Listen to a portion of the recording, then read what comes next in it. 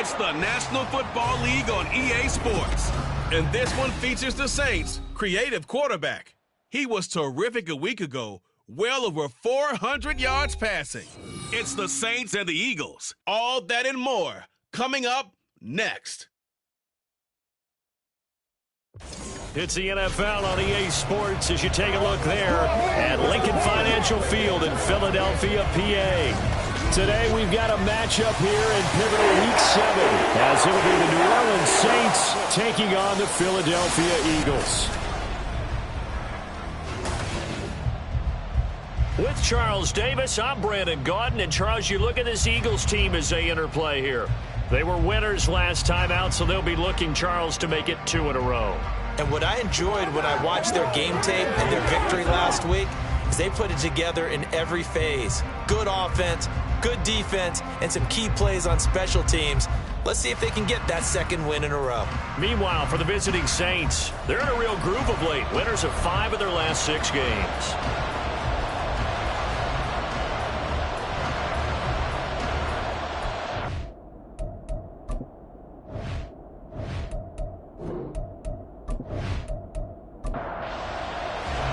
Getting toward the halfway point of the NFL season, Week 7 is underway on EA Sports.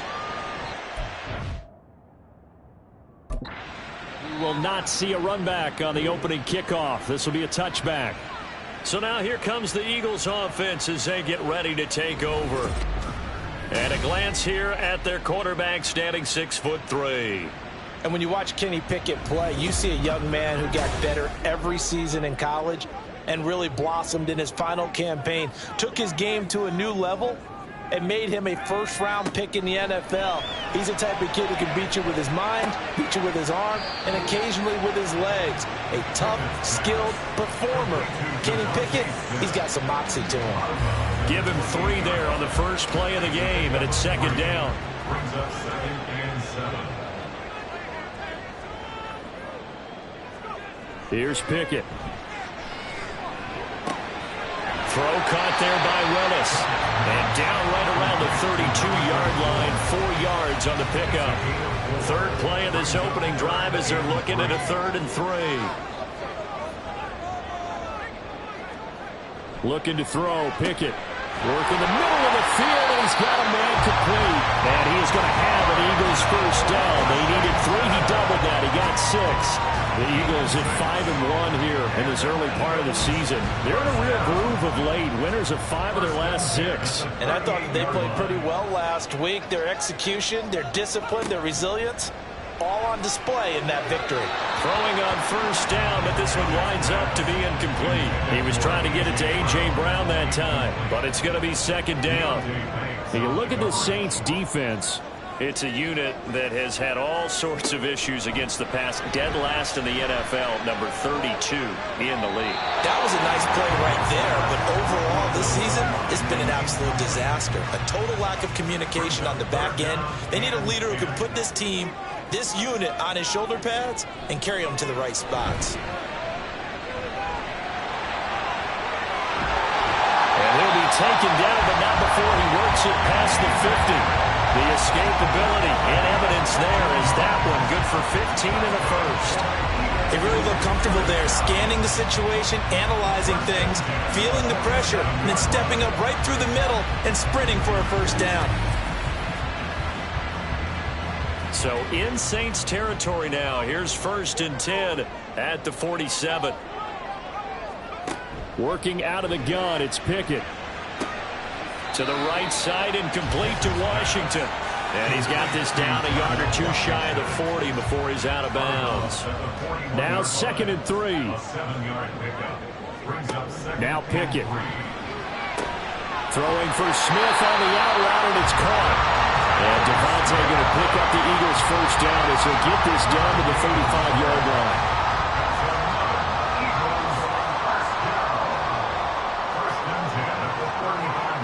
Pickett. And that one drops down, incomplete. Good coverage there, forced the ball free, and it's second down. At the 35-yard line. Pickett right back to the air again. And this one complete to Smith. And this is going to be another first down as the tackle's made at the Saints' 24-yard line. Well, there's a new man here under center. What do you think they saw to acquire him, Charles? I think they went back to their old scouting reports because those never go away. And I think that they liked him when he was coming out of... Touchdown, Eagles! Darnell Washington, his fourth touchdown on the year. And the Eagles will jump on top with the game's first score here this afternoon. Elliott good on the extra point, and that makes the score 7-0. Saints nothing.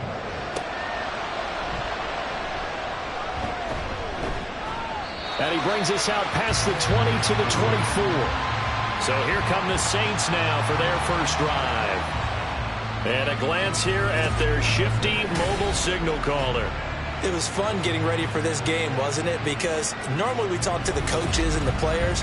I think you and I asked to talk to the trainer to see how his arm is going to be. A lot of ice after last week. After last week's game, boy, what a performance that was. And you know who else is having fun? Receivers.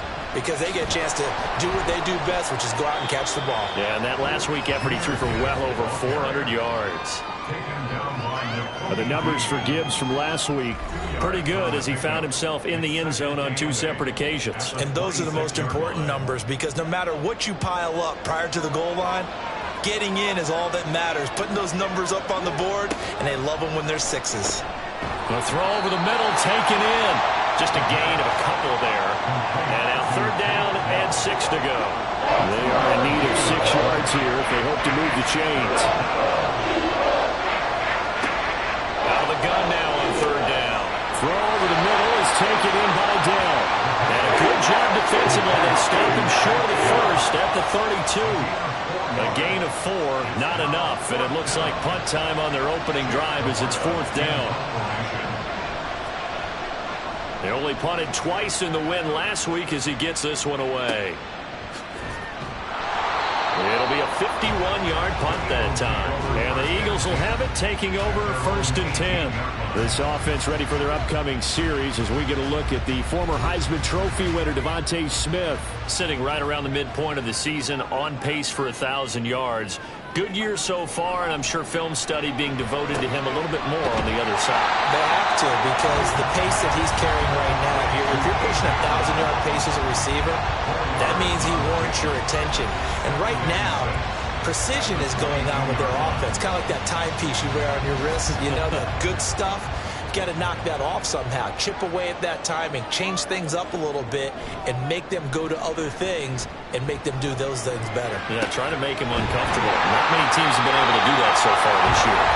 And they work this well upfield across the 45. That one good for 26 and a first down. Someone sharp in this game. I mean, a touchdown pass on the first drive. He comes right back, and he's flinging it around really well here. Really nice throw there to pick up the first down. You kind of just feel a laser focus and confidence about him, and I think we saw that this week, didn't we? Talking to him and the coaches, they felt good about his performance coming up. Yeah, I was really impressed with that last practice we saw when they went through 2-minute drill, when they went through all the different situations. Ball hardly hit the ground, and I thought, yeah, he might be locked in for this one. Brings up 2nd and 9. On 2nd down, it's Willis, and he's going to take this across the 50 and into Saints territory. Here is 3rd down and 4. Makes it 3rd and 4. Back to throw, Pickett. Able to find Willis. And he'll be taken down, but he does have first down yardage. Give him 6 yards, and they do convert on 3rd.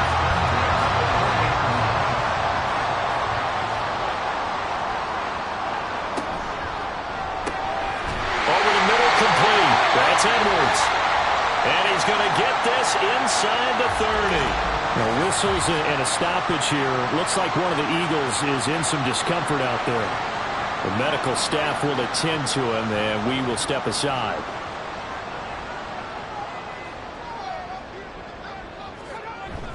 Off play action. Pickett. And he rifles one incomplete. It certainly looks like they still have some fight in them on this series because it seemed like things were headed for the red zone. But if this defense gets 2 more stops, they can keep them out of that area. 2nd and 10. It's Pickett again. Firing quickly, but it's incomplete. One thing that you're going to see from this offense is that they love the matchup with their wide receivers against this secondary. That one wasn't successful, but don't expect them to back away from attacking all game long. Now yet another incompletion here as they fail to connect on 3rd. Had an open man that time, but ended up putting a little too much heat on it, don't you think, partner? Absolutely, just needed a touch more air under it. Instead, he fired an absolute bullet. The kick by Elliott is good, and that will extend their lead even further. So another scoring drive there, Charles, and an early 2-score lead. You'd like the 6 there, partner, but you'll take the 3, and I think they have to be happy about the way they moved the ball in these first 2 drives. They have to feel good about their opportunities the rest of the game. From a yard or 2 deep, here comes a return. And only able to get this to the 19, so probably should have opted for the touchback. New Orleans Saints, they get ready to set up shop for their 2nd drive. They'll look to get something started. They need to, down 10-0 early as they've got it 1st and 10.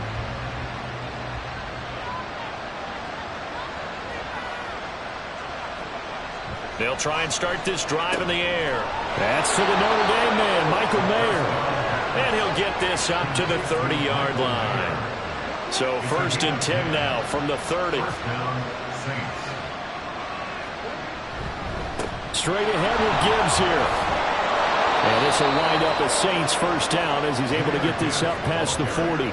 Well, you're down early. How do you get back in the game, maybe establish the run? I think they're trying to do that. Now, I'm with you on that one, and what I like about the message is that there's no panic from the head coach. He's already told his offensive coordinator, let's run the football, let's get things settled down a little bit and find our way back into this game.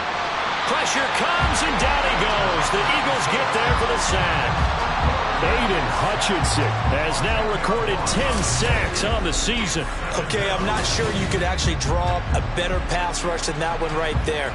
Nowhere to go outside. He had to keep backing up and backing up and backing up. Eventually dropped for a huge loss. So now 20 yards to go on 2nd down after the sack. Work to be done. Looking to throw. And that one too far in front. He couldn't reel it in. It's incomplete. I think there's just a little bit too much heat on that one. When you throw it to the outside, you do have to be careful because you got to keep it away from the defender. But you also have to give your own guy a chance, too. Can't get away, and he's taken down. Multiple players getting home there for an 8-yard loss. And this is what you've got to do against a quarterback like him. You've got to keep him in the pocket and not let him get to the perimeter because once he gets outside, that's where he can really hurt you. On 4th down, the punt team is on as this is sent away. That'll be put in the books as a 53-yard punt. And it will be Eagles football 1st and 10. Here's the Philadelphia offensive unit now as they head out to take over possession. And they have the game here followed by the open date on their calendar next weekend. And Charles, this is a crew that you have to think really is relishing the opportunity to be on the couch for a few days. Yeah, they certainly are, but let's face it, partner. They can't get caught looking ahead to that couch time while they're playing this one. They've got to take care of business first. They'll come up now 2nd and 4 from the 31. Off the play fake, here's Pickett. He finds his man complete. That's Willis. And he'll be tackled right on the chalk at a 45. 14 yards there and an Eagle 1st down. Well, he was a busy man on the backfield a week ago. They got the ball early and often. I have no doubt in my mind that he'll be a big part of the game plan here as well.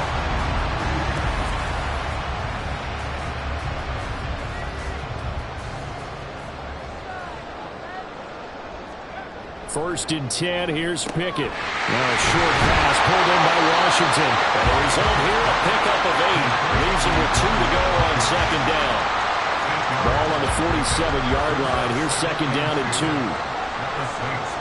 Pickett, he's going to throw it again. And he's got his man in stride, complete. And this is going to be another 1st down as the tackle's made at the Saints 36. 10-0 the score after 1 on EA Sports. Now second quarter action from Philadelphia, and it's the Eagles in possession. So from the 36 now, 1st and 10, as they've got it as we resume action. And now a throw on 1st down there, but it's incomplete. You've always been very good about checking my math. Am I correct? That's the first time that it's been incomplete when they've thrown it to him? Yes, he had caught every other ball coming his way. So they feel like they've got something really good going there, and they're going to continue to go there until the defense makes an adjustment and takes it away. Well, they finally made an adjustment there. We'll see if they can build on that stop. 4 yards the gain, and it'll bring up a 3rd down. Pickett, he'll look to throw it. Able to find the open man. That's complete. And they'll have it in the red zone before he crosses over out of bounds. Back-to-back receptions for him, and it's another 1st down. Well, things are definitely going right for them here in the first half. Pick it down, any down, even 3rd down, no problem. They get a connection there and pick up a fresh set of downs, continuing to move the ball. So the ball down to the 16 here for 1st and 10. They'll throw again with Pickett. And he's got his man on the out route. And he'll be out of bounds, taking it just shy of the 10 at the 11 or the 12. 2nd down and 6 now. Pickett will look to throw it here. Just chucked that one out of bounds, out of everyone's reach. Maybe a wise call not to take a sack in this part of the field. It brings up 3rd down. Throwing on 3rd down. Here's Pickett. And that's going to be caught for an Eagles touchdown. Darnell Washington with his 2nd touchdown of the game and 5th on the year. And the Eagles are able to stretch out their lead. The defense are going to have to start doing something different because this guy's absolutely carving them up, especially down here in the red zone. He's been one of the top receiving tight ends here in the first half of the season. Elliott now to add the extra point. He's got it, and it's 17-0. A 10-play drive that time. The result, Philadelphia in the end zone. And no return here for Perry. That'll be a touchback. And now the Saints get set to trot out there. Still in the first half, but this offense has struggled. Haven't really been able to get anything going, not only in the points category, but in the yards category. We'll see if they can do better here on this drive. And they start things off with a carry by Gibbs here. And he'll get this up just shy of the 30. Well, it's time for them to be good teammates right here. And what I mean by that is possess the ball for a little while. Get at least 2 first downs. Give their defense a chance to settle down a little bit after they give up a touchdown. Now a quick slant as the throw's complete. You can see the time and effort and thought that they put into their passing game because it was evident right there. It looks like a simple pitch and catch, but you and I both know that they have planned for this and worked hard to make it happen. They'll look to throw for it on 3rd and 1. A short throw, and that's hauled in by Mayer. And he is going to have a Saints first down as they're able to convert on 3rd and short yardage with a gain of 4. And the Saints first down. On 1st and 10, here's Gibbs. And some nifty running here as he'll take this across midfield and down to the 47. This offense finding its legs now. Here's another 1st and 10. They'll look to throw. Short throw, and that's hauled in by Mayer. He won't find a ton of space following the display of power as he's down just inside the 45. They'll come up 2nd and 7. From the gun, Gibbs will get it. Oh, that one well designed as he'll take this down to the 30-yard line. 46 yards rushing for him now, and he's carried the ball just 5 times. So 1st and 10 now from the 30. Off the option, here's Gibbs. And he'll be brought down at the 21, just shy of the 20 in the red zone. Now, that was an excellent run. And when you see that happen, that's when you're seeing guys doing their job and then some people doing a little bit more. Offensive linemen and tight ends, they're expected to block. But the wide receivers, all they want to do is catch passes. So when they block on a big-time running play and create extra space, you've kind of hit the jackpot there. So the ball down to the 16 here for 1st and 10.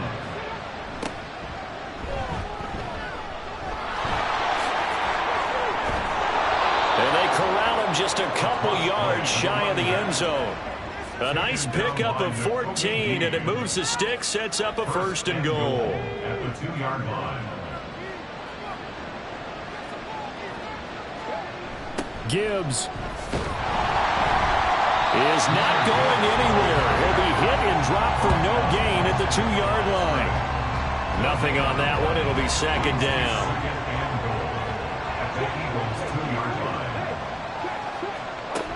Gibbs again. Trying to find a lane, but he finds nothing but defenders. Stop for no gain at the 2-yard line. This Eagle defense, they won't give in without a fight. This is 3rd and goal. And they'll let the fullback try and take him home.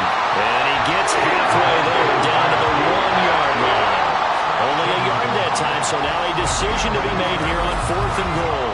Well, big man with ball met bigger man on the other side of the line. A really nice play for the defense. Here's Blake Groupie now for the Saints field goal. From the left hash, he'll have to cut this at a tight angle. And his kick is indeed good.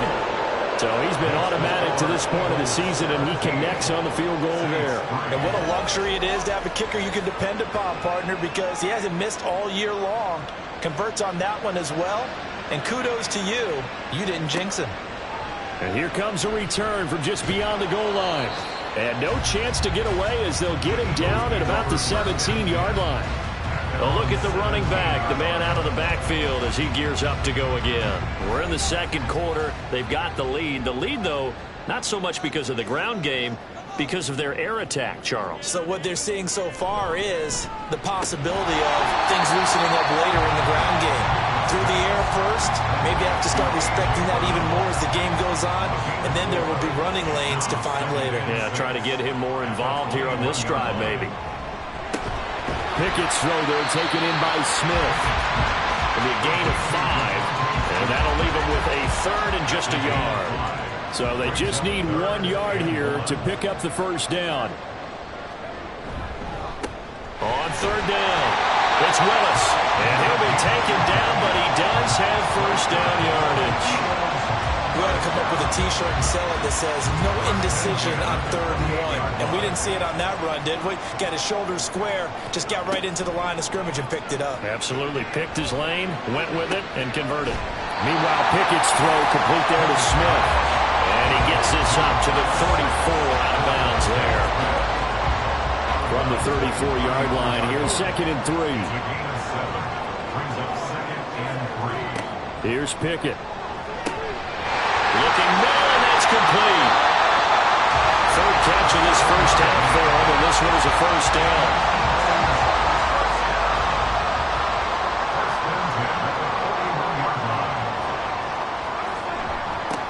Up the middle they go. Willis knifes his way forward here, but just 3 yards on the play. 2nd down. The passing game's been working quite well so far, but the running game's been a little bit of a struggle. That's a surprise to me. Typically, when you can throw it, you've opened up lanes for your runners. 2nd and 7. Looking to throw, Pickett. Washington's got it. And he'll be corralled out across midfield down to the 45.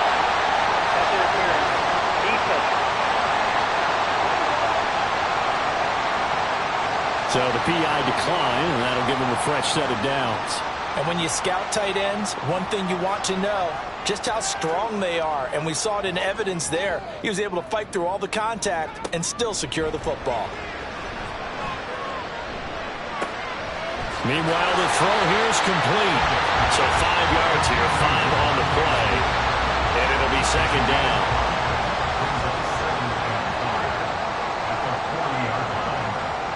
Now Pickett. Throwing complete.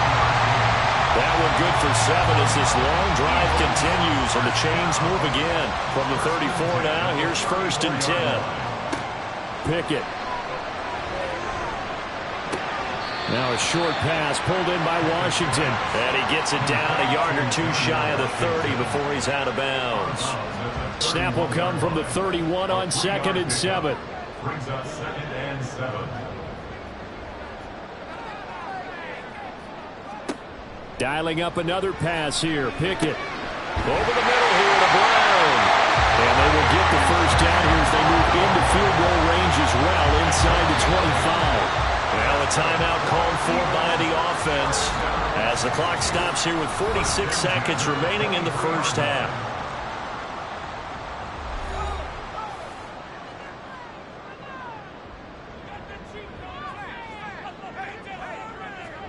Pickett now on 1st down. And incomplete, a drop there in the middle third of the field. That'll bring up 2nd down. Makes it 2nd and 10 at the 23-yard line. Back to throw, Pickett. Smith catches left side. Now the Eagles will use the 2nd of their timeouts as they stop it here with just under 40 ticks to go in this first half. Throw caught there by Willis. But he's down inside the 5 at the 4 before he's out of bounds. Everything's going right here in this first half, and they've got a good lead. And part of that can be attributed to their success on 3rd downs. This is another conversion here, and they can look to really open things up now with this 1st and goal. Here's 1st and goal, and gosh, points here, a chance maybe to put this thing away before halftime.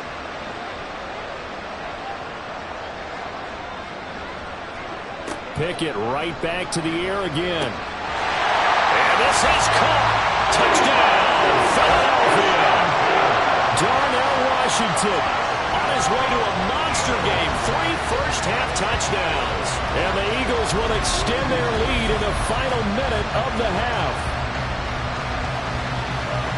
And, Charles, they continue to have trouble stopping him as he's into the end zone yet again. Yes, multiple series now that have ended with him in the end zone. A perfect plan on how to utilize him best when they get in close. Elliott on for the extra point. And the lead now to 3 touchdowns and 21 points. That drive a long one, spanning 15 plays. And it was capped off by an Eagles touchdown. Now after the touchdown, here's Elliott on to kick it away. And not wanting to risk anything here late in the half, he'll just take a knee, and they'll bring the football out to the 25. Jahmyr Gibbs and the rest of the offense headed back out. And I'm wondering if maybe they don't go away from him on this drive a little bit. He's been great, but they haven't scored a lot of points. I think they still have to show him as a threat, make sure he touches it a few times, but as you pointed out, use him as a decoy a little bit and get the ball in the hands of some other people in order to put more points on the board. He's done a really nice job of establishing them with his running. Yeah, he's established himself well. Now can they put more points up? He'll try again with the arm here on 2nd down. Completes it to Perry. The Saints going to call the first of their timeouts as the clock will stop with 21 seconds to go here in the first half. Hitting Mayer here on the out route. Now we'll get a quick timeout called by New Orleans, number 2. So that means they're down to 1 remaining here as we head toward halftime. Throwing on 1st down, but this one winds up to be incomplete.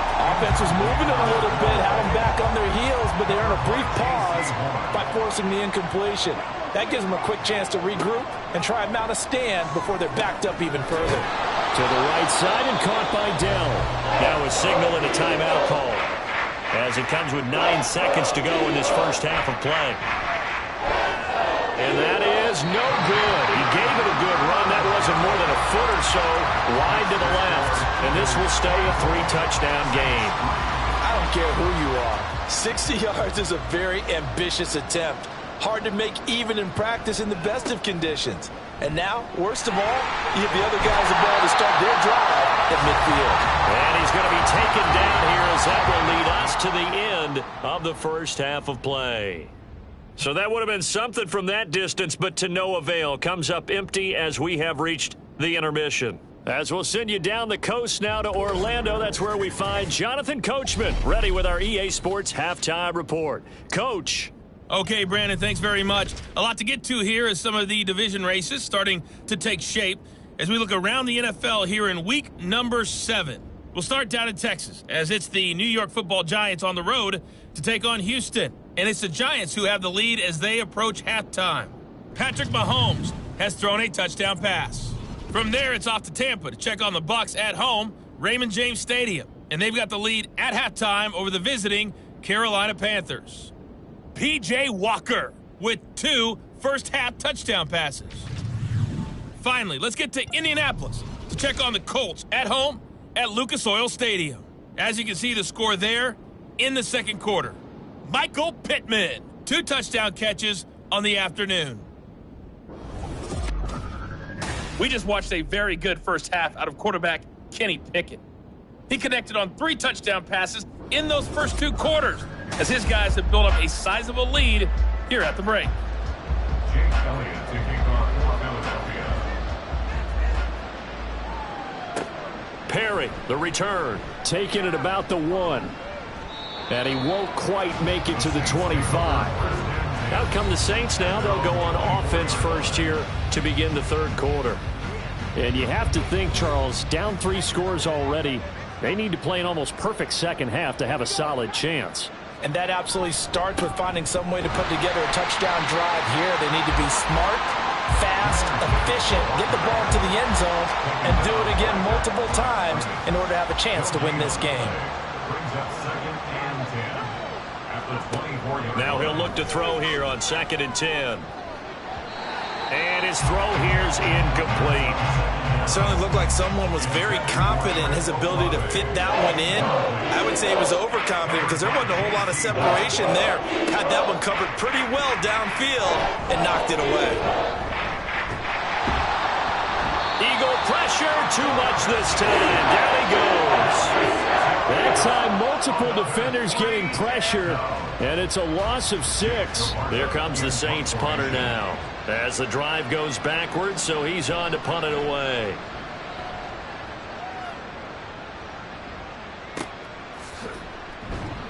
A big kick that time, 52 yards. And out will come the offense as they take over. So here are the Eagles to take over. They got the victory last week. That was against Jacksonville, and they lead this one as well right now. Out in front here, they've got it 1st and 10. Pickett back to throw. And he whips that one incomplete there. I see the surprise in your face there, partner. That is a rare incompletion from him. He's been on point this entire game. He has percentage completion-wise way up. Not that time. Now here's a throw. It's complete. And he gets this up to the 34 out of bounds there. Here is 3rd and 5. Pickett, he'll look to throw it. He's got his target. That's complete. And he is going to have an Eagles first down as they're able to get the 3rd down conversion. And while we may be looking at the scoreboard, this offense certainly is not, because they're showing no signs of backing down, even with a 3-score lead here in the third quarter. I think they keep taking their shots. They've seen blown leads happen throughout this league. They don't want to fall victim to it themselves. And good space to operate there as he takes this down inside the 35-yard line. A good gain again. That's now 31 yards combined on those last 2 plays. So 1st and 10, and if they score on this drive, might have to start digging in our second half blowout material. Pickett. And his throw is going to be incomplete. This could be the start of a nice stand from this defense now after getting walked backwards on this drive. Come through with another one here, and you have them staring at a 3rd and long, and that puts the defense in a position to dictate to the offense. The throw over the middle taken in. And this is going to be another first down as the tackle's made at the Saints' 20-yard line. A good gain of 14 there, and it moves to James. Eagles. 1st and 10 at the 20-yard line. On 1st and 10, it's Pickett. Looking end zone, but it's incomplete. Zone coverage there, and they were playing deep. That makes it obviously a little bit harder to run by guys. And that time, there's not much of a window to get the ball in there, and it winds up incomplete. And this one complete to Smith. That'll leave them with a 3rd and 2 coming up. They got 8 yards there. They'll come to the line needing only 2 yards to gain the first here. They'll throw again with Pickett. Able to find the open man. That's complete. And the Eagles are going to have a 1st and goal coming up as they find a way to convert there on 3rd and 1.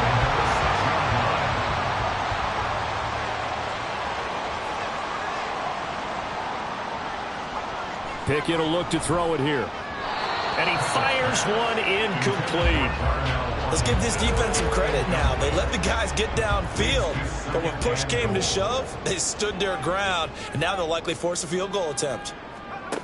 2nd down. Here's Pickett. And down he goes. Pressure gets him back at the 14. And that one really pushes him back. A loss of 9. And now it's 3rd and goal after the sack. 2nd goal, last thing you need to do is get pushed backwards to take a sack. But he couldn't find anywhere to go with the football. Had to eat it and ended up on the ground. A chance to really put this game out of reach. Here's 3rd and goal. Looking to throw. Pickett. And it's caught. A terrific job there to keep him out of the end zone. And now it'll be 4th and goal. And that big gain may just change the thought process here on 4th down. I think in the red zone, they might now consider going for it on 4th down. The kick by Elliott is good. And that will extend their lead even further. Only 3 points there, but I got to think at this point in the 3rd quarter, that's all you're really looking for. And right now the lead is 3 touchdowns and 3 2-point conversions. So you and I both know a huge order for the best of teams. And from what we've seen so far, hard to believe that that's a likely scenario. 3 2-point conversions? That's difficult. And he's up past the 20 to the 22-yard line. The New Orleans offense set to take over. I kind of feel like they've reached a do-or-die point in this game, Charles. If they're going to try to pull off an impressive comeback, it has to start right here, right now. And taking it right down Broadway. Now he's loose down the middle of the field. Touchdown, New Orleans. Jahmyr Gibbs, his 11th rushing touchdown on the year. And the Saints get a bit closer. Well, if they're going to make a game of this in the 2nd half, they need a few big plays to go their way. That's one. And the way to get it done is to also conserve time. So to your point, that big play right there, now you're not moving the ball downfield, taking time off the clock. You're leaving yourself a better avenue to continue to try and make a comeback. They'll try and throw for it. Now a diving effort right sideline. He's got it. Well, it's still an uphill battle from here, that's for sure, but that makes it a 2-score game. And now we see why teams practice so much on the 2-point conversion, why you have more than one play ready, because you may need multiples to throw out a ball game. There's a great example right there.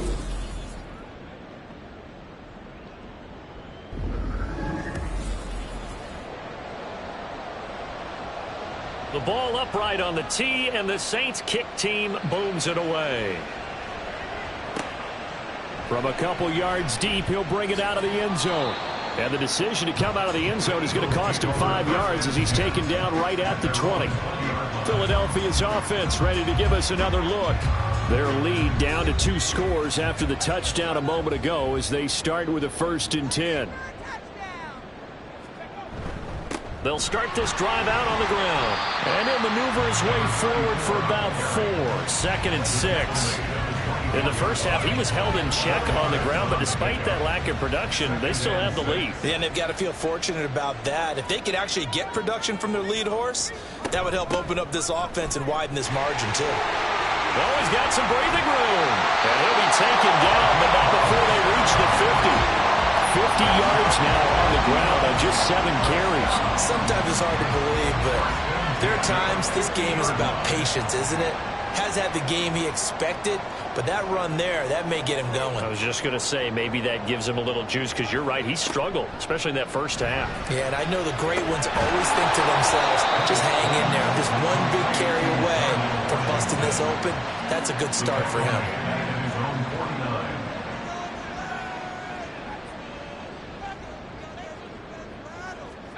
Here's Pickett on second down. This is Smith to the ground. And this is going to be another first down as the tackle's made at the Saints 30. A gain there of 21 yards. And now we get into the psychology of the whole thing, because a lot of teams with a 2-score lead in the third quarter, they almost become defensive with their offense, just playing not to lose. I think with this team, you got to figure at this point, this is a great spot for them to go into attack mode, really try and put the hammer down and finish this one off. He's got a man. It's his fullback. And he'll be out of bounds as he gets this down about the 21 or 22. So from the 22, here's second and 2.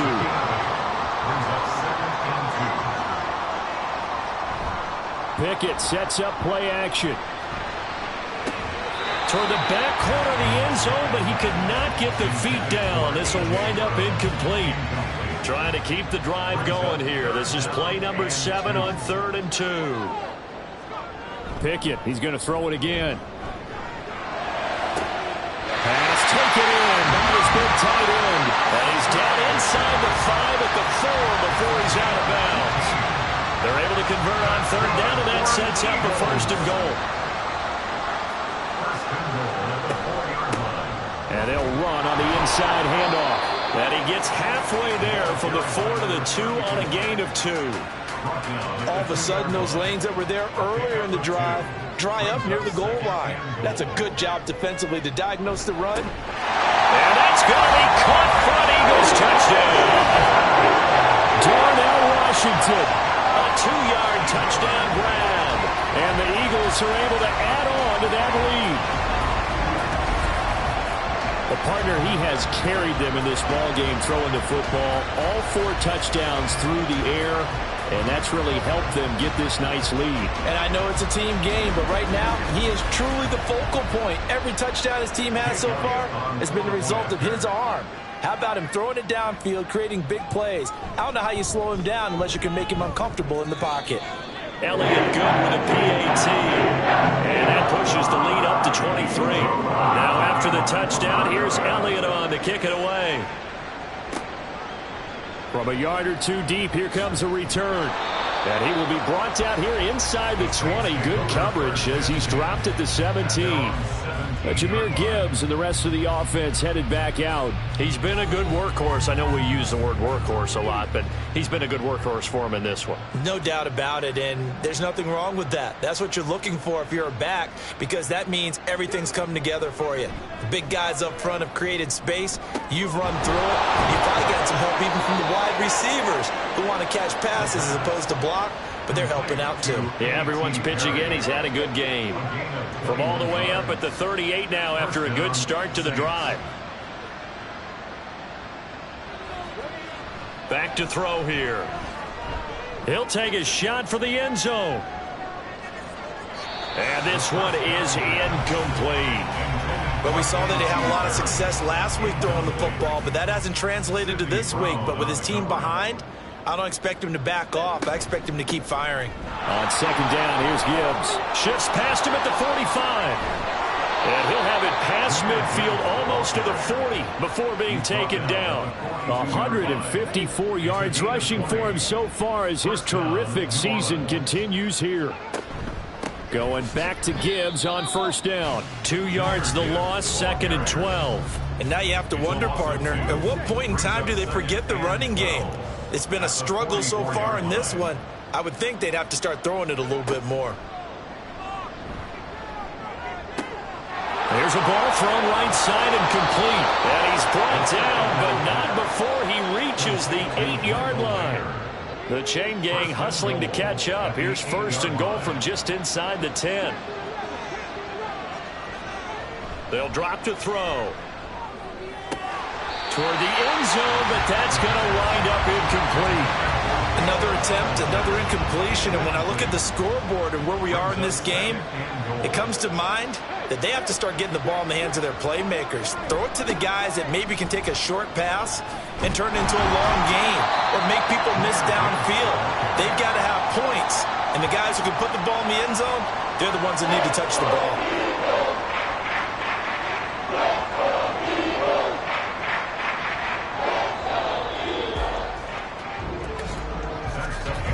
So they'll get a little extra time to come up with his third down play as we've played 3 quarters. This is the National Football League on EA Sports.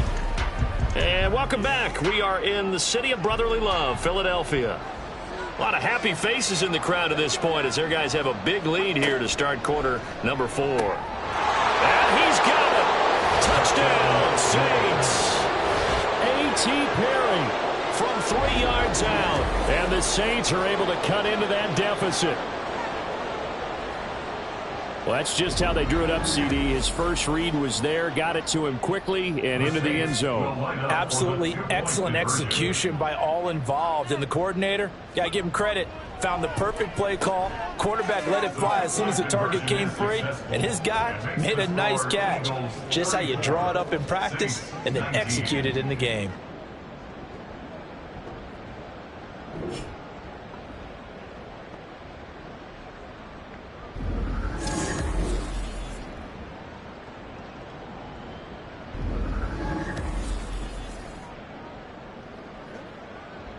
The ball upright on the tee, and the Saints kick team booms it away.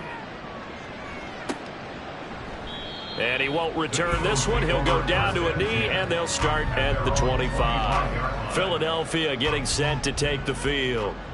Now, there are 2 scores on the plus side. Still time here in this 4th quarter, but maybe you start thinking about playing keep away? Yeah, I think here's the situation. You're not thinking touchdowns anymore. You're just thinking first downs. To keep up with your theme there, playing keep away, first downs, they can't touch the ball.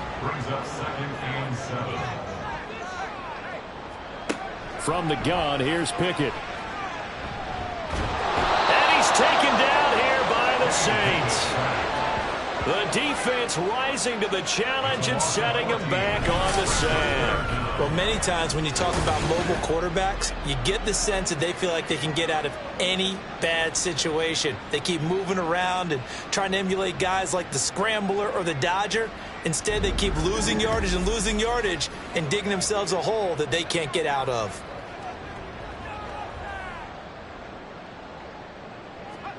Now on 3rd and long, they'll look to throw. Now they set up the screen. That's complete. And they'll bring him down here up at about the 22-yard line. That'll bring up 4th down. They wind up getting 8 yards, but they needed more than that. The Eagles send out their punter now. Always a good sign when your first punt comes in the 4th quarter.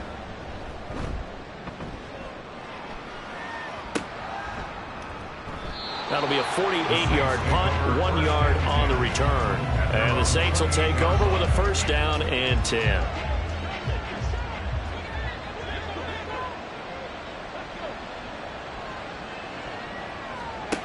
They'll come out throwing here to start the drive. Finds Gibbs on the check down.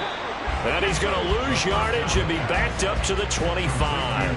But despite the completion, they're going to wind up losing 3 there. 2nd down.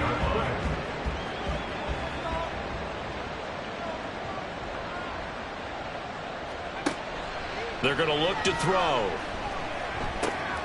Got his man, Dell.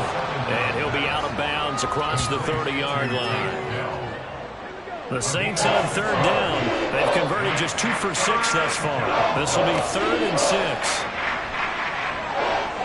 He lets it go deep for Olave. And that will be incomplete. They weren't scared to let it fly, but it falls to the ground and brings up 4th down. Here comes the Saints punter now. He's been terrific so far.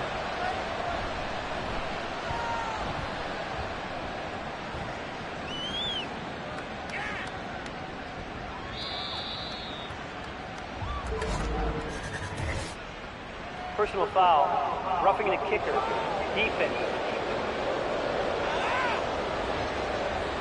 Well, certainly those are the types of mistakes they're trying to avoid as they attempt to protect this lead late in the game. And let's face it, they're hoping that this one doesn't cost them in a significant way. Yeah, one guy committed a penalty, but now the entire defense has to pay the price and try and rise up and overcome it. Out of the gun, they'll give to Gibbs. And he'll be taken down at the 44-yard line. 166 yards rushing for him now as he has been tremendous all day long. Second down and inches. Olave over the middle. And past the 35, he'll be dropped a yard or two shy of the 30. From the 32 now, here's 1st and 10. Gibbs straight ahead. And maybe a measure of revenge there. He's had his way in this one, but this time they get him behind the line. 2 yards the loss, 2nd and 12.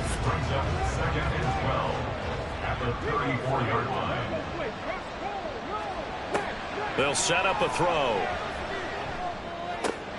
That's complete to Dell.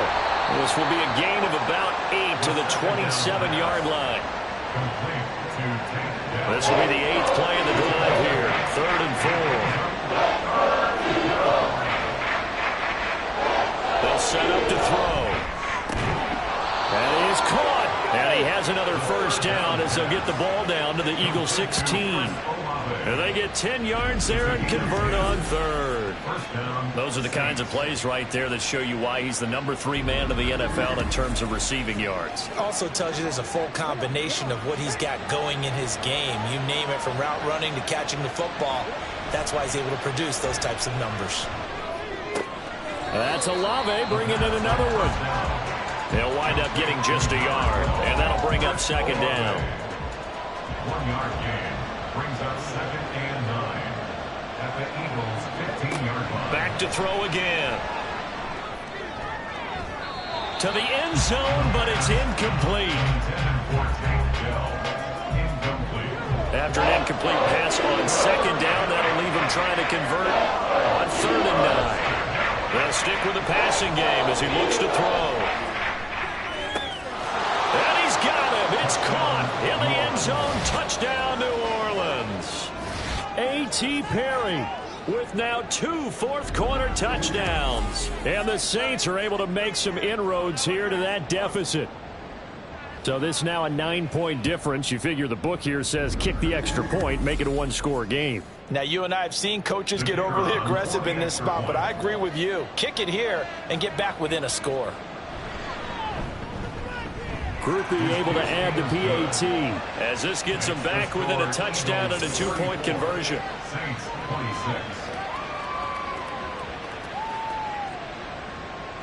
The ball upright on the tee, and the Saints kick team booms it away. This taken in at the goal line. A solid return, pretty good field position. They'll start at the 32. Philadelphia's offense ready to go again. Things sure were looking good for them at the half. Heck, off the air, you and I were just saying they might run away with this thing and cruise to a victory. Not anymore. Yeah, the cruise control has to be off at this point. Now you've got to mash the gas yourself. Again, who's going to step up and make a big play for you? Who's going to take care of business now that you're being pressed? It is definitely go time for them at this moment. All of a sudden clinging to a slim lead and hoping to hold on to that lead. To the air on 1st down with Pickett. Throwing for Smith on the out route, and it's caught. That's good. The completion there for 7 yards, and that's going to bring up 2nd down. Brings up 2nd and 3 at the Saints' 43-yard line. Goes right back to Smith again. And Devontae going to pick up the Eagles' 1st down as he'll be brought down at the 37. It's a pickup of 6 and good enough to move the chains. 1st and 10 at the 37-yard line. Dialing up another pass here. Pickett. Man open left side is Brown. And that's good for a gain of 6, and that'll make it 2nd down.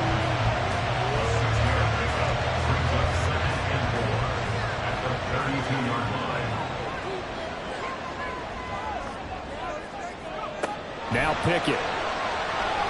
And he slings one that's incomplete. His back has been a dependable safety valve all game, so he went back to him when his first read was covered. Just unable to connect, so the play results in no gain. Work in the middle of the field, and he's got a man complete. And he's going to have an Eagles first down. They needed 5 there on third down. He winds up getting 7.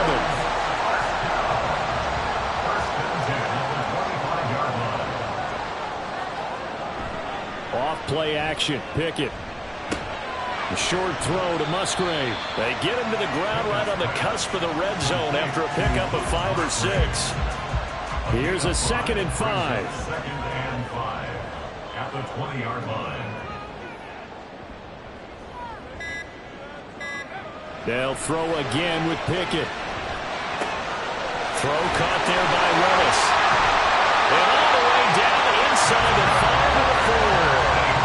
Mark that is a gain of 16 to set them up 1st and goal. These guys are running offense like you drive. The pedal is down, stomp down. How about that? Back-to-back completions. They are rolling. So much for being conservative and running that football.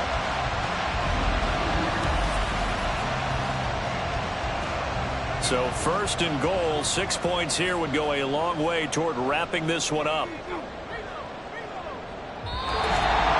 4th quarter, down to the final 2 minutes, and we've got a 1-score game.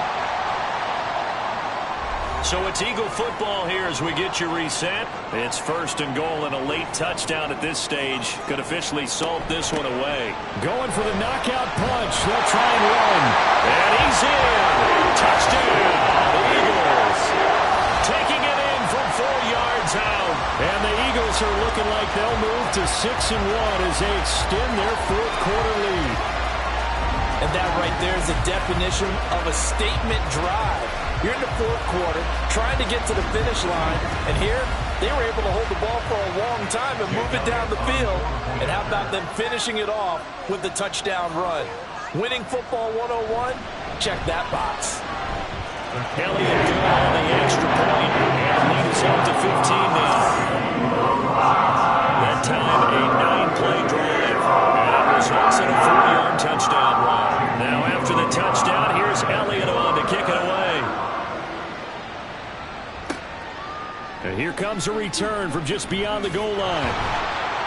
And he's able to get this across the 20, but not by much as he's marked down officially at the 21. So all eyes on the Saints offense. Down by 15. 1:53 remaining. They need 2 touchdowns and at least 1 2-point conversion mixed in there as well.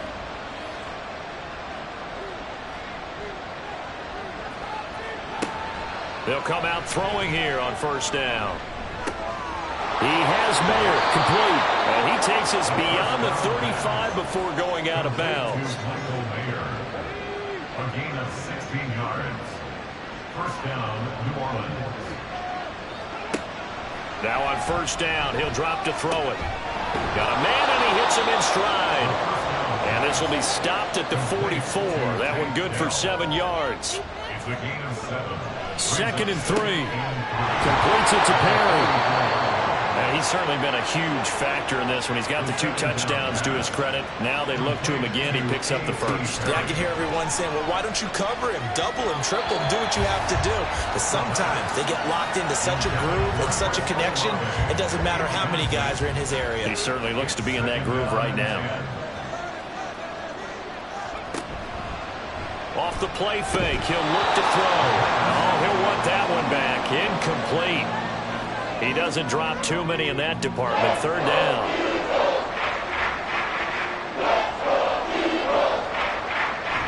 Again, he'll drop to throw. And a throw there going to be incomplete. That means it's just one last chance left, and this has to be a 1st down or a touchdown, or this game's over. 4th down, 10 yards to go. As expected, they're going for it to keep the drive alive. And that is incomplete, but a penalty flag coming in. This could be a 1st down.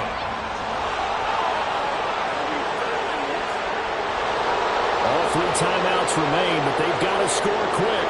It's 1st and 10. They'll look to throw again. To the left side, there's Mayer. And inside the 20 before he's brought down. The Saints going to call the first of their timeouts as they get the stoppage with a little over 50 seconds left to go in the game. Here's first down.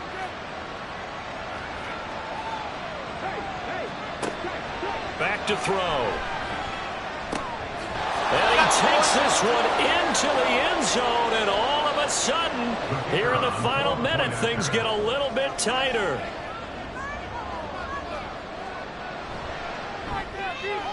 And the point after, good by Groupie. As this gets him back within a touchdown and a two-point conversion. So a little under 50 seconds to go. Plenty of time if they can get this onside kick. And the Eagles are going to recover. And that might be enough to put a bow on this one. Now, fourth quarter, they felt like they needed the football back. Unfortunately, they couldn't get it. And I know we brought analytics into the game, and someone has said here that the data says that when a team's expecting an onside kick, 80% of the time, the team expecting it, they do actually recover the ball, which is what we saw here. I just wonder if that number is much more of a anecdotal type of a number. Kind of like when the coaches tell us, well, when you score on special teams, 93% of the time you win the game. I'm still waiting to see that number is empirical. And he'll fight forward on the straight-ahead running for just a couple of yards. Second down. Now a timeout here, at least for the moment. Looks like one of the Saints is injured, shaken up on that last play. Well, now they're going to come out and take a look at this injury, and we'll be back in a moment. On second down now, it's Willis. And some good tackling there as he stopped up at about the 41. Now the Saints will use their third and final timeout as it'll come with 36 seconds to go in half number 2. Listen, anytime you take a knee to end a game, that means you've won it. So it doesn't matter whether it's home or on the road, but there's something a little extra special about doing it in front of your home crowd, isn't there? And the home crowd applauding. They're happy with what they've seen. Chalk this one up in the left-hand column for a win. Yeah, that's right. Head to the locker room, throw the wristbands in the crowd for the kids, your gloves, your towels. Get to share it with the home team. What a game we were treated to in this one. And on that final play, they had a chance. They had the ball just beyond midfield for one final shot, but couldn't get it done, and they suffered a loss. Yeah, and you mentioned how they had a chance on that final play, and getting into midfield gave them that opportunity, hoping they could find their way to the end zone and make that miracle happen. A really good ending to an entertaining contest, though. So for the Eagles, they remain one of the hottest teams out there as the win moves them to 6-1. And they'll be able to enjoy this one through the bye week before they get back at it again. Meanwhile, for the Saints, they dropped just their second game so far as they fall to 5-2. And they'll try to turn things around next week as they have a matchup in Cincinnati against the Bengals. I'm Brandon Gaudin. Certainly have to thank Charles Davis, my broadcast partner, and our entire crew. We'll catch you next time right here. It's the NFL on EA Sports.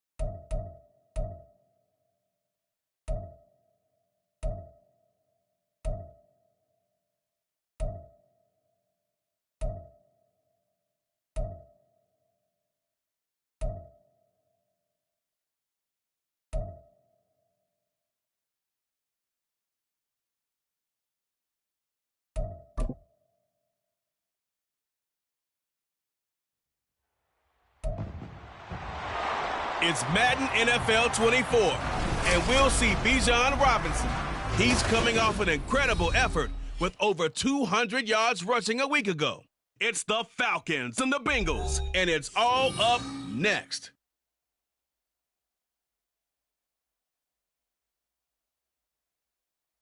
The weather this time of year in the South, perfect. Fall football weather, and we've got the roof wide open here at Mercedes-Benz Stadium in the heart of Georgia. Today we've got a matchup here in pivotal Week 7, as it'll be the Cincinnati Bengals taking on the Atlanta Falcons. With Charles Davis, as always, I'm Brandon Gaudin. Charles, you talk about storylines in this one. I think it begins and ends with our two quarterbacks, certainly two of the best in the business. And nowadays, I don't think you can get by for long periods of time without a top-flight quarterback. The way the game is played, with all the responsibility he has and how the game flows through him, if he's not on the top...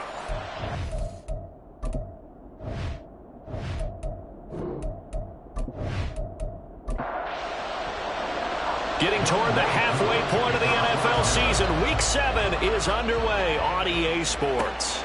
This fielded right at the goal line. And not much happening on the return as he'll get this to about the 23. Here come the Bengals now to take over. And a look at a guy, definitely got a little razzle-dazzle to him. Can do it with his arm or his legs. Their mobile QB. I tell you what, when he's on schedule for that week, secondaries take notice because you've got to stay alert back there on every snap. A truly powerful arm, one that's capable of challenging any level of the defense on any given play. That's why some time we're preparing for the NFL draft. A quarterback with arm strength to make every throw in the book, he's an asset to have in any offense. Brings up 2nd and 7 at the 26-yard line. Ball at the 26, 2nd and 7.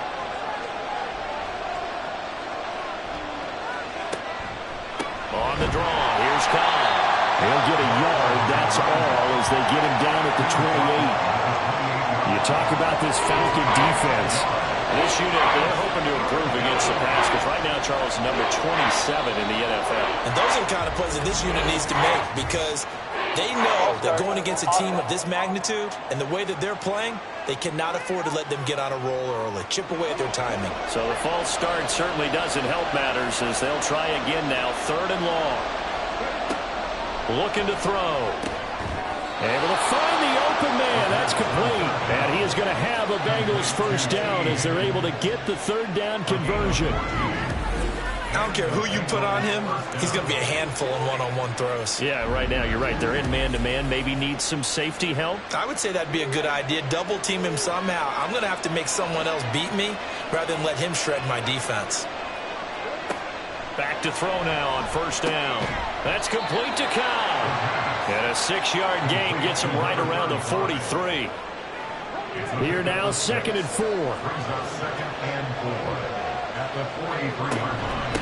Here's Cobb. And he'll get it out a couple yards shy of midfield at the 48. A gain of 5, good enough for the first down. A gain of 5. First down, Bengals. He's going to use his legs here. Only a yard on the keeper, and it'll be 2nd down. Well, this defense for the Falcons, they were very strong in the win last week over the Giants. I have to admit, I was extremely impressed by what I saw on tape because they stayed in the face of the quarterback the entire... Trying to get it to Chase, but it's intercepted. And the Falcons will take over here just shy of the 30. So far this season, this defense has had their issues against the pass, so that's a great sign for them to get the early pick. And a confidence builder for them and an absolute shock for the quarterback because he went into it. He saw the numbers we saw. He watched them on tape. I think he came into this one thinking this is going to be a big day, and it very well could be. But early in this one, advantage defense. So here come the Falcons now to get the football for the first time. And they'll be led out by their 8th-year quarterback. That was a solid performance last week, wasn't it? 2 touchdowns, no interceptions, ran the team well, won the ball game, bottom line. May not have been earth-shattering, but it didn't need to be. Boy, nowhere to go at all on that first down run as they will get to him behind the line of scrimmage. After the loss to start out, here's 2nd and 11. Brings up 2nd and 11 at the 28. Throwing now is Stroud. And this is incomplete. Man coverage is certainly a staple of their defense, and it's built for plays like that, forcing that incompletion. Stroud on 3rd down now. And that is incomplete. No surprise at all. They're looking for the big man early in this one. The only surprise for them, he couldn't hang on to the pass. On 4th down, Matt Ariza sent on to punt.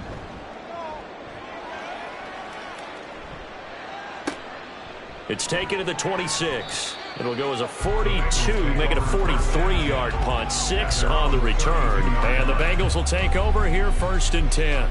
Cincinnati coming back onto the field here for their 2nd drive. Remember last time out they threw the interception on their first drive.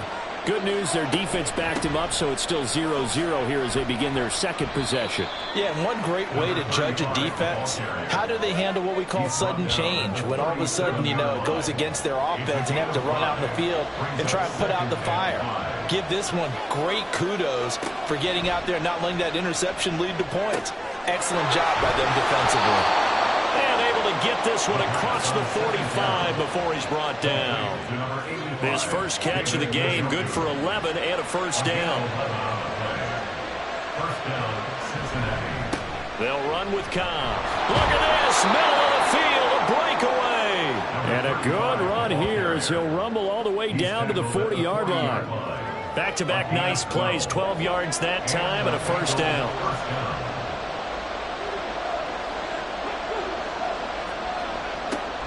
They run the draw play. This is Cobb. No dice this go-around. He's hit behind the line and taken down.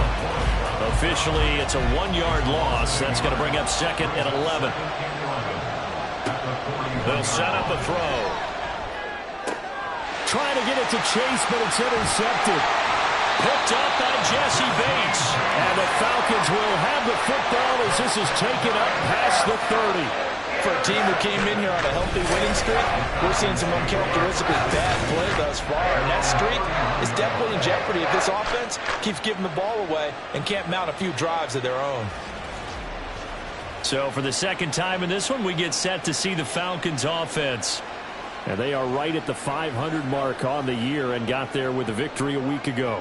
And I think right now I put myself in the shoes of the head coach and say, all right, time to reset a little bit. And I don't give my team a win-win for the Gipper speech. I do say, look, we haven't played our best football yet, but we are at 500 and we're still in it. Let's try and string a few of these victories together, and we're capable of doing so. From the 35, here's 2nd and 6. Here's Stroud. And complete to Drake London. And they're going to have this across midfield and inside the 45. 22 yards on the catch and run, a first down. But one of the ways the quarterbacks keep all the receivers alive in a play, never lock in on any one guy. Make sure you keep your eyes moving, scan the field. And here he finds the open guy for a nice pickup. On 1st and 10, it's Robinson. And he's going to get a solid gain of 9 before being brought down. 2nd and right at a yard. A gain of 9 brings up 2nd and 1. On the bootleg, Stroud. Into the hands of London. Second catch for him today, and it'll wind up a first down.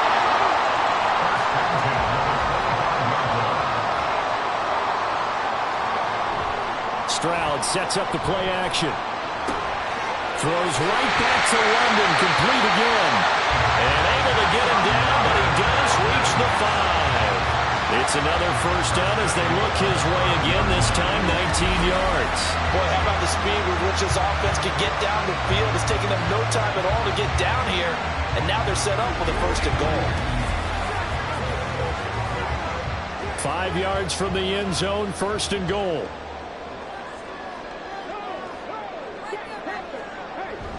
They'll run with Robinson. And not a whole lot there. He does get a couple, taking it from the 5 down to the 3.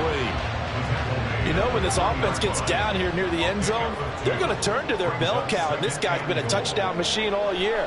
Excellent. That ball is caught. It's London for the Atlanta touchdown. A great effort there. His 4th touchdown on the year. And the Falcons use the early turnover to get on the board first here in this one. That's why you got your star out there. Throw the ball to him. They did. That's simply saying we don't care what coverage you put out there. He's so good. We're going there with the football anyway, and there's not a thing you can do about it. Inside the red zone, they go to him. He gets it done. Koo able to connect on the extra point, and it's now a 7-0 game. Following the touchdown, here's Koo to kick off.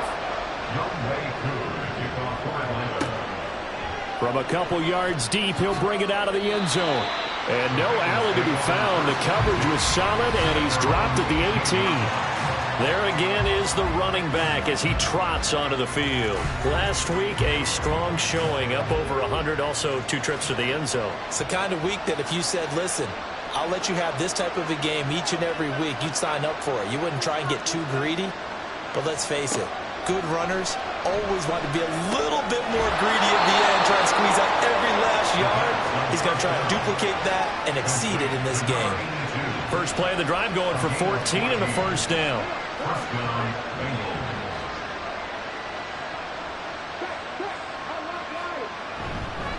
Now a carry for Khan.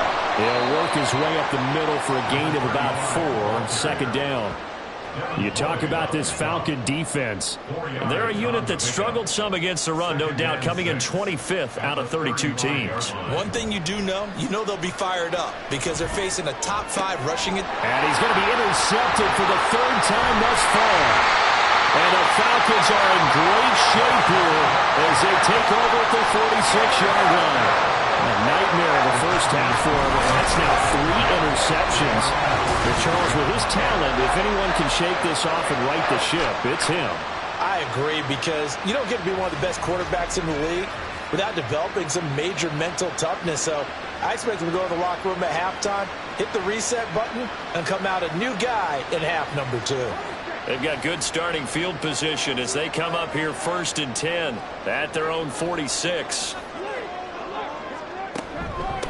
They'll start with a run by Mitchell.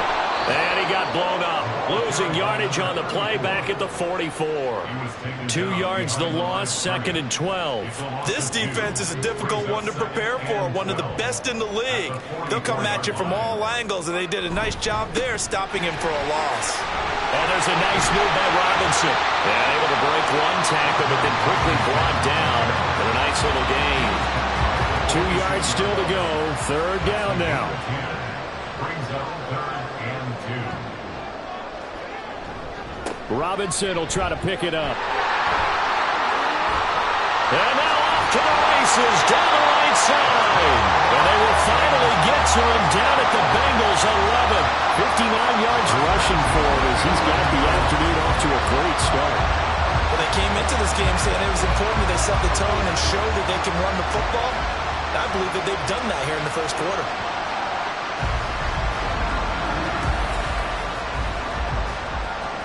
So how about this for field position after the big play? Inside the 15 now as they come up on 1st and 10. They'll run again here with Robinson. And he'll get this one down to about the 10-yard line. Give him a couple on the carry there, 2nd and 8. A gain of 2 brings up 2nd and 8.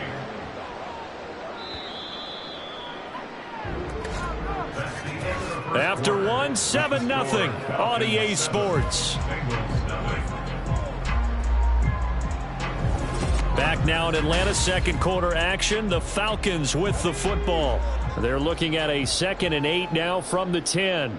As they've got it as we resume action. 2nd down and a run by Robinson. And he'll take it into the end zone. Touchdown Atlanta. Bijan Robinson with career touchdown number 162, tying him with LaDainian Tomlinson for 3rd place all time. And the Falcons have taken a 2-touchdown lead now. They go I formation, fullback leads the way for the touchdown. Sort of a lost art, isn't it? It really is, but sometimes when you're able to bring it back and use it against other teams, they're not prepared for it. They haven't seen it in a while, and now you gain an advantage, and we just saw that advantage result in a touchdown.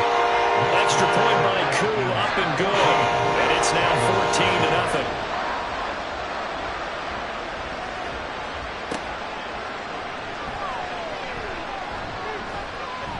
And he returns this to the 22.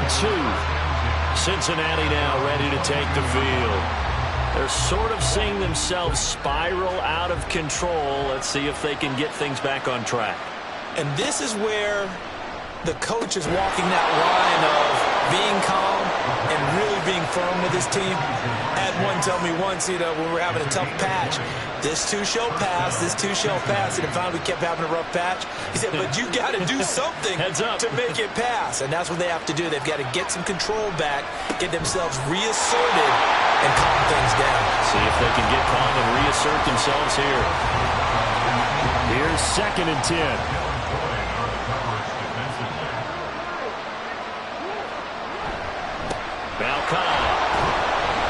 And give him about 5 as he gets this up to the 48-yard line. Brandon, all things considered, they have to feel pretty good about getting that type of a game, considering the blitz that they just had against them. They'll set up to throw.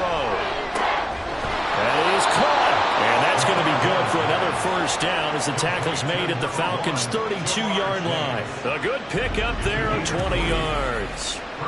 Yeah, these are the types of plays they're going to need to hit on if they're going to get back into this game. It hasn't been the greatest of first halves, but this is a nice throw here on 3rd down, and they keep the drive going.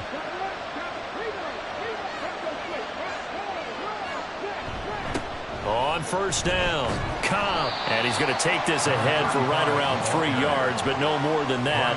2nd down. It's a pickup of 3. Brings up 2nd and 7 at the 30-yard line. Here's a play fake as they set up to throw. This short pass into the hands of Njoku. They'll give him 4 yards there. And now it's 3rd and 3. Well, we joked on his 1,099th catch that 1099 reminded us of our taxes. This one's not as funny. He has 1,100 catches. He is legit. Well, he's also in a different tax bracket than we are because of those 1,100 catches. He has earned it, hasn't he? Indeed. A loss of a yard, and it brings up 4. A great job there by this defense. They give up the long drive, but in the end, it looks like they'll force a field goal attempt.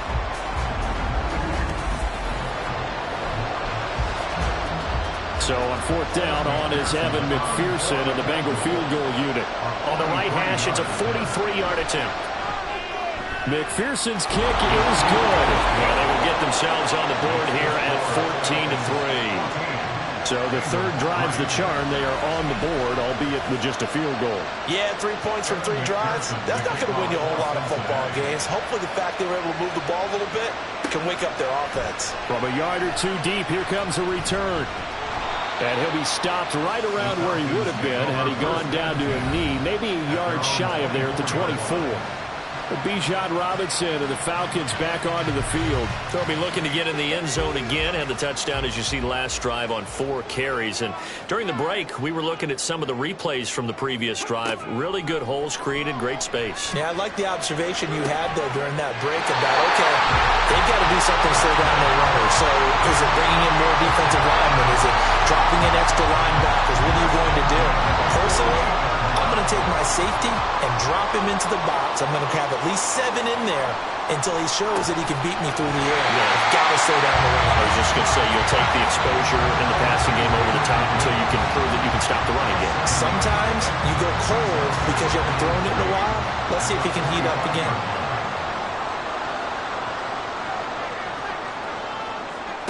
A shotgun snap to Stroud. Short throw caught by Pitts.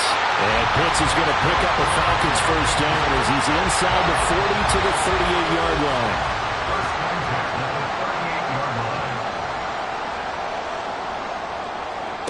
Now Stroud.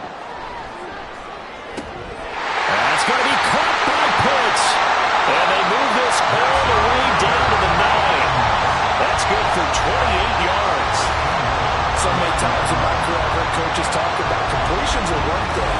As long as we're there at the catch and we get guys on the ground, we can live with that. But if you're going to give up 10, 12, 15 yards after the catch, then your defense is going to be in a lot of trouble.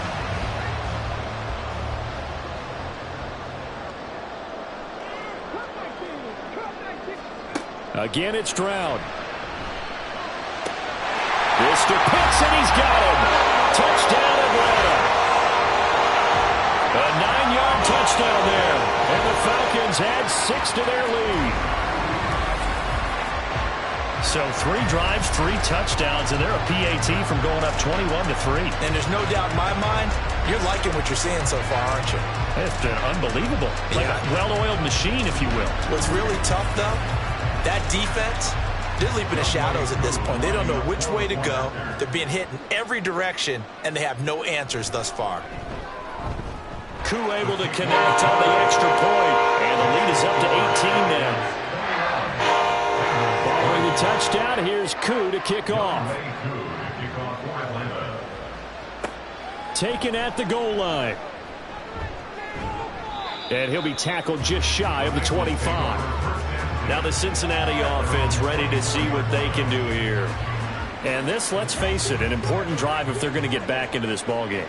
Think about going into the locker room down 21-10 as opposed to 21-3. 21-10, a little more optimism, a little more bounce around the locker room, a little more discussion about how they're going to finish this thing off. 21-3, I think discouragement clouds that locker room. Yeah, and I think a touchdown much bigger than a field goal on this drive just to get into the end zone and get that momentum. On second down, it's Cobb, and he's able to take this one up to the 35-yard line. 2 yards on the pickup, and that's all they needed to move the sticks. And the Bengal first down. He'll look to throw. Throw out right, pulled in by Downs. He'll take this to the other side of midfield before going out of bounds. Give him 17 and a Cincinnati first down. Now that's the kind of big play you'd like to see. This first half, it hasn't gone their way, and they could use a shot in the arm, something to perk them up a bit. And they get one here in the passing game. On first down, he'll drop to throw. Over the middle, that's caught by Chase. And this will leave him a yard short. Nice pickup of 9 yards on first down. Second down and a yard. Second and 1 at the Falcons' 40-yard line. Now a handoff up the middle. Cobb. And this defense not ready for that one as he'll take this down inside the 25. 53 yards rushing on 12 carries for him now. This offense finding its legs now. Here's another 1st and 10.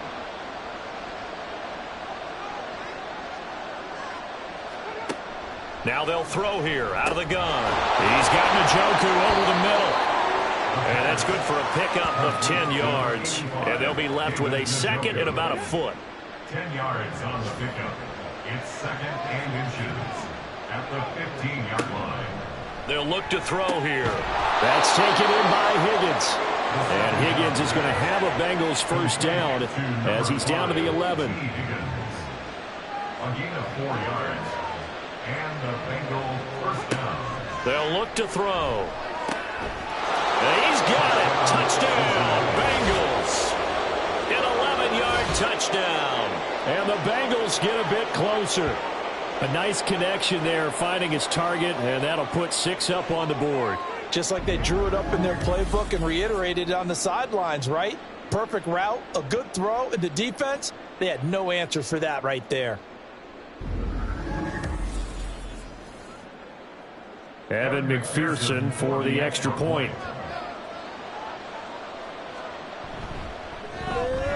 It's up and good, and the lead is down now at 11. It's 21-10. So that drive goes 8 plays, and it ends with a Bengals score. This taken in at the goal line. And he'll get it up past the 20 to about the 22. Atlanta now coming out on the field. For this offense, Charles, remember the last time they were out here, marched it nearly the full length of the football field, and a lot of the attack went through the air, so now they're seeing if they can duplicate that performance. Okay, if I show my age a little bit, partner, because I can hear my high school coach, John Ford, and his voice in my head. Laddie, when you put the ball in the air, 3 things can happen, and 2 of them are bad. For the way the game's being played now, this is just part of what they do, so I don't think they should change anything at all. They've been dominant. Keep throwing it around.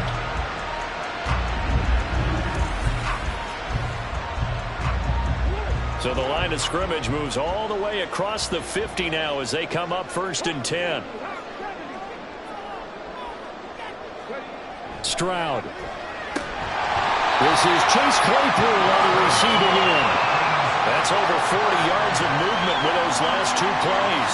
They don't need to run another play here before the 2-minute warning. Let's see if they do it anyway.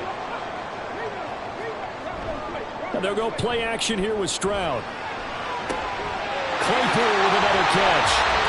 And he is out of bounds right around the 10-yard line. 1st and 10, it's Stroud. And he just throws this one away. Smart decision here this close to the end zone, and it brings up 2nd down. They'll go again here from the 10-yard line on 2nd and goal. And Stroud now to throw. And he's going to be dropped. Back at the 15-yard line. Dexter Lawrence able to bust free and get to the quarterback. Well, last game he had 2 sacks. Got another one here, picked up right where he left off. Brandon, he spent the entire offseason working on new moves, new techniques, trying to add to his arsenal of pass rush moves. Under pressure, and they got to him again. Now the Bengals going to use the first of their timeouts as they'll head to the sideline and talk over what to do next. Curry knocks this one through the post, and the lead grows to 14 at 24-10. So a nice kick there as they are able to add on to their lead. And that's exactly what you're looking to do. Maneuver yourself into range. That way, if your drive stalls out, you're able to get something out of it. And they do so right there. This fielded right at the goal line. And good coverage there on special teams as they'll get him down shy of the 20. Their quarterback leading this offense back out. He bounced back from that 3-interception start to the ball game to throw a touchdown pass on their last drive. Now they'll try to keep that momentum moving here. 1st down. This pass complete to Higgins. And he's taken down but able to slip across the 35. 1st down now, but that clock rolling. They'll drop to throw. Open man here is Benson. And he'll be stopped right at midfield. And now we'll get a stoppage here. There appears to be an injured Falcon on the field. Well, hopefully, obviously nothing serious here. Medical staff, though, are going to take a peek, and we'll take a break. Back-to-back good plays have them on the move on 1st down. From the midfield stripe, they'll look to throw. This short pass into the hands of Njoku. And he's able to get this to the 40-yard line before he's out of bounds. Options galore here. 2nd and a few inches. Again, he'll drop to throw. Got a man open. It's Chase. The Bengals going to use the 2nd of their timeouts as they stop it with 28 seconds to go in the 1st half of play. Back to throw again. He's got Njoku, his big tight end. And he's going to have the 1st down as they move into field goal range here at the 25-yard line. And with just 4 seconds left in this 1st half, a timeout call.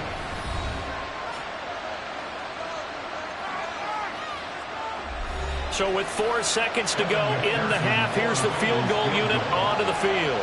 Made his first, this now from 42 yards out. McPherson's kick is good. And that will get the disadvantage now back down to 11. Well, not the best first half facing this deficit, but at least they did put 3 on the board before half. Yeah, it's a little bit like that stormy, cloudy day, and the sun peeks through just for a second. They saw the sun there. They're hoping to see a little bit more of it in the 2nd half. So we are at halftime here in Atlanta with the Falcons out in front. As we send you down to Orlando where Jonathan Coachman has our EA Sports halftime report. Coach. Okay, Brandon, thanks very much. A lot to get to here as some of the division races starting to take shape as we look around the NFL here in week number 7. We'll start over at Raymond James Stadium in Tampa. And that one at the half with the scoreline of 21-10. P.J. Walker with 2 first-half touchdown passes. From there, we move to H-Town to check on the Texans at home at NRG Stadium. And in that one, it's the visiting Giants who have the lead. Patrick Mahomes has thrown a touchdown pass. Finally, let's get to Indianapolis to check on the Colts at home at Lucas Oil Stadium. As you can see, the score there in the second quarter. Michael Pittman, 2 touchdown catches on the afternoon. We just watched a very good first half out of the Ohio State man, C.J. Stroud.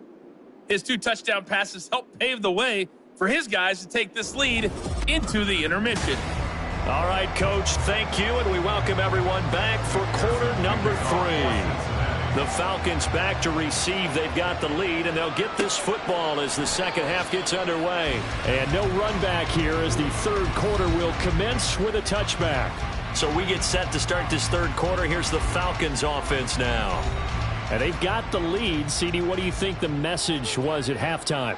I don't think the message was too drastic, I think, at the half, or that they need to change things too much.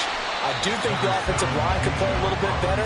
I think they'll try and help them out more. They'll probably keep a tight end in a few more times and maybe add a running back to the formation and pick up those pass rushers, because they probably allowed a few too many sacks for comfort in the first half.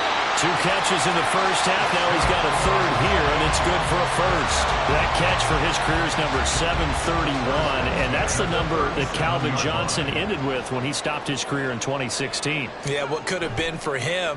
So maybe now what we'll see is someone else continue to elevate their game and put this number well in his rearview mirror. I think 800, not out of line here.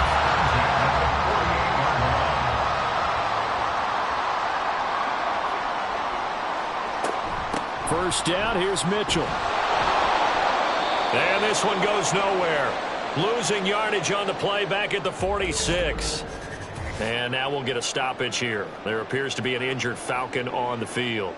While they come out and take a look at him, we will step aside for just a moment.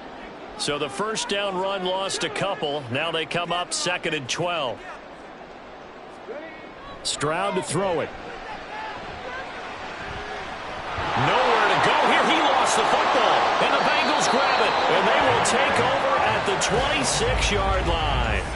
Well, CD, that's one of those plays you put a mark by. I mean, that could be a big momentum swing here on the opening drive of the third quarter. Yeah, we may have to revisit it, right? Because if that drive ends up in the end zone, they're sitting pretty at that point. Now, instead, it's a 2-score game that has a chance to tighten up considerably. So here are the Bengals now as they get their first possession of this second half. And they just got a little help from their defense forcing the turnover. Now can they make that pay off in points? They need to, partner. They're down on the scoreboard. Need to take advantage of those opportunities, and this is a good one right in front of them. Now they'll have it 1st and goal following that gain of 17. That catch pulls him level all-time with Terrell Owens, who finished with 1,078 receptions. So now he's at 1,078 and rising. Looking to throw. Quick slant caught by Chase. A gain of 7 that time. 2nd and goal. That was a nicely run slant route, and what the receiver's trying to do is make the defender think he's going upfield for a deeper route, and then breaks it off, usually after about 3 to 4 steps. And that is caught. He's got it for a Bengal touchdown. Herb Smith Jr., a 2-yard touchdown grab. And the Bengals take the forced fumble and convert it into 6 points. This is where, as a tight end, you've got to really sell that this is a run. They're going to fake the give, hope the linebackers bite, and here they do just enough. That split second, that's all it takes for that tight end to leak out into the end zone. Touchdown. They're going to try to run with Cobb. And he's not going to get in as a try for 2 comes up empty. So they will be unable to cut this to a field goal as the differential remains 5.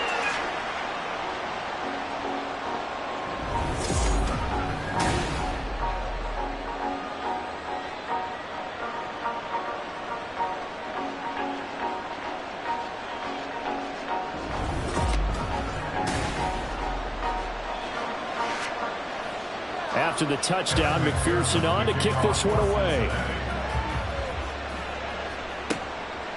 And he'll decide to not bring this one out as their drive will begin at the 25. Atlanta regains possession of the football.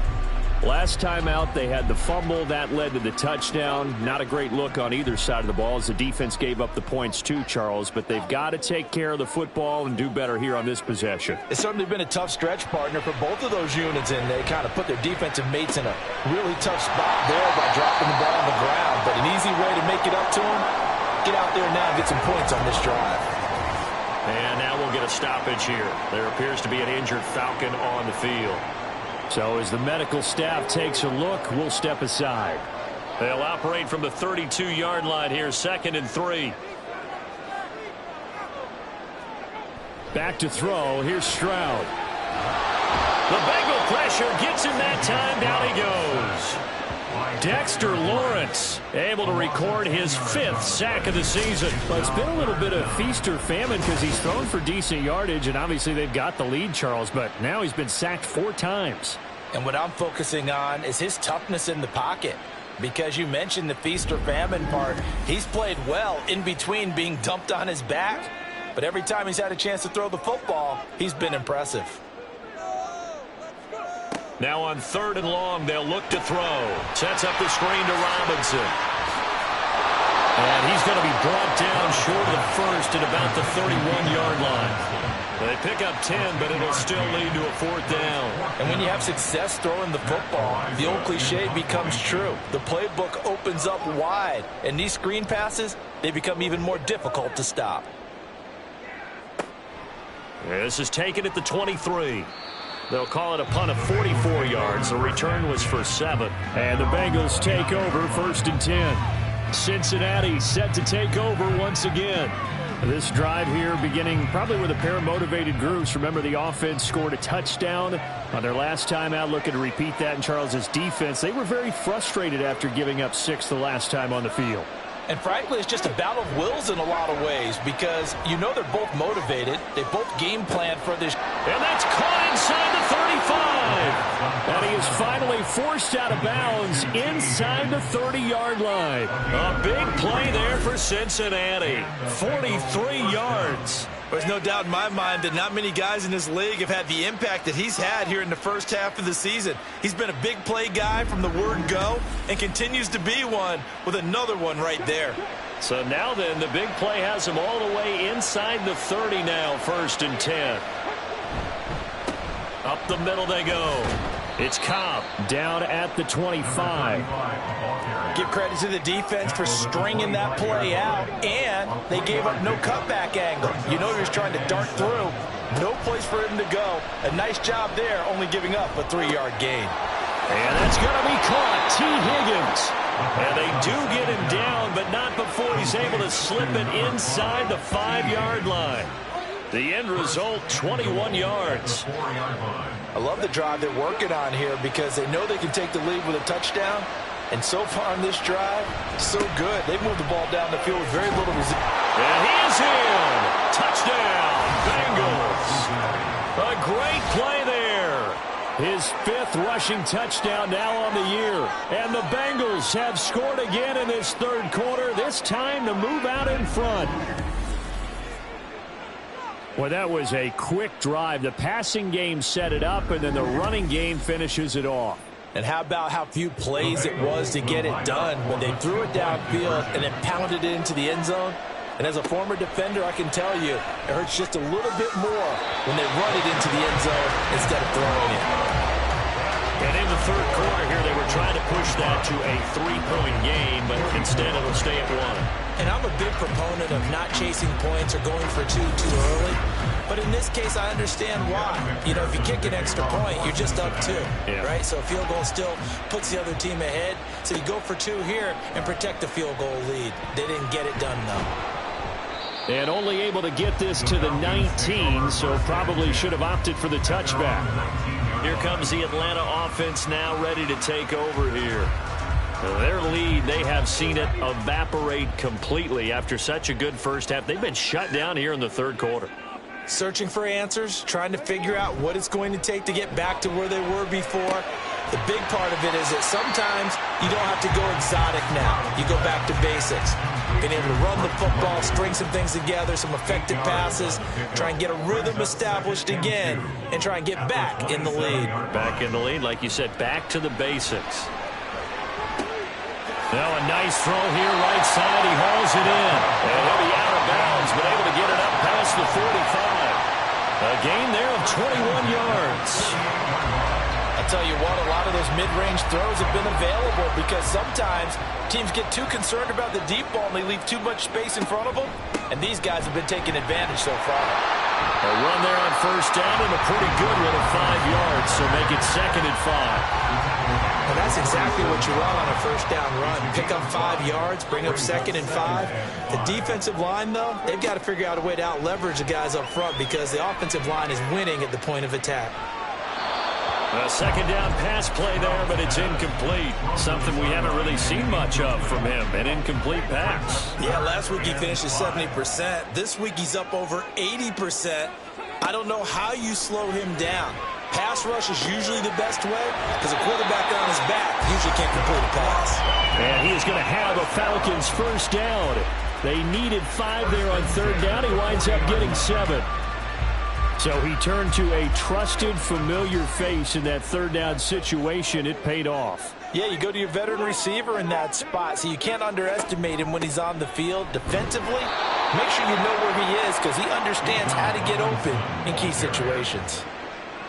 Just a yard on the first down carry, so it's 2nd and 9. Brings up 2nd and 9. Stroud out of the gun here. That's out wide here for Robinson. That helps the completion percentage, but not much else, and now it's 3rd and 10. Now, right where this set of downs started, they need a full 10 here to pick up the first down and move the chains. Work in the middle of the field, and he's got a man complete. And he's got another first down as the tackle's going to be made at the Bengals' 15-yard line. How about 25 yards on 3rd down? They'll take it. And that's well executed there on 3rd down. And I love the confidence that they had to let their tight end try and find some space in the middle of the field, right in their quarterback's line of vision. And QBs love to make that easy throw, and they hooked up there for a first down. Back to the ground with Robinson. And now they're inside the 10 as he's brought down at the 9. 88 yards for him on the ground now as he has been terrific here this afternoon. On the bootleg, Stroud. And this is caught for a Falcon touchdown. Chase Claypool, a 9-yard touchdown grab. And the Falcons have answered back with a 3rd-quarter touchdown of their own to retake the lead. And in the red zone, I guess this is why you have a guy like that on your roster. Without a doubt, if you have him, you use him because he's a guy who's going to win just about every time. I don't care what the coverage is. Now Arthur Smith going to tell the offense to stay put. We're going for 2. Stroud's going to try to throw for the conversion. And this will be caught. As they convert here for 2. So they go with a pass, and it works there on the 2-point try. Charles, just in general, what are your thoughts, passing versus running on 2-point conversion? Situational? It is situational. You have to know your team. What is your strength? Because so many people think you have to throw the ball in a 2-point conversion, but the stats will tell you that running it is about as proficient. So know your team and go to your strength. Following the touchdown, here's Koo to kick off. Taken at the goal line. And he won't get this to the 20-yard line as he's down at the 19. The Bengals offense now, they head back onto the field. As this offense comes back out here, Charles, they're trailing in this ball game. And they've been on the sideline for a while. They did score their last time out, but they just had to watch that long, sustained drive, so we'll see if they can shake the rust off. Yeah, and that's always a question that you have when you have to come off the bench after having sat there for a long time. Are you ready to go? Are you loosened up? But even more so, are you mentally alert and ready to put your best product out there? Ball up to the 35 now as they come up on 1st and 10. Now a handoff up the middle. Cobb. And he can only manage to get a couple. 2nd and 8 coming up. And the big fella stuffed that one up in a big way. I think doubling him has to be a priority because you can't move up to the next level if you don't take care of him first.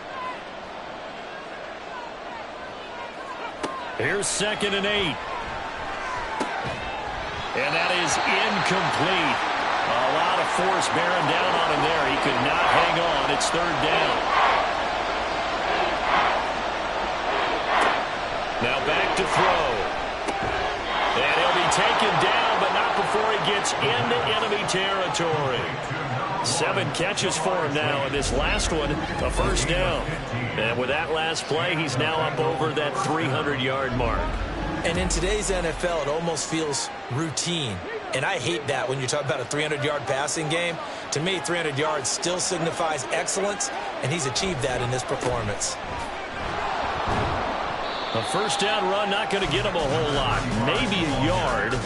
Yeah, it looks like just 1 yard there. So that'll bring up 2nd and 9. Brings up 2nd and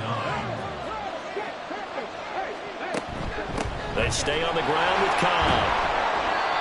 Broke through some contact, but unable to reach the 40. This has been an up and down, back and forth type of a game, hasn't it? Maybe this long drive, take a little bit of the wind out of their sails, kind of settle things down a little bit. On 3rd and short, they'll try and pick it up through the air. And oh, he's just going to be short here, barely. Maybe by a half a foot. It'll be 4th and inches. We have played 3 quarters.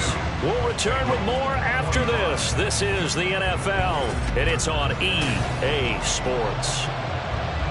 Back now here on EA Sports. It's the Bengals. They've got the football, but they trail here as we get rolling in quarter number 4. He's got his target. That's complete. And he is going to have the Bengals 1st down.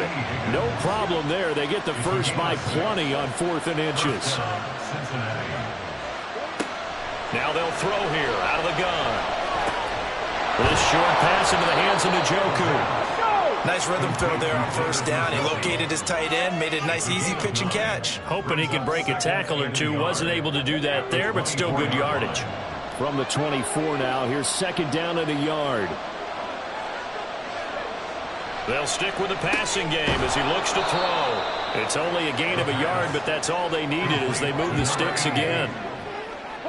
The drive continues as they search for a tying touchdown. Here's 1st and 10. They'll look to throw again. Nowhere to turn this time, and he goes down. Sack back at the 29.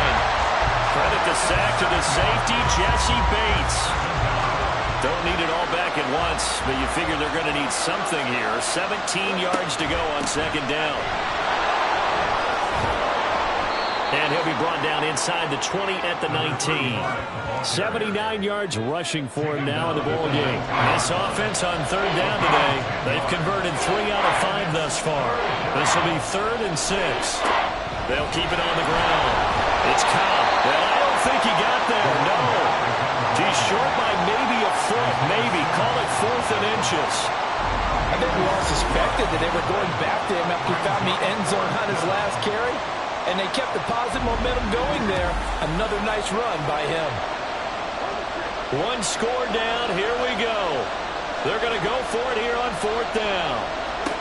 As expected, they're going for it to keep the drive alive. And it's incomplete. They cannot convert, and they turn it over. The Bengals try it, but it doesn't work out. And this long drive is going to wind up yielding nothing. Well, their first 4th down attempt earlier was successful. This one backfires for a turnover on downs. I like their aggressiveness. I like what they're doing. They got it the first time they went for it. Why not a second time? Now Robinson coughs up the football. It's loose, and the Bengals grab it. And they will set up shop with outstanding field position in the red zone at the 17-yard line.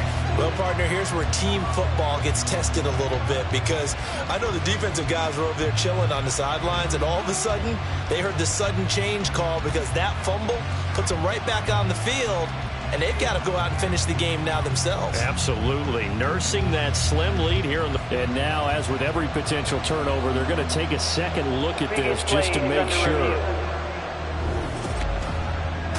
A The question, was the knee in fact down before this ball comes loose? And is the video convincing enough to overturn it? A lot of factors here. Remember, you also need clear possession of the football afterwards. This is a tough one to overturn. So that one overturned. They say the knee was down, and that will not be ruled a fumble. Now Stroud. Short throw caught by Pitts. And Pitts is going to pick up the Falcons' first down as they get this to the 26-yard line.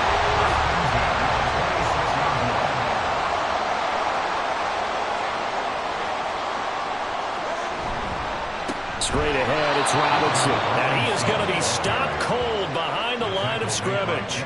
He'll lose a yard there, and it's 2nd and 11. And they've just not been able to block him at all throughout this game. Seems like every other play, he's doing something in the backfield. Already got 2 sacks, and now here's a tackle behind the line.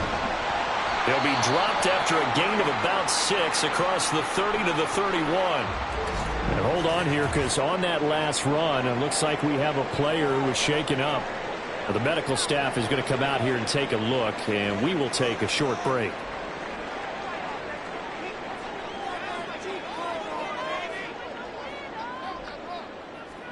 And Stroud now to throw. It's caught by Davis. And he is going to have a Falcons first down by about a yard as they find a way to convert there on 3rd down and 5.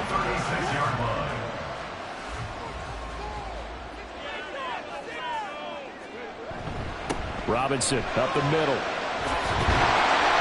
And able to get this one across the 45 before he's brought down. 10 yards there and a first down for the Falcons. No doubt those are the types of carries they're looking for here, Charles. The lead in the 4th quarter. This is when coaches that have a reliable running game, they breathe a little easier on the sideline. Yeah, they love the idea that they can take the air out of the football at this point. And he's free going down the left side. It's a foot race. And they'll wind up getting this one all the way down inside the 20. 36 yards on the play. Well, this game has certainly had no shortage of offense. Both teams have been revved up from the start. And here's yet another big play. Boy, both defenses have just got to be dragging out there because they've been run ragged throughout. So the big play means just like that, they'll operate from the red zone now on first down. Throwing now is Stroud. Over the middle, caught by London. A minimal gain there on the 8th play of the drive. This drive's taken more than 3 minutes off the clock already as they come up on 2nd down. Stroud looking to throw. Out to the left there and complete to the tight end Hawkinson. He's down inside the 10 to the 8. And it comes on a gain of 8. 3rd down and 1.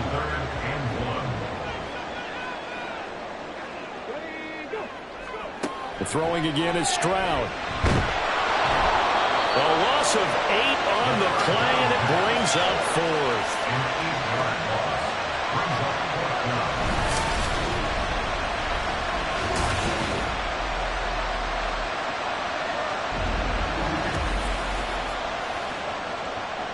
So now one of the biggest kicks of the night is forthcoming. This to make it a 2-score game. Koo knocks this one through the post. And that will extend their lead even further. So that's CD, an important one here in the 4th quarter. And that importance cannot be overstated. All eyes on both sidelines were staring that one down all the way. The significance is that they made it a 2-score game. Still lots of time left to go, but likely that was their goal at the start of the drive. Get 3 points, make it a 2-score game, and they were able to get it done. They were trying to create some space to run. They created the penalty. And you work on it so much. You work on it so hard. But it's tough to simulate game speed in practice. That often runs you into a penalty. And he's going to be taken down with a marker on the field. So let's see about the call. But Charles, they're trying to protect this lead late. Those are the types of mistakes they could afford to go without. About the last thing you want to give them is help in completing a comeback, which is exactly what that penalty does. So now factoring in the face mask, here's 1st and 10. They're going to look to throw. This short pass into the hands of Njoku. And he gets this up across the 35 before he's out of bounds. And we got a pause following the play because it appears a member of the Bengals in some discomfort. The medical staff will attend to him, and we will step aside. 2nd and 6. And that'll be incomplete. Took a pretty good shot as he tried to pull that one in. Couldn't hang on. 3rd down.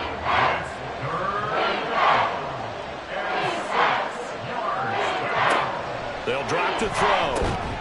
That is caught. And he is going to have a Bengals 1st down as they're able to get the 3rd down conversion. Back to throw again. And he'll find Chase on the right side complete. And they'll get him down as he's inside the 40. Again, he'll drop to throw. Another one into the hands of Jamar Chase. And all the way inside the 15 before they drop him. On 1st down, he'll drop to throw. And he's got it. Touchdown, Bengals. A great effort there. With his 2nd touchdown of the game, 4th of the year. And the Bengals have made it a one-score game again here in the 4th. I know Paul Revere talked about by land or by sea, right? You know, 1 by land, 2 by sea. He didn't mention air because right now we're seeing a big-time performance, aren't we? That's 2 touchdowns so far in this game. Where'd you pull that one from? And, you know, every now and then I actually listened in history class. And you're just a scholar all the way around. You're reading all the time. I like that you fit that into the broadcast. You know, I just grab a nugget when I can.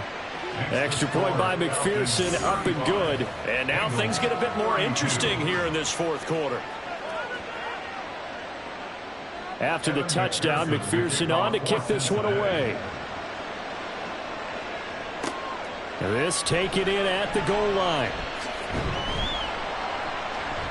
And the tackle going to be made right there at the 25-yard line. And now it looks like he's in some discomfort after being tackled at the end of that return. Well, now they're going to come out and take a look at this injury, and we'll be back in a moment. The Atlanta offense out there for their next drive. And with that last touchdown, I mean, we're set up for a good finish here. Some things to consider, Charles. Obviously, it's a very close game. You're in the 4th quarter. Defensively, they've got all 3 timeouts in their back pocket. So the chess match really ramps up, doesn't it? Because in these situations, what do? Do you run the ball and kill the clock here? Or do you try and bury them with another score? And how about defensively? Do you use your timeouts to raise opportunity? Or wait till you hit the 2-minute warning? So there's a lot going into this one. Let's see how each side goes about their strategy. 3 points separating these two sides with 2 minutes left to go in the 4th. And not totally home free yet, but it's looking good as they come up 1st and 10. Robinson with another carry. And I think this defense knew what was coming as he is smothered behind the line. And now right out of the 2-minute break, we'll get a timeout used defensively with 1:56 to go. And for one of the few times here today, this run's not going to go anywhere. The Bengals going to use the 2nd of their timeouts on 3rd down. Robinson as they'll head to the sideline and talk over what to do next. Now the Bengals going to signal for their 3rd and final timeout.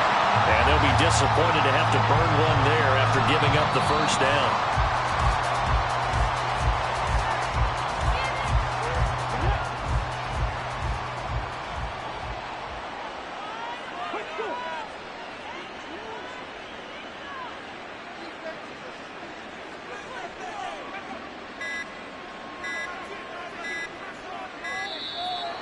They set the man in motion too late. This is going to be a delay. Delay of game, offense. So they accept the penalty, of course, and push the offense backwards a bit. Still 2nd down. Okay, ready?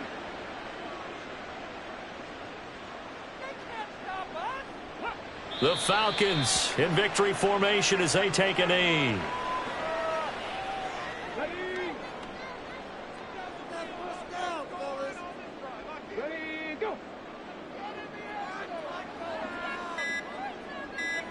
So he'll take a knee here to wrap this one up, and he's going to want to keep that game ball. He was sensational.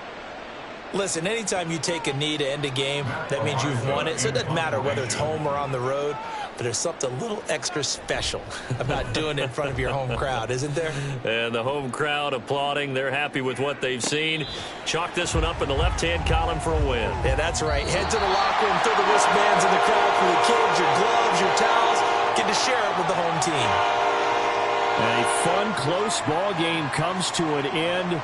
On that last play, Charles, they were on the wrong side of midfield. They needed something near a miracle, and they couldn't get it done. Yeah, the effort, that was good. Very good, in fact. They were just a little too far out to get a decent look at the end zone for that last opportunity. Couldn't get it done, but a nice game overall. So for the Falcons, they move back over 500 now at 4-3. And they will hit the road next week. Meanwhile, for Cincinnati, they dropped just their second game so far as they fall to 5-2. And they'll get a chance to redeem themselves at home next week. That'll do it for us. I'm Brandon Gaudin alongside Charles Davis. Thanks to our entire crew as well. We'll talk to you next time. So long, everybody.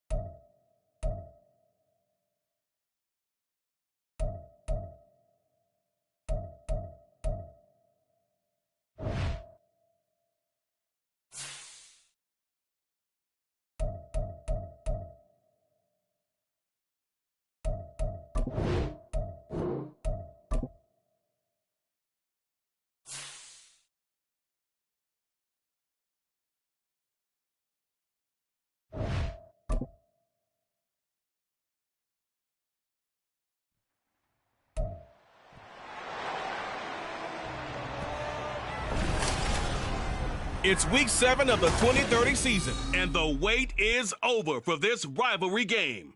It's the Steelers and the Ravens, and it comes your way next on EA Sports. The rain is falling, the fans are soaked, but here's the bottom line. We've got football at M&T Bank Stadium in Baltimore, Maryland. Today we've got a matchup here in pivotal Week 7 as it'll be the Pittsburgh Steelers taking on the Baltimore Ravens.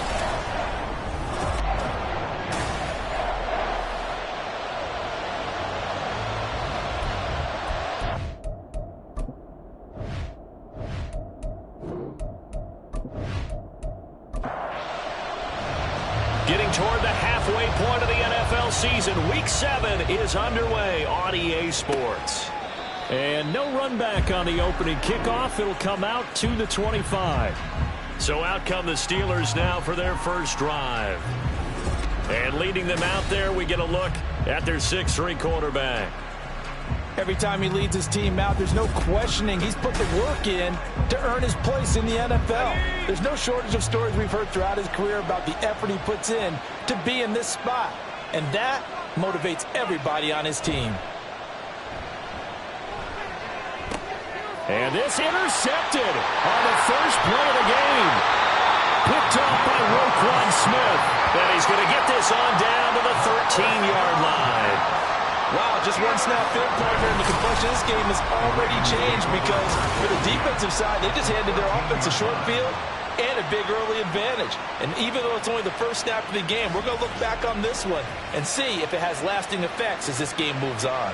The Ravens offense going to work, and as usual, it's Lamar Jackson, the former MVP of the league, at the helm. And what he's thinking about right now is first down, let's find a way to make a big play. Because when you get a sudden change situation and that defense has to rush onto the field unexpectedly, you might catch them having a defensive breakdown or not quite prepared. And it was really sudden after the first play picked off. It's going to go down, sacked right around the 17. Nick Herbig racking up sack number 12 for him on the year. So after the sack, here's 2nd and 14. Jackson now. Over the middle and taken in by Laporta. They get 11 back on that one. It leads to 3rd down. And that was yardage that they needed there after the sack on first down. They didn't get all of it back. But now they look at 3rd down as a manageable situation. One that they have. And this is caught. Touchdown, Baltimore. Sam Laporta, his 5th touchdown now on the year. And the Ravens take the early turnover and convert it into an opening touchdown. The point after through the raindrops, up and good. And that makes the score 7-0. And here comes a return from just beyond the goal line. And he's up past the 20 to the 22-yard line. So Pittsburgh retakes the field for their 2nd offensive possession. And the interception on that opening drive winds up leading to the touchdown. So now it's kind of time to start over. Yeah, it certainly is. And his first throw of the game. But I like the way his guys rallied around him. Oftentimes, the quarterback is the leader, right? He tells everyone what to do. In this case, I noticed his linemen around him kind of patting him, saying, let's go, big boy. You're still our leader. Now a 2nd and 10.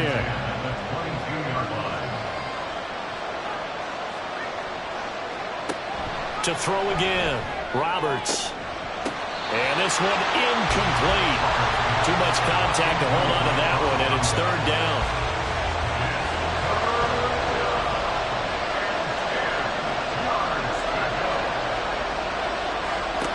Back to throw. Roberts. And the Raven pressure too much. Down he goes. He could not get away that time, and it'll be a loss of 11 on 3rd down. Now that was a passer's nightmare.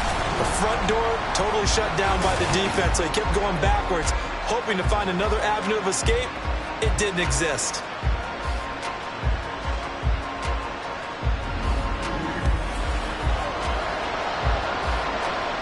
Here's Bryce Behringer on now to punt.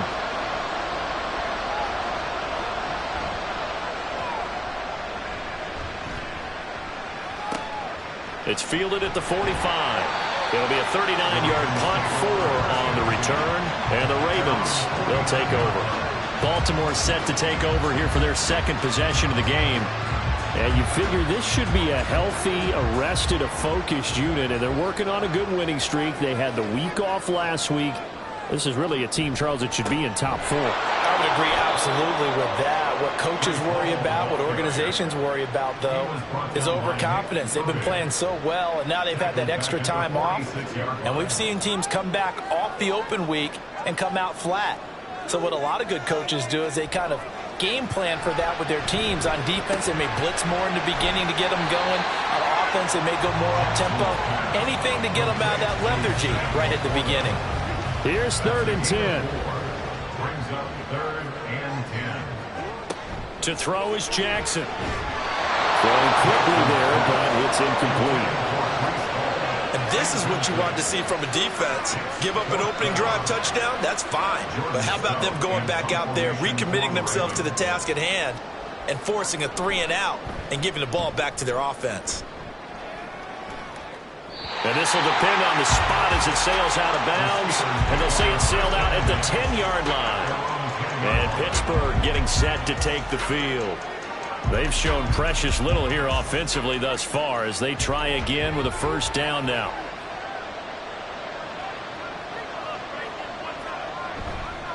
Off the play fake. Roberts. The sack there by Roquan Smith. There's a reason inside linebackers are often captains of a defense. They call the signals. They have the opportunity to affect the game in coverage, against the run, and, of course, on blitzes. Living in the best of both worlds here. Already has an interception. Now he gets to record a sack, too.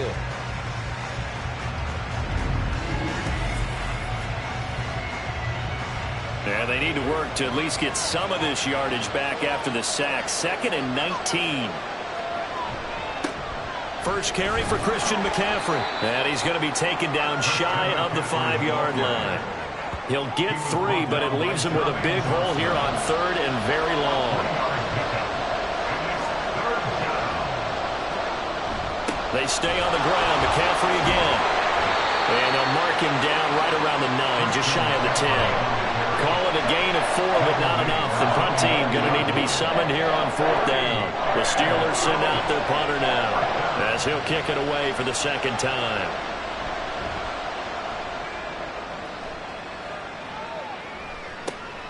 And he'll take it on this side of midfield.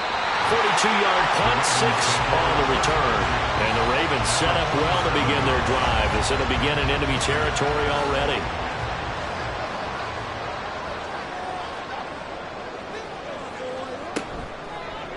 And they'll run the option to start the drive. And a 5-yard gain gets him to the 42. Now that's what he can do when he keeps the football. It's not a huge gain, but it shows how hard it can be to stop him. Yeah, and I thought the defense had that one pretty well contained. And, in fact, they probably came up and felt pretty good about what they did. Then they looked up and realized he still got good yardage out of it. He's a tough guy to stop. Heavy set out there on 3rd and 1. They'll run with Hall. And some strong running there as he's down just shy of the 20 on the edge of the red zone.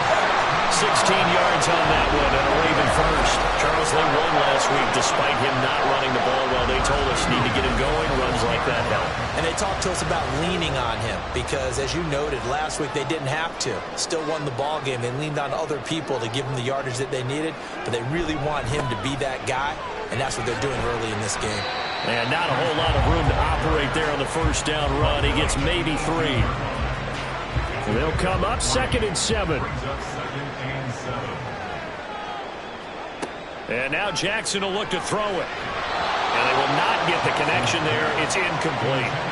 I don't want to blow it too out of proportion, but maybe circle this play because if they get the stop and hold them to a field goal here, that's a pretty good job. They're already down on the scoreboard. A stop now would be vital for them because it could save them from having to do it. And he's going to have to eat this one as down he goes.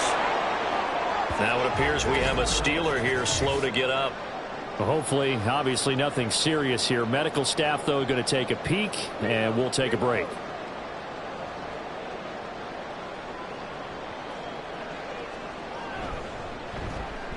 And his kick is good. And that will extend their lead even further. So that's a 7-play drive that ultimately stalls out there at the end. And things were a little leaky in the beginning on that drive, weren't they? But how about the front 7? As they got closer to the goal line, things stiffened a little bit and forced the field goal. And he won't return this one. He'll go down to a knee, and they'll start at the 25. The Steelers ready to take over on offense. Not only are they in search of their first score, they're in search of their first down in this ball game as they come up 1st and 10.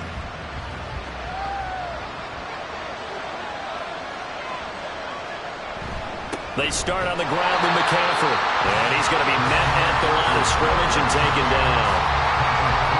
Calling no gain on the play, and it'll be 2nd down. Off play action. Roberts. And he goes down. The Ravens able to get to him.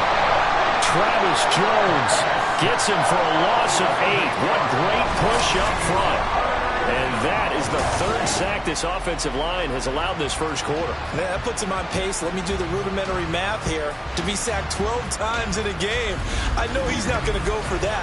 I wonder if it's going to reshape what they decide to do on offense in terms of play calling. Well, I can tell you what, when he popped up, shaking his head, frustrated right now behind center. Now on 3rd and long, they'll look to throw.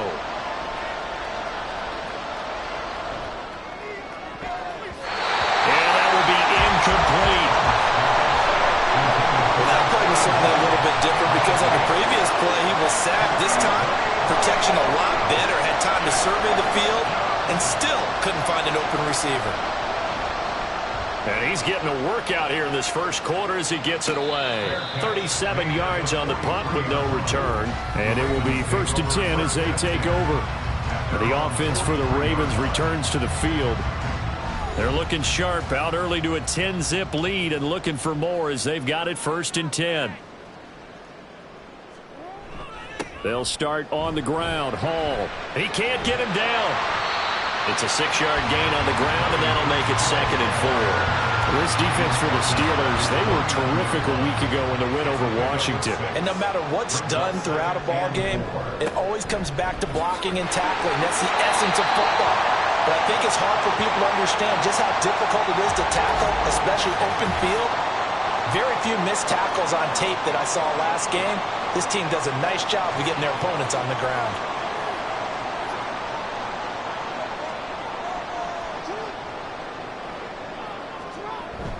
On 1st and 10, it's Hall. 5 yards is the tally on 1st down. That brings up 2nd and 5. The Ravens had a very solid 4-1 here in the early part of the year. And they come in with fresh legs. They got the extra time off thanks to an early season open week. And usually your hope is that your open week comes a little bit later in the year. But when you get a chance to get your fresh legs back, you have to take that time and run with it. And that's what they're trying to get done here. They come up now 3rd and 5 following the incomplete pass. Here's Jackson. And he can't escape, and down he goes. And Daniil Hunter, he's the one who gets in there and brings him down to the ground. They were in the top 5 in sacks in the league coming into this one. That's their 3rd one in this game. Obviously, pass rush has been a strength of this team all year long. And apparently they're not satisfied with top 5. They want to climb that ladder. Yeah, I think it goes back to their offseason. They decided to make it a priority, and it's working out.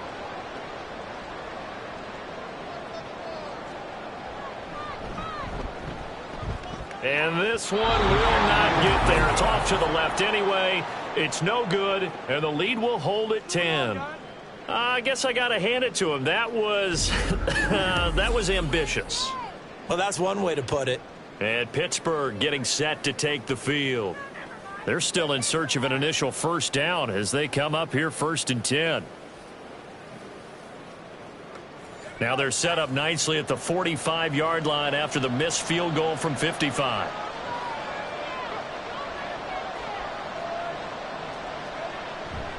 On 1st down, this is McCaffrey. And he's got room. And a pretty good burst right there as he'll take this down to the 33. 12 yards that time at a Pittsburgh first. Veteran running back like him, we've seen a lot of those chunk carries in his career. And that's why you don't just look at his birth certificate and decide when a guy is done, right? Because you know as well as I do, in this league, as soon as you hit 30, they're looking to let you go if you're a running back. Sometimes there's a little tread left on the tires. From the 28, it's 2nd and 5.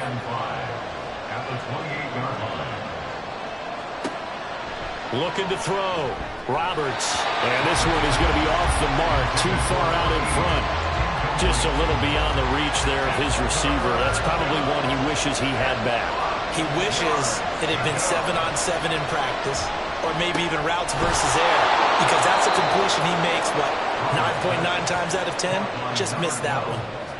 13 yards on his first catch. It's a first down as well. You can almost hear the sigh of relief coming from their sideline and from their point on the field, because this has been a tough start for them thus far. A much-needed first down there. They needed something good to happen.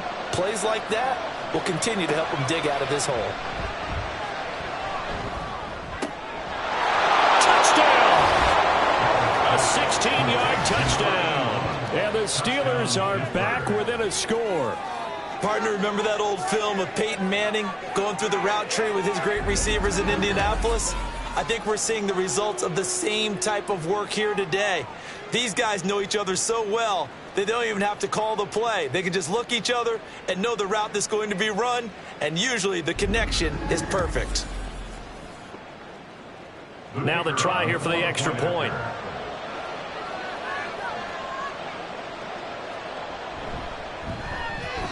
And we'll see if this rain affects the team's decisions going forward, but they kick it here, and it's good. So that drive spanned 5 plays, and it ends with a Pittsburgh touchdown. So just a 3-point game now as they send this one away.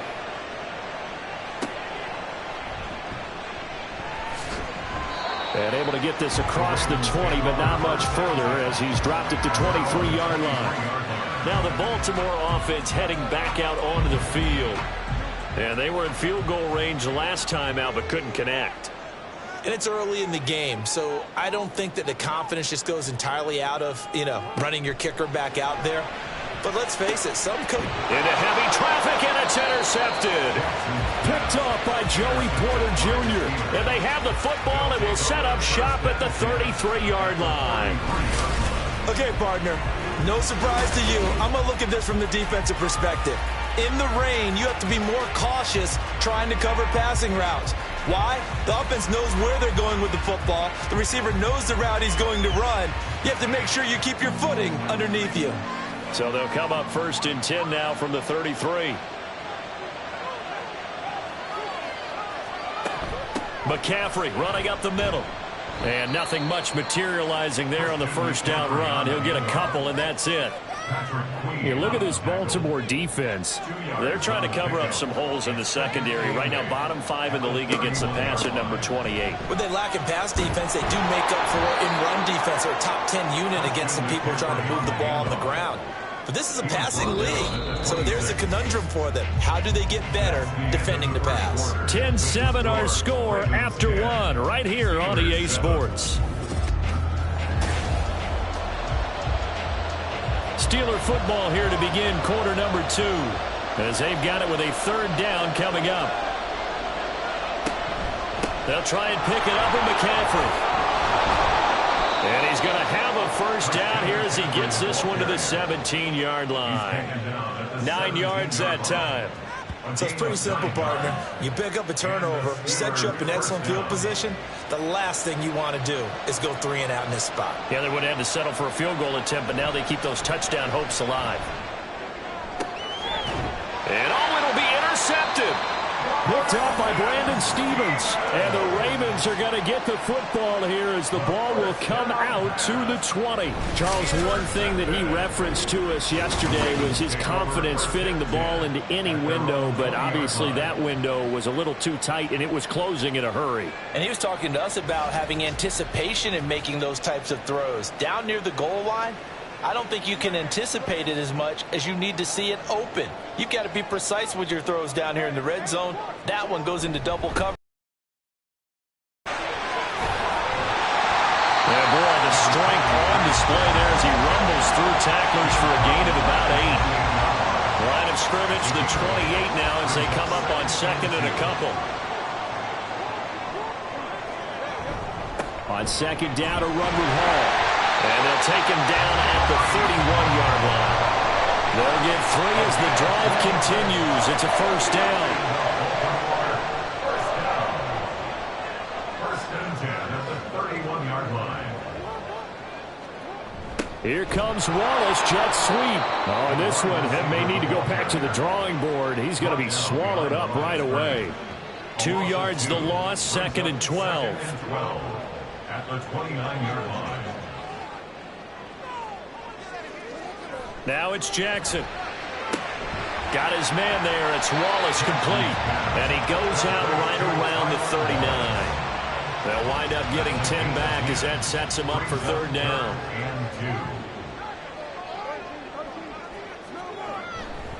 Hall ought to give up the middle. And he's going to have a Ravens 1st down as he's got this up to the 45-yard line. I don't know about you, but that almost felt like old-time football there. 3rd and 2 is not necessarily just a hunting down anymore. A lot of times they want to throw the ball. They went back to the roots and powered forward and got the 1st down. On 1st down, right back to Hall. And he can only manage to get a couple. 2nd and 8 coming up. Certainly a nice job there by the defense rallying to the football and getting him on the ground. But I think the play gets made by the defensive front. Because if they can't get upfield, their job is to go ahead and get low, almost get into a ball sometimes, stack things up, and make it difficult for the runner to find a hole. First target, first catch, and a 1st down. And that's a more than acceptable read right there because it's zone coverage, so timing is everything. This time he waits for his man to come open, puts it right on him, and they pick up a 1st down. Operating out of Steeler territory now. Here's 1st and 10 at the 34. Straight ahead is Hall. Looking for a seam, but finding none. He'll get back to the line of scrimmage, and that's it.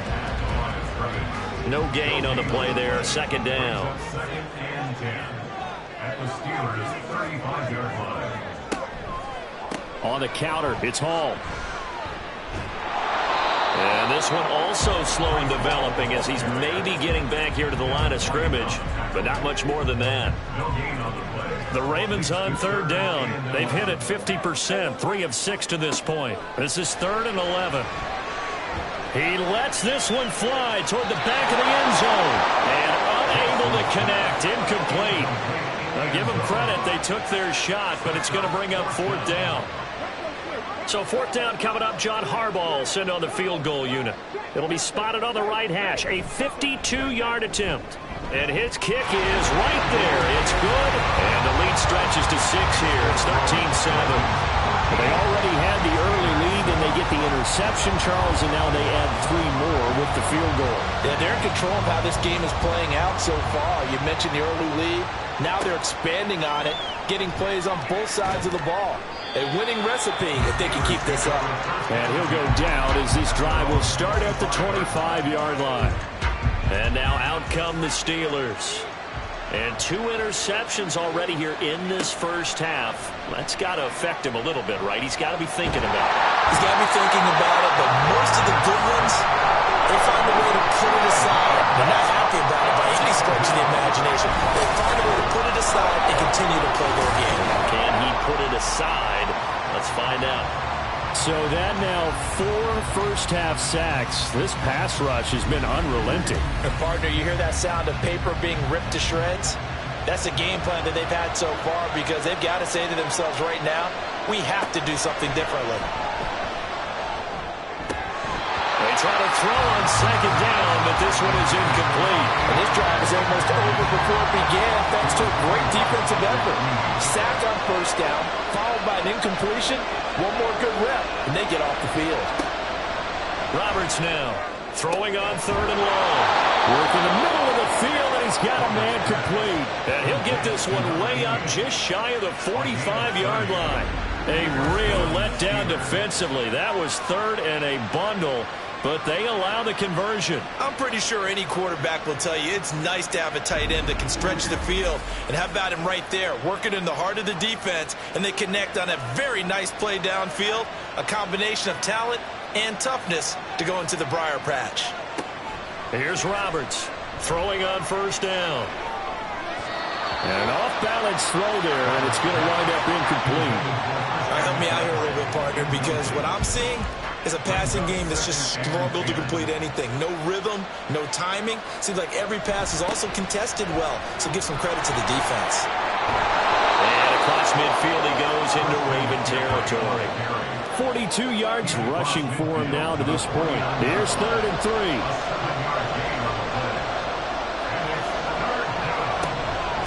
Again, they run. Again, it's McCaffrey. And he's got the first down before being taken down at the 46. A 3rd down gain of 3 yards, and that'll be enough. First down, Pittsburgh.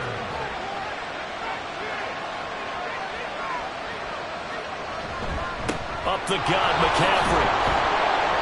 A gain of 3 last play. This time they double it and pick up 6. That's a strong pickup right there on first down. And as this drive goes on, we're seeing an offensive line and running game imposing its will. Now they'll switch it up here and look to throw. And that is incomplete. A lot of force bearing down on him there. He could not hang on. It's 3rd down. 4 minutes to play here in quarter number 2. Now Roberts from the gun on 3rd down. Pryor has it complete. And he gets this down inside the 35 before going out of bounds. First connection there of the afternoon for those two, and it's good for a first down.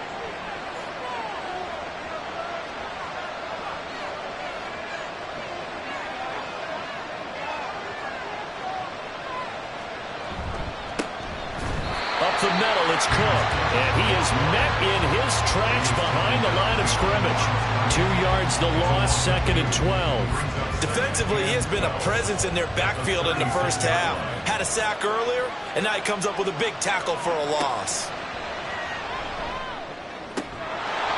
Now this one complete downfield on the left side. 2nd catch for him today, and it'll wind up a first down. First down, Steelers. Back to throw. Roberts. Pass incomplete, but the flag in the backfield, and this might be a roughing call. Personal foul, roughing the passer, defense.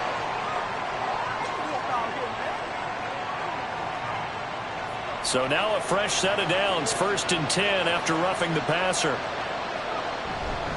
McCaffrey following the penalty. And he's going to take it in for a Steeler touchdown. Christian McCaffrey, his 5th rushing touchdown now on the year. And the Steelers are an extra point away from capturing the lead. Point after, right down the middle. And with it, his guys take the lead here by a point.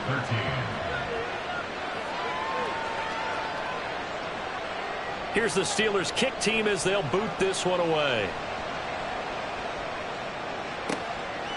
From a couple yards deep, he'll bring it out of the end zone. Powering his way forward. Oh, a good return up past the 30. Still going. And how about that return?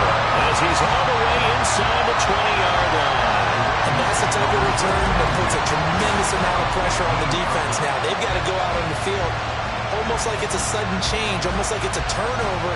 They've got to go out there and try and stop them. But, boy, what a tough spot they're in. Breece Hall helped leading out this offense for another series. They're behind in the first half here, CD, but it's not through any fault of their running back. He's had a strong start to this one. And you're right about that, partner, because watching him play. And in for the Ravens touchdown. Tylan Wallace, 15-yard touchdown grab. And the Ravens have retaken the lead. Well executed there offensively. Defense looked a little confused, but he found his receiver, and that one good for 6 points. And the payoff we just saw there tells us how many times they ran this play in practice over the past few weeks, because they executed that flawlessly right here on game day when the situation arose. Extra point right down the middle, and that'll make this a 6-point game. Out is the kickoff unit as they run up and send this one away.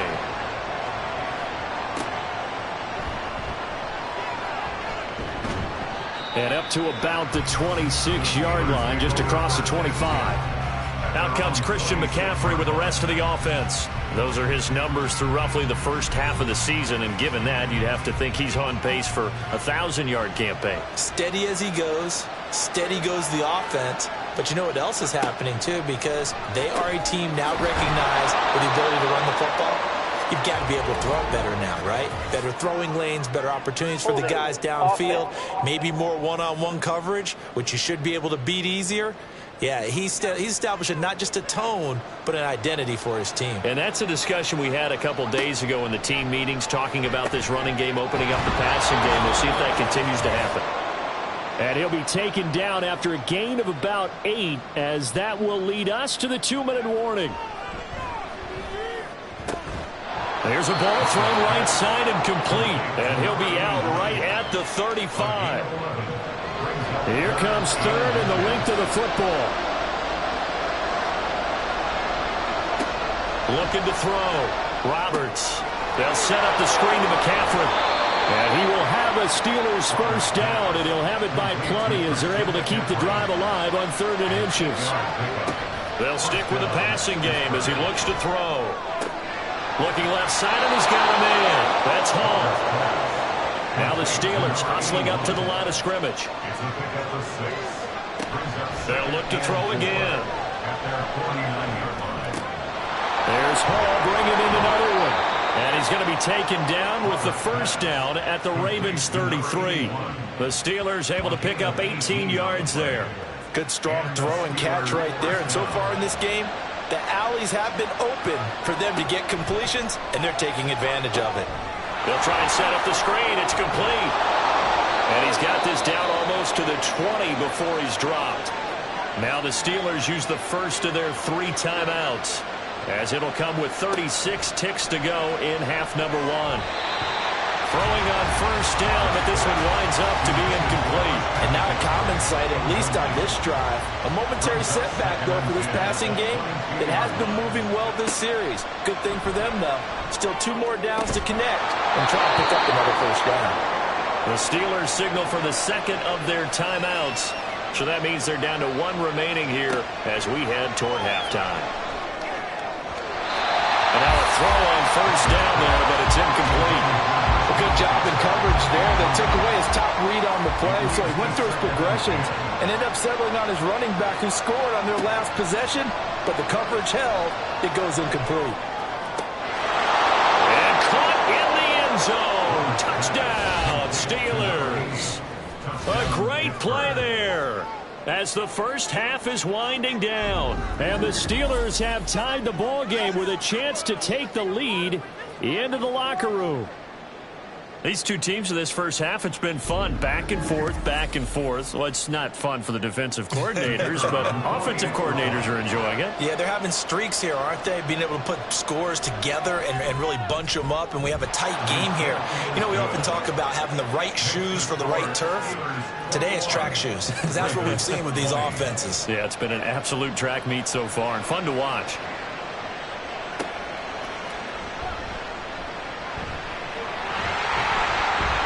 And a good effort on the return there. Gets him across the 30, up to the 33.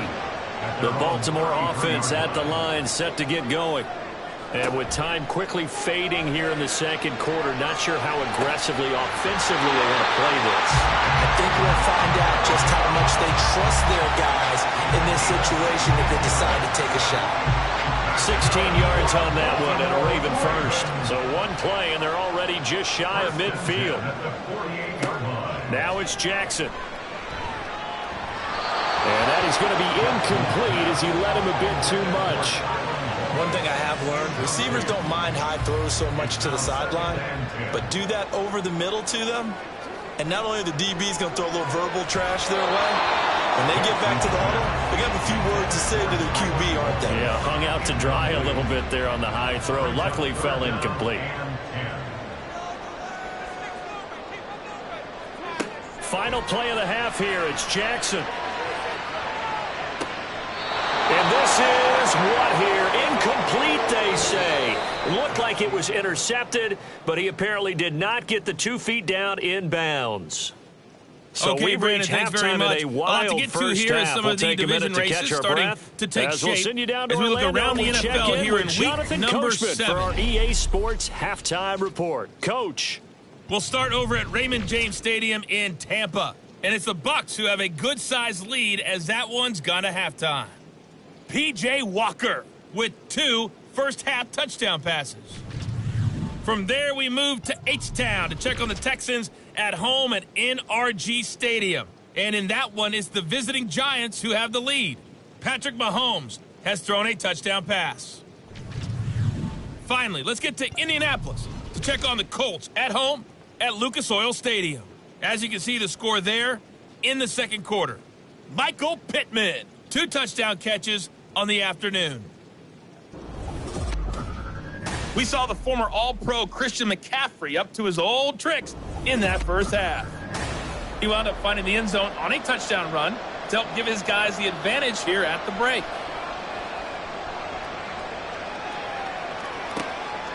From a yard or two deep, here comes a return. And it's a pretty good return here as he'll get this up to the 29. Out come the Ravens now. They'll go on offense first here in this third quarter. Well, Charles, in that first half, we saw a fair amount of offense on both sides of the football, and now the team trailing here will start with it in the third quarter. And we both know this coach pretty darn well, don't we? Because his game planning is always on point. And now that he's getting the ball to start the second half, how about all the offense that you already referenced in the first half? He'll put that all together and come out with something really strong, I believe, to get things going here in the third quarter. A second down pass play there, but it's incomplete. And those two just have been in sync thus far. They've done a nice job against him, but still, with his talent, you would expect them to have more completions to him in this game. And he slips up past the 45 before being tackled.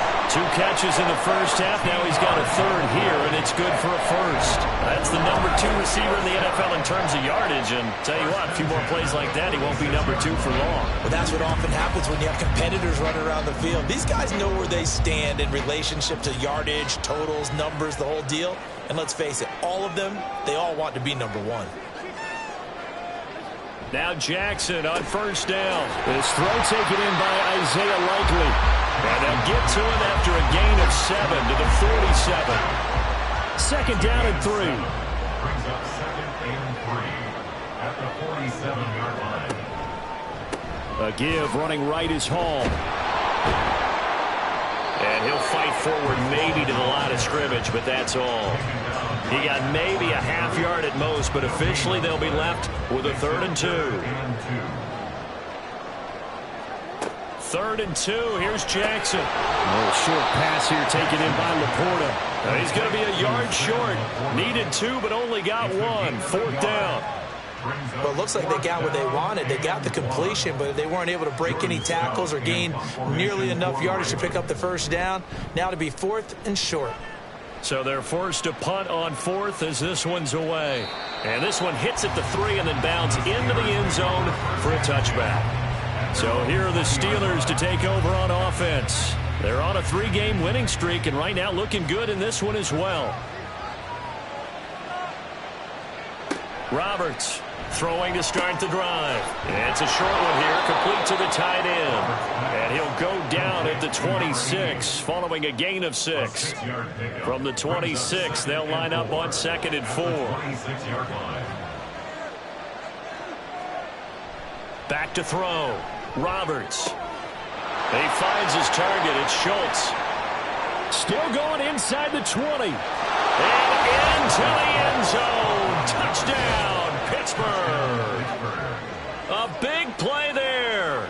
74 yards. And the Steelers are able to strike quickly to add on to their lead.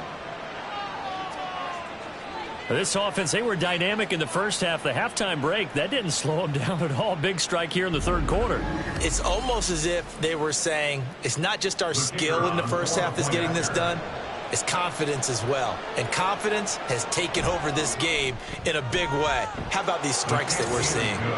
Extra point splits the uprights, and the lead is up to 8. This fielded right at the goal line. And he returns this to the 22. And now Baltimore gets set to take the field. Over on the sideline, hoping to hit that reset button between possessions. Last time out, they had to punt it away. This time hoping to finish this thing off in the end zone. Jackson on first down. That's to the tight end, Laporta. Call it a gain of 6 on the play, and it'll be second down. Brings up 2nd and 4 at the 27-yard line. Jackson going long here for Wallace. And that's caught inside the 30. And he'll work it inside the 30 to the 29-yard line. It's a big play there for Baltimore. 43 yards. We have seen big plays from both quarterbacks throughout this game, and there's another one right there. Going back and forth, almost like two excellent guitar soloists trying to top each other with each additional play. So now then, the big play has him all the way inside the 30 now, 1st and 10. Throwing is Jackson. A little short pass here taken in by Laporta. And he's able to break out of one tackle, but then quickly brought down. The result, only 4 yards there on the play. And it's 2nd down. Jackson now. And that's hauled in by St. Brown over the middle. And they're going to have themselves another 1st down as the tackle's made at the Steelers' 12-yard line.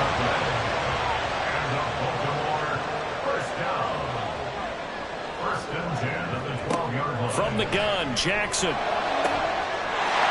a man, it's caught for a Ravens touchdown. Amon-Ra St. Brown, a 12-yard touchdown grab. And the Ravens are back within a couple of the lead. Well, on that connection, it looked like they maybe had some pre-play communication. Maybe one of them noticed an area that was open to the defense to get the pass to. When you put the time in, sometimes you have that great silent communication that you just noticed right there, because the best quarterback-receiver combos in the NFL, they know how to make those adjustments at the line of scrimmage when they see something pre-play, and they got it done there. That he's not going to get there. So they come up empty on the 2-point conversion, and they are unable to tie up this football game.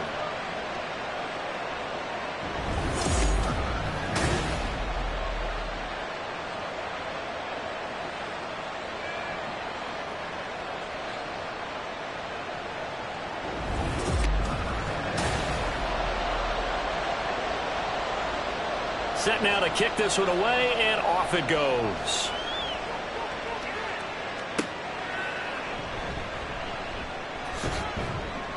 And he'll be stopped up at the 25. The Steelers ready for their next possession.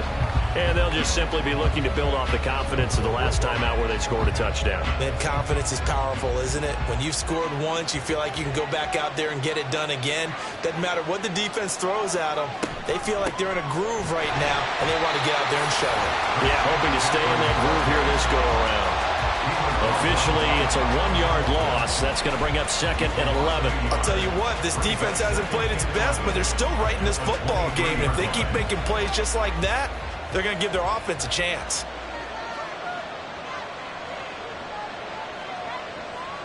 To throw is Roberts. Looking to throw on 2nd down. He finds his man, complete. It's Schultz. They get 11 back on that one. It leads to 3rd down.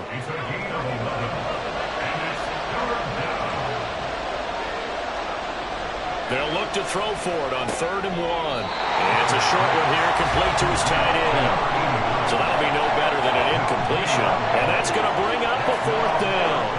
As a defense, you're more balanced when you're in zone coverage because you're able to keep your eyes on the quarterback and see the play develop in front of you.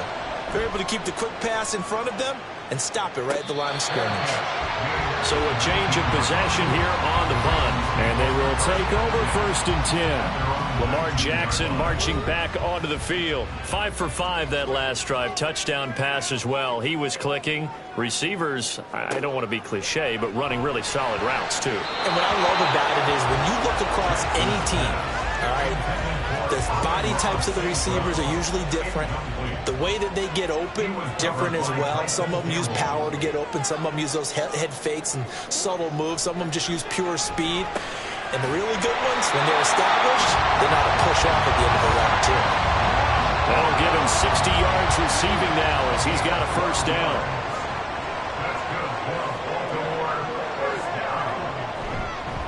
Here's a give to Hall. And he's tackled a yard short of the marker. Good gain of 9 on 1st down.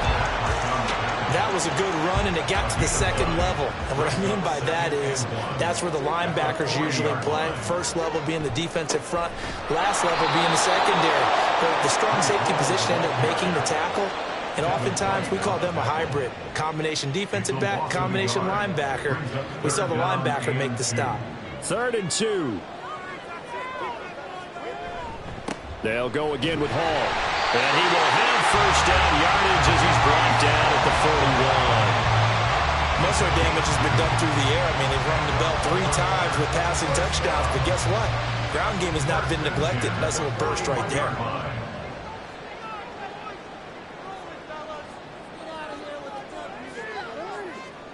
Throwing on first down, it's Jackson. A little short pass here taken in by Laporta.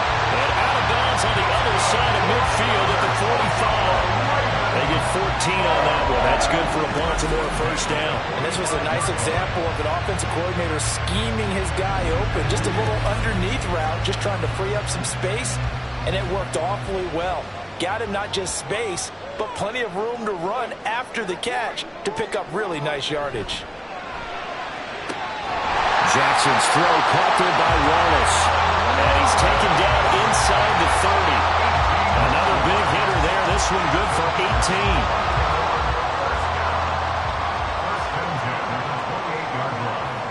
They'll throw on first down with Jackson. That's caught. It's Flowers. And down he goes, taking it inside the 10, just shy of the 5 at the 6. A well-executed 22-yard gain.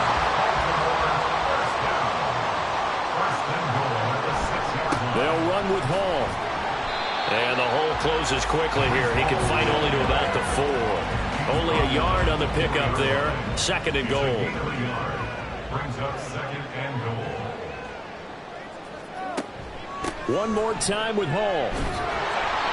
Give him right around 4 on the carry. We'll see if they want to keep pounding here on 3rd and goal. His path became similar to almost running a stretch play, didn't it? Trying to find a crease, anywhere to put his foot in the ground and cut back. It just never materialized. And this time he is in. A touchdown run there from a yard out. And the Ravens have retaken a 3rd quarter lead. Well, he's been the workhorse on this drive, and it would have been unfair to bring someone else in to finish the job. So they go back to him again, and he delivers with a touchdown run. Extra point attempt here still to come.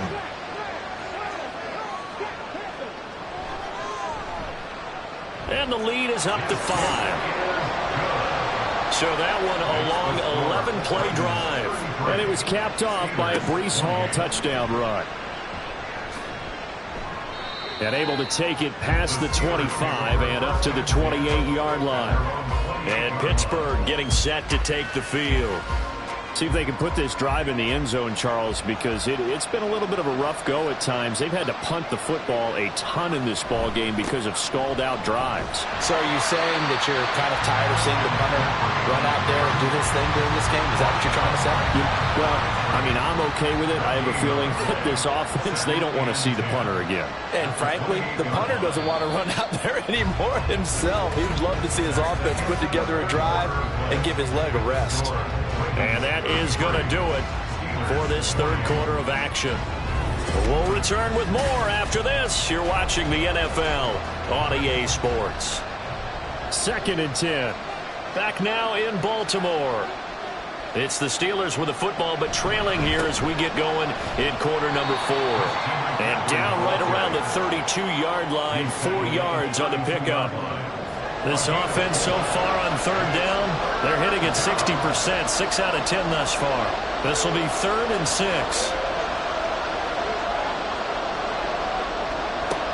Looking to throw. Roberts. Now he's loose up the left sideline. And he will have a Steelers first down as they're able to get the 3rd down conversion. And here we are in the 4th quarter, partner, and watch them drive for what would be a go-ahead touchdown. And you and I both know this is where you need a quarterback who can keep his cool back there. Not just for himself, but to keep the rest of the team relaxed too. I'll tell you, far from ideal conditions to play in, but neither offense has had much trouble. Plenty of points to go around. 1st and 10. This is McCaffrey on the give. And across midfield he goes into Raven territory.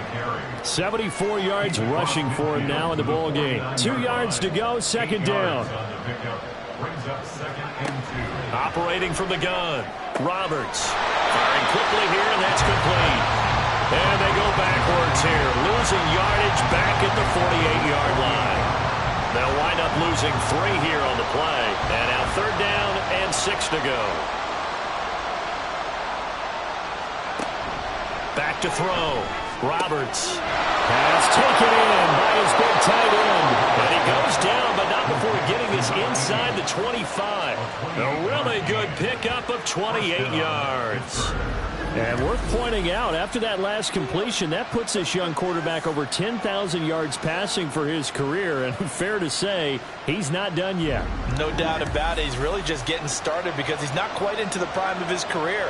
So it's likely he's going to hit a few more of these milestones as this career progresses. So let's face it, we'll acknowledge this number and we'll celebrate the milestones down the road. Oh, he had a man open. He overshot him. It's incomplete. From the 24, they'll go again on 2nd and 10. Back to throw again.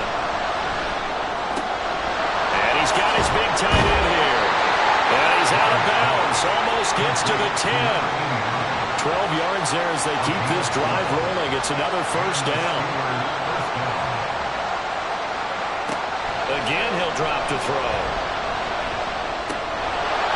Tight end has become a bigger and bigger part of the passing game in the NFL, but if you drop the football, that position can get swapped out with a wide receiver in that spot, a running back in that spot. There are other ways they can go if you're not going to catch the ball. And that's not just his first drop, his second drop of the game.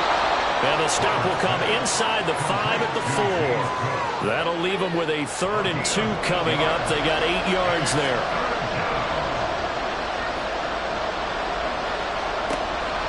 Looking to throw. Roberts. Now a quick throw there, but it's going to be incomplete. So 2 third down conversions on this drive, but not able to get a 3rd, and now they deal with 4th down.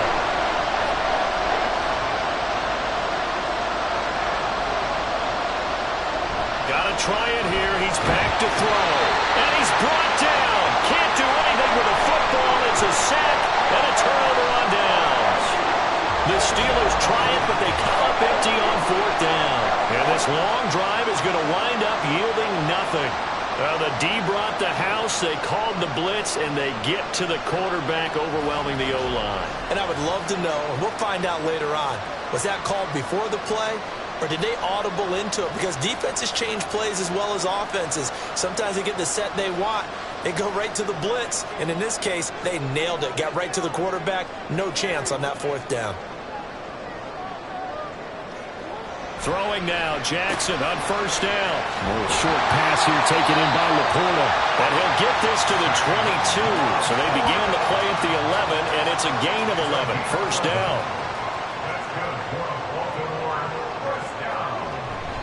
Handoff, running left. Here's Hall. And a short pickup to about the 25. The recipe's pretty simple, I think, right? Just give your superstar the ball, continue to feed him. Yeah, don't overthink this one, right? Make sure he's touching the football, but you're also counting on his intelligence in playing the game as well. If it's not there, don't force the run. Just make sure you hand him to the football and keep the clock ticking. That one good for 13 and a Raven first down. Well, that's a carry they have to be satisfied with. And throughout this game, they've been satisfied with what he's given them. Whenever they've needed a big run, a first down, he's the guy they've turned to. And it doesn't matter what the defense thinks. They've got the confidence to keep handing it to him and keep picking up good yardage. Now 2nd and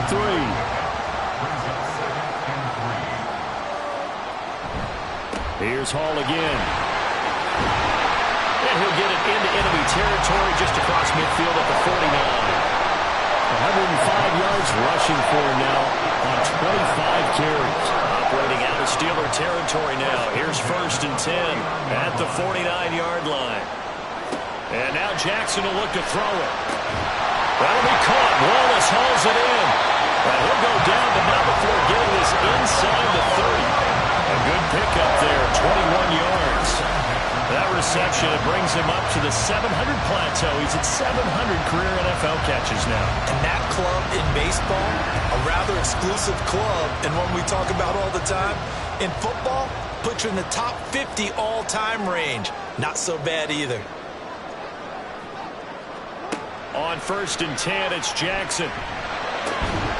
This pass out wide to Hall. So give him 5 yards there on the pitch and catch, and that will bring up 2nd down. At the Steelers' 23-yard line. To throw is Jackson. Over the middle and taken in by Laporta. What a methodical drive. This is turning out to be that time 9 yards, and the sticks move again. It was a 1st and 10 at the 14-yard line. Here's Jackson to throw. That one tipped, and it's incomplete. Good hands there defensively. That's 2nd down. It's 2nd down and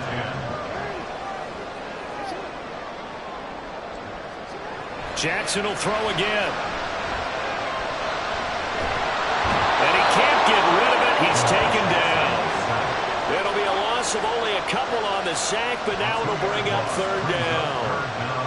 Now after that sack, it's 3rd and long for Jackson and the Ravens.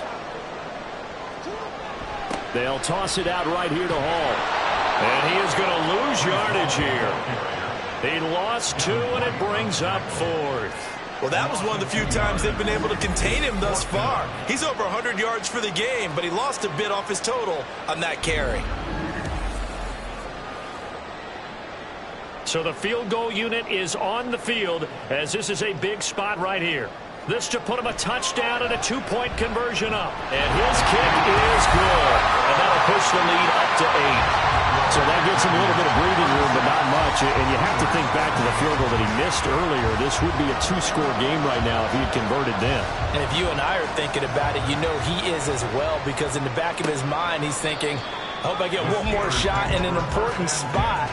He just made that one. He wants one more later to truly make up for the earlier miss. Roberts now throwing to start the drive. And it's a short one here, complete to the tight end. He's going to be dropped following a pickup of 7 past the 30 to the 32. Now that's staying ahead of the chains. Really good pickup on 1st down, hitting the tight end there. Now it brings up a 2nd and manageable. Just found a hole in that zone. And he's able to take this one up to the 35-yard line. They'll get 3 as the drive continues. It's a 1st down. First down, Steelers. Back to throw. Roberts. Toward the sideline, and look at that catch. Dragging the toes, and that's going to be a 1st down. Well done. Working the sideline there. Good route, good catch. 1st down, and he gets out of bounds. Now you have to like the play calling, because you have to run some guys down the middle of the field to draw some of the defenders away. They can't just let them guard the sideline exclusively. That's how it's going to work. Sidelines and incompletions to use the clock. All 3 timeouts plus the 2-minute warning. Here's 1st and 10. Trying to stretch the field with Schultz. Got his man. It's caught for a Steelers touchdown. A great effort there. His 2nd touchdown of the game, his 3rd on the year. And the Steelers have a chance to tie things up as they trail by 2 here in the 4th. So part 1 of what they needed is done. They get in the end zone. Now you have to imagine we'll see a try for 2. And that's what the book says, but defensively, they can't hang their head right here. They've still got a chance to come out with the lead if they make a play. They'll try and throw for it. And he's got it. The conversion good, and we are tied in the 4th. Still time to work with on the clock, but they wanted the tie now, and they got it. And I love their aggressiveness. Go ahead and get it done, get the game tied. Now your team has the momentum, and you're staring across the field saying, let's see if you can match us.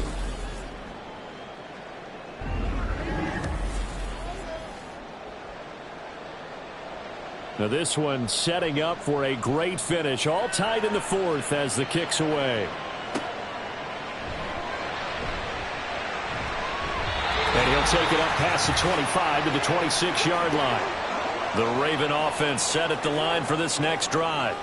And a methodical drive last time, but they couldn't get that knockout blow. They had to settle for 3. But you got to like what they've been doing along the way, right? It's almost like the body blows, the setup punch. As you said, they didn't get the knockout blow here, but that doesn't mean it can't come later in the game on another possession.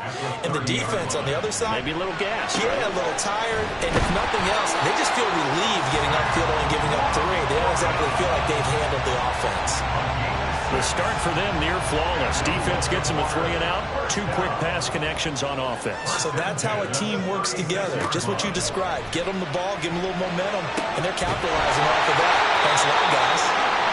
And he'll work it across midfield inside the 45. And following the play now, they're going to stop the clock here as a man is shaken up. While they come out and take a look at him, we will step aside for just a moment. Plenty of time. All 3 timeouts still remain. Here's 1st and 10 now. And he'll take this ahead for about 4. 2nd down coming up. They're making steady progress, but I see your face. You're worried about that clock. I'm worried about the clock, and at some point, you have to have a splash play in there as well. Hall again on 2nd down. Oh, breaks a tackle, and he's got an alley. And he's going to get this inside the 30. Now a pause, and there's an injured Raven in need of some assistance. So as the medical staff takes a look, we'll step aside. They'll come up 1st and 10 here.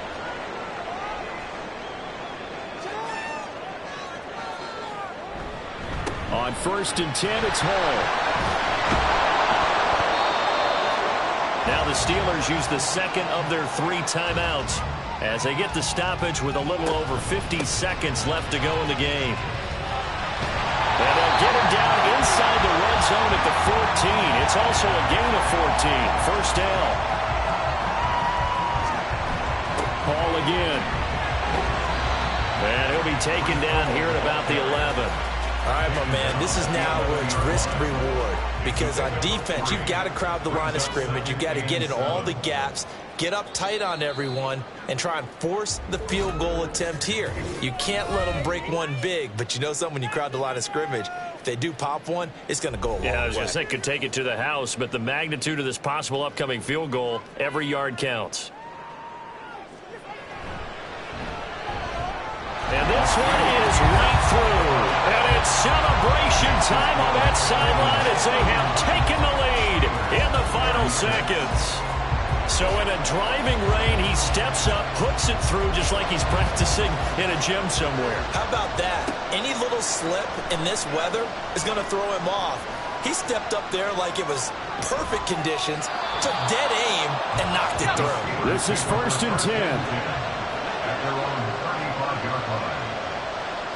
One final shot. They'll look to throw. And he'll find Hall. And they'll get this well past midfield before being stopped just before the 35. That was a long shot, but they did get one final chance to try to score and overcome this small deficit. No touchdown, though, Charles. And that brings this one to a close. Yeah, I think Hope was wearing one jersey and Worry was wearing another on the other sideline as that final snap played out. Now, we've seen some incredible plays to win games before, but in this case, I think the distance was just a little bit too great for it to happen here. So for Baltimore, their strong start to the year continues as they're up to 5-1. And they will hit the road next week to take on the Carolina Panthers.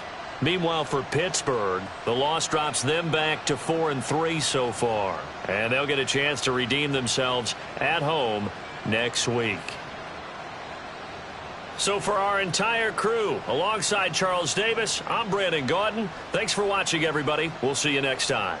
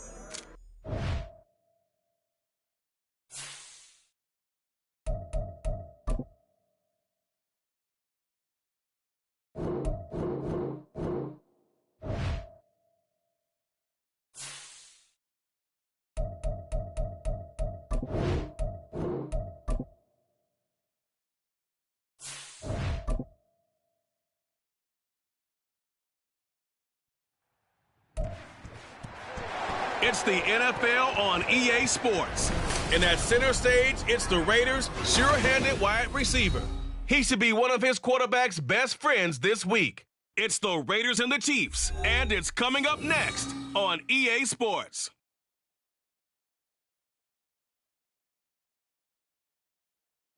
Well, there's never a shortage of shows or sights and sounds throughout this city, but for the next few hours,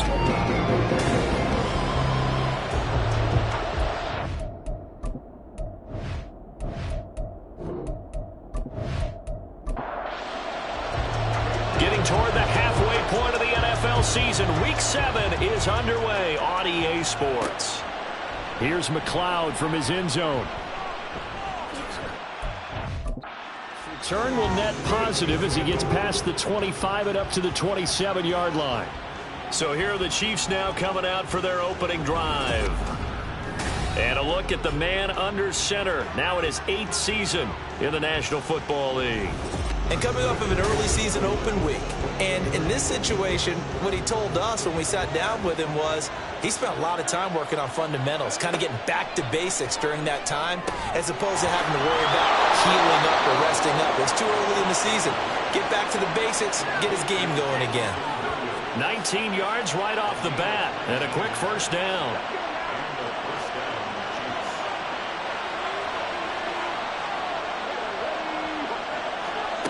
They'll drop to throw. Well, this one complete. It's Rashee Rice. And he is out of bounds, but not before he's inside the 30. The two big plays right in succession as this one goes for 27. Well, I think when they look at their offense, they think to themselves, weapons, weapons everywhere, and they want to move the ball around. They want to spread it to different people, but you absolutely know they want to get this man involved as well, and that's what they just did on that play.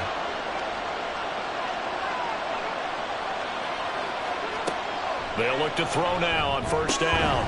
Able to find Gray here. And taking it to the 15-yard line before he's brought down. 12 more yards there and another first down.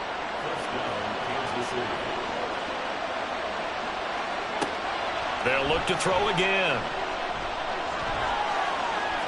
And he slides and covers up at the end as he's going to be able to pick up decent yardage. The improv on the scramble there gets him 6, and it'll be second down.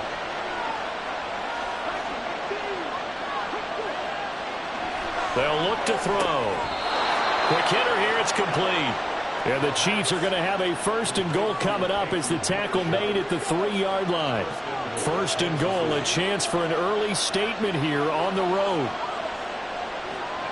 They'll set up a throw.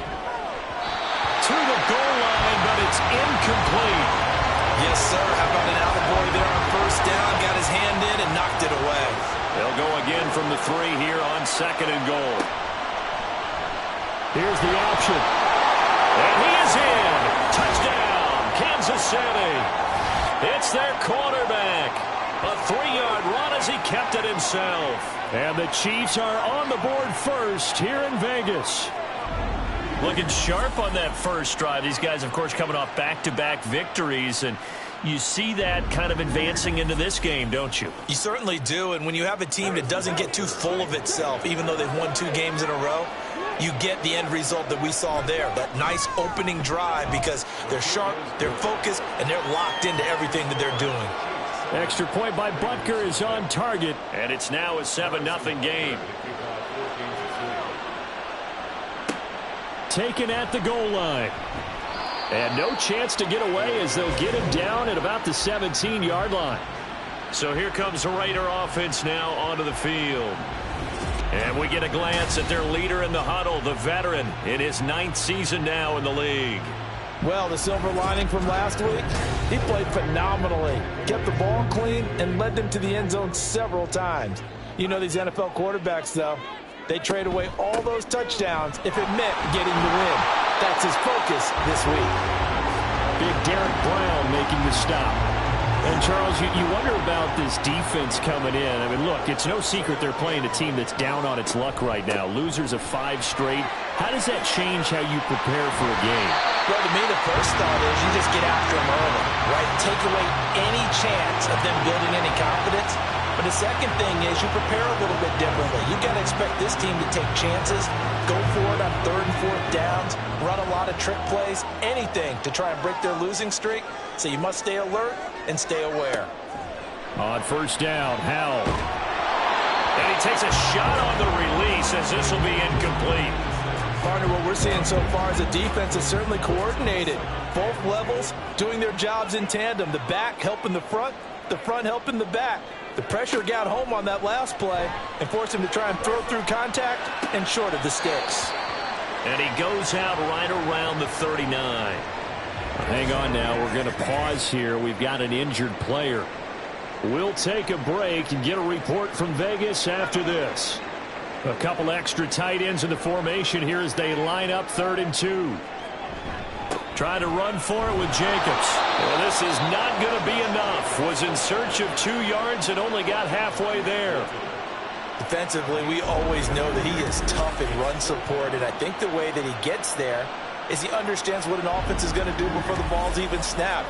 A great job of scouting prior to the game, then reading, reacting, and taking the right path to the ball carrier. He punted 4 times in the loss last week as he gets this one away here. He'll look to set up his blockers. 33 yards is the distance on the punt there. And it's Chiefs football. 1st and 10.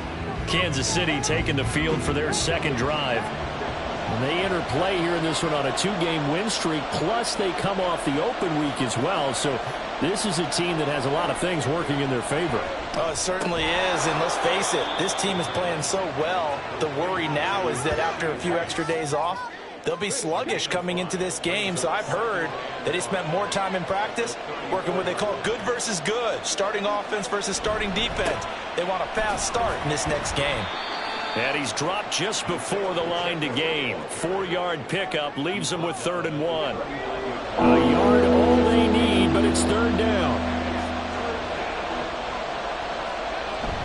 They'll try for the first with Pacheco. And some pretty strong running there as he'll take this across the 50 and down to the 44. First down for the Chiefs. Solid chunk of yardage. 17 on the play. Just about every coach we talk to says the crowd shouldn't affect us. That shouldn't be an issue. And then the next breath they talk about taking the crowd and taking them out of the game by picking up first downs and keeping them at bay. I think we just saw an example of that there, didn't we? Important to do, especially early in the game like they have. So here's a 1st and 10 now in Raider territory at the 44-yard line. And now whistles and a flag, and I think we got a jump here. Neutral zone infraction, defense.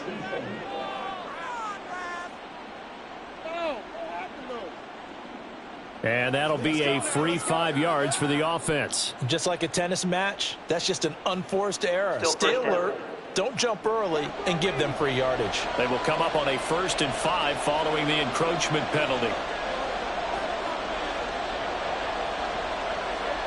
Back to throw. Jamison Williams. And he's hauled away down to the 6-yard line. 33 yards that time. Well, as my dad would say sometimes, I'm just scratching my head here trying to figure out what was going on there defensively. How did you lose him in the middle of the field? If you're going to lose a receiver, make sure it's someone on the short side of things, not deep downfield, that can hurt your defense.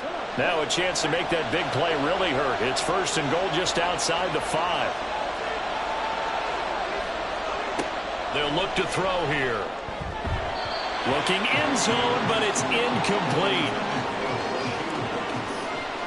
They come up here with another shot from the 6-yard line, and it's 2nd and goal now. They'll set up to throw. Toward the pylon, caught. And in for the Chiefs touchdown.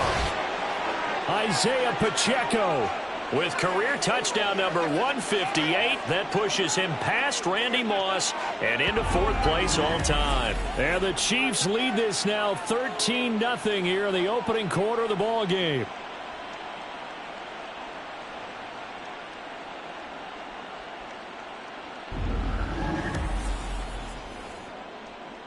Butker now to add the extra point.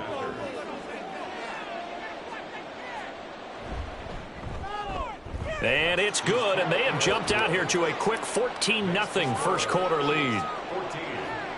That time a 6-play drive, and it winds up with the Chiefs hitting pay dirt. This taken in at the goal line. And they'll start this drive just across the 30. Pretty nice work on the return. 2nd drive of the game coming up for this Las Vegas offense. They find themselves in a good-sized hole here, and a good-sized hole early on in this game as they come up on 1st down. They'll begin on the ground with Jacobs.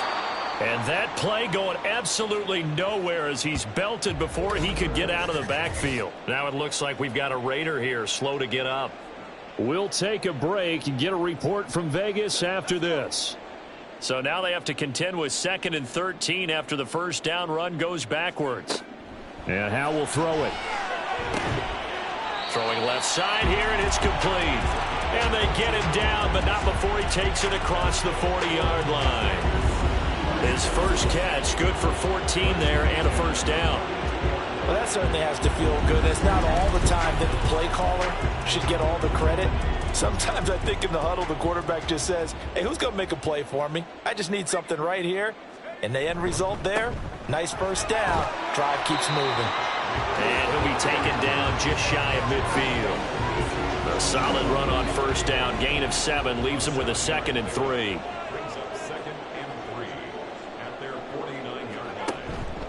Once again, it's Jacobs.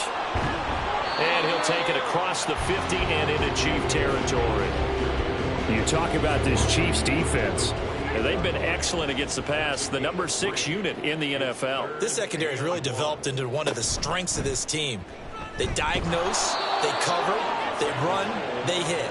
What a nice team. Call it no gain on the keeper, and it's going to bring up a 4th down. They tried their best to pick up that 3rd and 1, but their surge wasn't enough to counteract what came back at them from the defensive side, was it? Offensive line, especially in the middle, looked like they were on skates a little bit when that one started. So now we bring up 4th and inches. This will be a critical call. And on 4th down, on is the punt team sending this one away. And they'll play keep away from the returner as this one will be marked out of bounds at the 13-yard line. Pretty good spot. KC's offense ready to take over. It has been about as perfect of a start to this game as these guys could have asked for, Charles. They've scored on their first 2 drives. They still haven't given anything up on the other side of the ball, so they can already make this a 3-score game here if they can come away with points on this drive. Yeah, they're almost pushing them to the brink, aren't they, partner? Almost to the point now where it's a loss of words for me, which I know would excite all of our viewers, but you're just not supposed to see that type of dominance so quickly in a game like this. Everything they've done has been working so far. Offense, defense, you name it, it's going well for them. The throw over the middle taken in. And he'll be taken down, but not before they work it across midfield. 24 yards the gain there. Another 1st down as well. Not only have they completed a couple on this drive, but they peeled off some pretty good chunks of yardage, too. Absolutely. Great start. 2 nice plays in the pass game. Now can they continue to feed off that? Now on 1st down, he'll drop to throw it. It's caught on the right side. Williams. And he's corralled, but not before getting it inside the 35. Another nice gain, 13 yards that time, and another first down.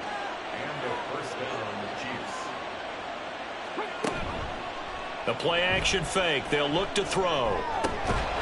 And that is incomplete. He couldn't hold on through the contact. Brings up second down.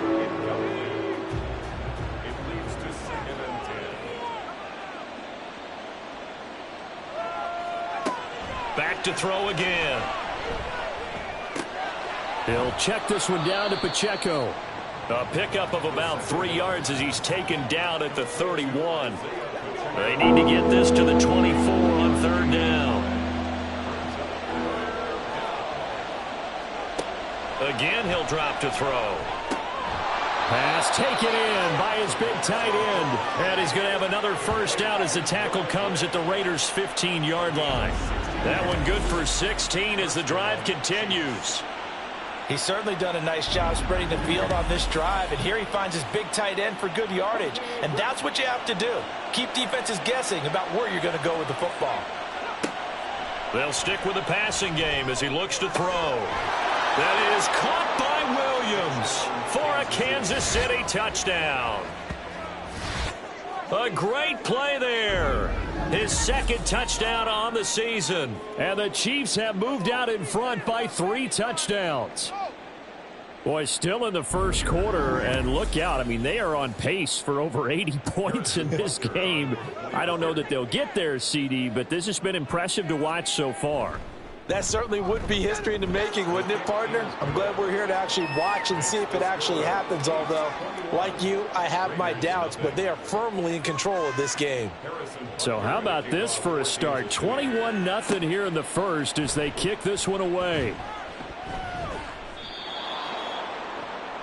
Here's Las Vegas ready to take the field.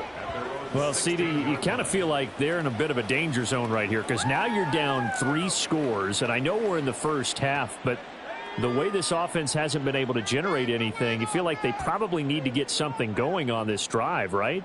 Yeah, and sometimes I overuse that this is an important possession, but I think this has to be the possession where they come up with an answer because only a few teams in league history have ever come back from a 4-score deficit. And if they don't score here, that's what they could be facing the next time they get the ball. 21-0 our score after 1. Second quarter from Vegas. The homestanding Raiders with a football here. They work now on 2nd and 9. As they've got it as we resume action. Second down, Jacobs once more. And a short pickup there as he'll take this up to right around the 20. They follow up the first down 1-yard run with a minimal gain of 2. Here's 3rd and 6. Faking the handoff, Howell. That is caught. And he is going to have the Raiders first down as they're able to get the 3rd down conversion. Ball up to the 35 now as they come up on 1st and 10. Running straight ahead is Jacobs. He'll get this to about the 38. He's definitely tough to get down. We just saw it right there. But how about what we did see? Pursuit, wrap up, and then the big finish with the tackle. Second down, Jacobs once more. And good running there as he'll take this all the way up to midfield. 41 yards rushing for him now on what was his 10th carry of the ball game. This offense finding its legs now. Here's another 1st and 10.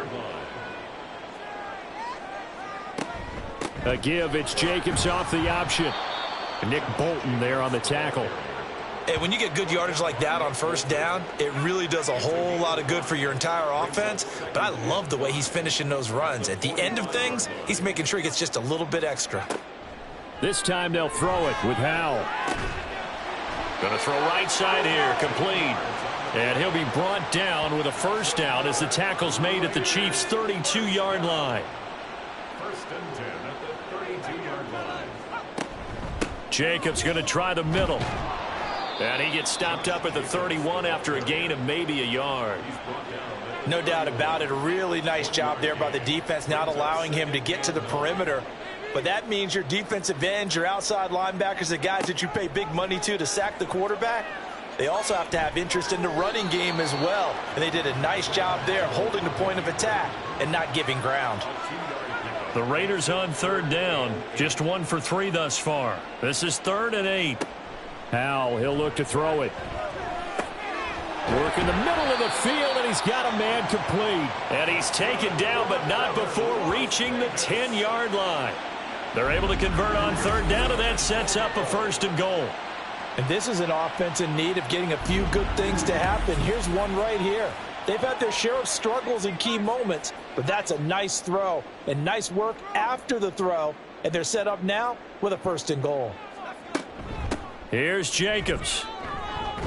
And they'll be driven back here, losing yardage to the 10-yard line. That's going to go as a loss of a yard, and it'll be 2nd down.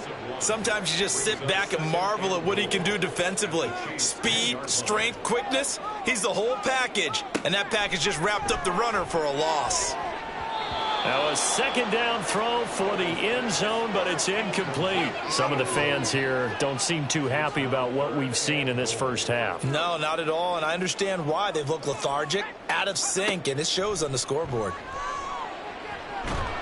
He'll be hit and taken down at the 21. And now after that sack, we'll pause here a moment because someone was shaken up on that play. We'll take a break and get a report from Vegas after this.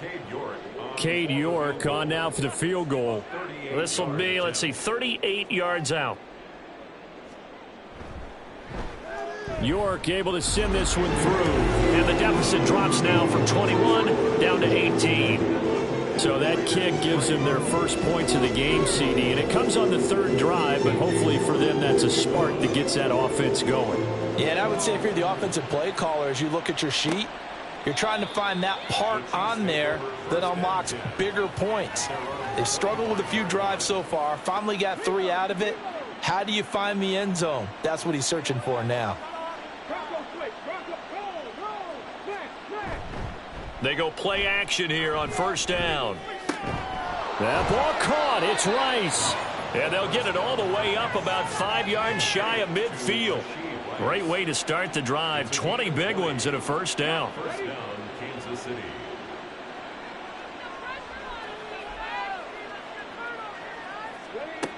Now they'll throw here out of the gun.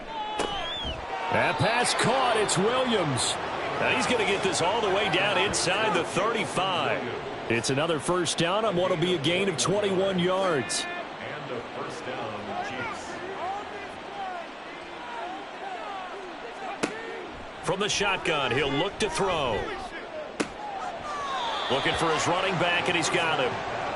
And we see another pitch and catch there to the running back. This position just continues to evolve. They become just as critical to the passing attack as a lot of receivers, tight ends, because their ability to make people miss in the open field can really generate big plays for an offense. Throwing again on 2nd down, but this time it's incomplete. Right up to that point, I was about to say he's had a pretty good half catching the football, but let's just be honest about it. He should have caught that one. And he knows that. That was one right in his breadbasket and one he normally catches. Able to find the open man. That's complete. And he's going to have another 1st down as the tackle comes at the Raiders' 21.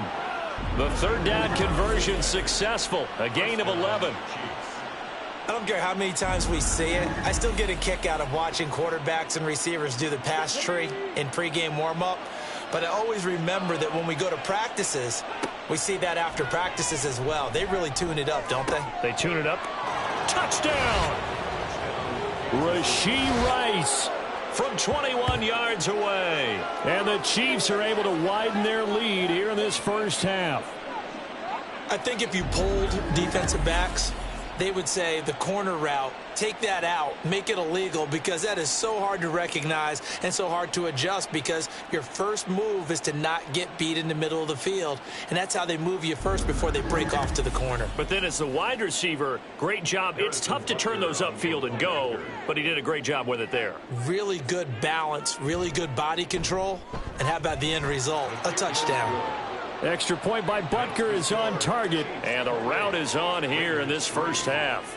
Now after the touchdown, here's Butker on to kick it away. This fielded right at the goal line. And tackled at the 21-yard line, so a net negative there of 4 yards. The Vegas offense ready for their next possession. It's been very much a slow start for them. 3 drives and just the 3 points, CD. Yeah, if you're into the points per drive ratio, that answer is 1. And that's not going to get it done in a ball game. They've got to find a way to finish these drives in end zones, not having balls go through goalposts. And here comes throw number 1 for the backup QB. And his first throw here is incomplete. They head to the line facing a 3rd and 7 following the incompletion on 2nd down. He'll look to throw. Oh, had his hands on it, couldn't bring it in. Pretty symptomatic of how this game's been going. It's going to be another frustrating end to a drive here. This offense, they've not been able to get anything going in this first half. And now it's going to be time to gather on the sidelines and try and figure out what's going wrong. Who has an idea? Who has a plan? Time to implement it.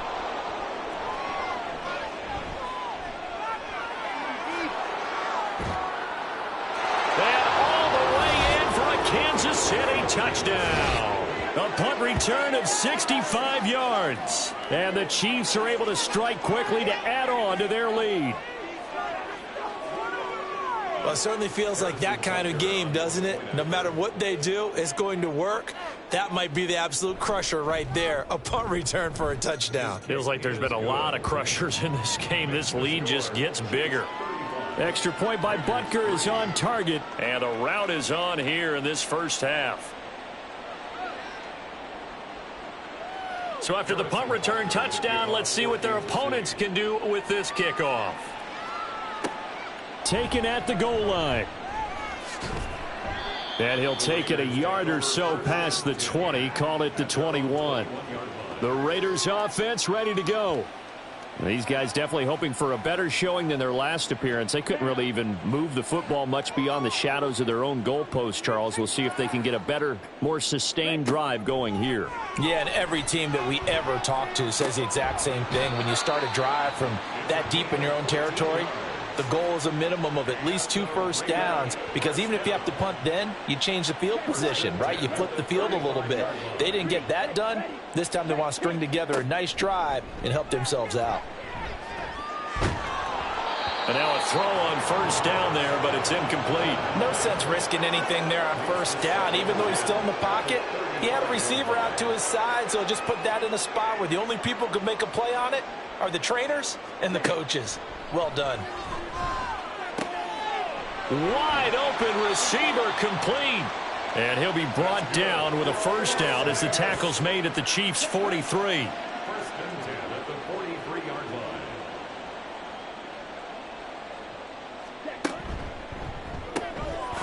Off the RPO, he completes it. And he got blown up. Losing yardage on the play back at the 44.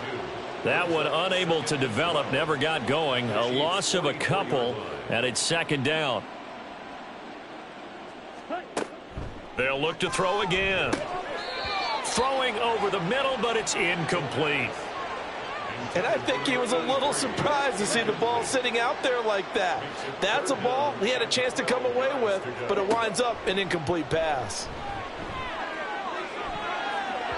Now a shot taken on third down, but it's going to wind up incomplete. They decided the opportunity was there and launched a deep ball, but he was unable to get away from the defender. Couldn't create space, couldn't uncover at the end of the route, and that one winds up incomplete. On fourth down, the punt team is on as this is sent away. And that hits at the 6 and carries into the end zone for a touchback. The KC offense out of the huddle, ready for their next drive. They'll come out throwing here to start the drive. And this is caught by Williams. And he'll get this one way up just shy of the 45-yard line. Call that a very strong gain of 24. Let's just call it what it is. This has been a flat-out struggle for this defense all game long. They've really had a hard time slowing them down. And while I'm not big on speeches and guys jumping up and down, They might need their team leader on defense to get in their face right now and light a fire under these guys. They've got to start playing better assignment football and start getting guys on the ground. Now a throw here, hauled in. This will be stopped about 2 yards shy of the marker. 8-yard gain, 2nd and 2. 2nd and a couple. At the Raiders' 48-yard line. Looking to throw. Throws out left. It's caught by Williams. And that play will go nowhere. Losing yardage back near midfield at the 49. Made the quick throw there outside the numbers, and you can feel the thought process. They just wanted to get in his hands and let him make a play. But how about the job they did defensively to keep him bottled up? Instead, they tackle him for a loss. He's going to get that to his running back out of the backfield. And he's going to have another first down as the tackle comes at the Raiders' 39. So we've reached halftime here in what is quickly turning into quite a rout. As we are off to Orlando now to check in with Jonathan Coachman at our EA Sports Halftime Report. Coach? Okay, Brandon, thanks very much. A lot to get to here as some of the division races starting to take shape as we look around the NFL here in week number 7. We'll start by heading out west, State Farm Stadium in Glendale. And in the second quarter, it's the Bears who are out in front. Brandon Ayuk, 2 touchdown catches on the afternoon. Next, we head off to check out another game. And they were losers in that one to the visiting New York Giants. Patrick Mahomes, a touchdown pass in the victory. Lastly, we head to the Gulf Coast and check on the Bucs at home in Tampa. And they were winners in that one over the visiting Carolina Panthers. P.J. Walker leading the way in the victory with 3 touchdown passes.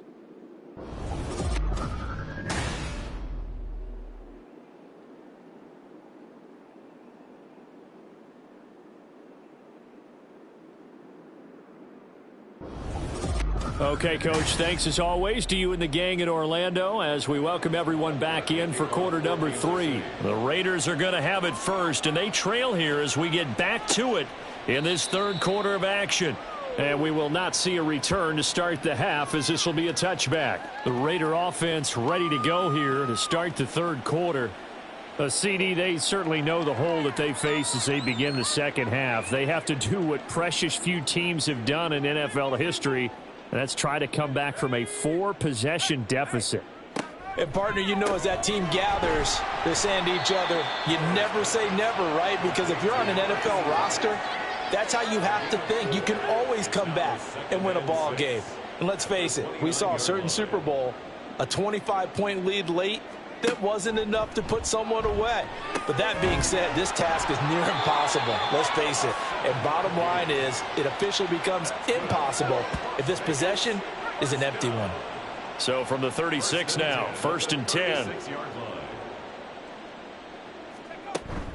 Here's Jacobs from the gun. And he'll grab a gain of 5 out of this up to the 41-yard line. Brandon, 5 yards on that run. Let's get back to the huddle and make sure if you're back, you spend time with your offensive line and give them credit. Hard to move those 300-plus pounders at the line of scrimmage, and they did for a significant chunk of yardage. And they're well past midfield, just a yard or 2 shy of the 40. Solid gain of 18 and a Raider first down. That's good for Las Vegas. Here's a handoff to Jacobs running left. And this one's going to go the wrong way. Losing yardage back at the 42. He'll lose a yard there, and it's 2nd and 11. That was well played there defensively. 2 tight ends in the formation, which essentially gave them 7 blockers up front. Hard to imagine with all that size and beef that they could let a tackler through, but that's exactly what happened. A loss resulted. And he's going to be out of bounds down around the 35-yard line. One thing you're hoping for when you run drag routes, you're able to hit a receiver in stride, and he can pick up a lot of yardage after the catch. But in this situation, the defense was effective, able to stop him before you get a good head of steam going. Now a 3rd down throw, but it misses the target, incomplete. And there's another stop. One of the league's best defenses is certainly bringing it again this week. So here we go, 4th down. Howell, he's got his target. That's complete. And he is going to have a Raiders first down by a good couple of yards as they end up getting 6 there on 4th and 4. 1st and 10 at the 29-yard line. Another throw for Howell. And that's going to be caught for a Raider touchdown. A great effort there. 29 yards. And the Raiders are able to cut into that deficit. Well, you know he can be explosive, and he's ultra explosive there on the fly route. And you know how many times we've talked to coaches and we've had quoted back to us, well, you know something? When you execute really well, it doesn't matter if they know it's coming or not. Well, sometimes athleticism beats you as well. He just took off and went. And that's almost like one of your Turkey Bowl games, isn't it? Just go long, man. I'll hit you. And it worked really well for them. York ready, and here we go as he sends this one away. And beyond the 20, but not by much. In fact, just a yard pass there to the 21. So here's the Chiefs offense ready for their first reps in half number 2. And the first half definitely went their way, and this would seem to be a great opportunity to kind of put this game a little closer out of reach with a score here. Yeah, and it's a wonderful opportunity for them because if they can add 7 more to their lead before the other guys even see the football, that could be the decisive blow in this game. I think that's how they're eyeing it. That's how they're approaching it. 2nd and a yard at the 30-yard line. On play action, they'll throw. That's going to be knocked away and incomplete. I would describe the way that he's played today as mature. He's already moved on mentally from that incompletion, and he's more than ready to throw his next pass downfield. Pass taken in by his big tight end. And he will have a Chiefs first down as they're able to convert by plenty there on 3rd and 1. Got to say, I was a little surprised to see him, Charles, come out in the shotgun on 3rd and less than a yard. Yeah, but the way the NFL is nowadays, we hardly ever see anyone really run for it on short yardage. Now a diving effort right sideline. He's got it. That one good for 12 yards into Kansas City first.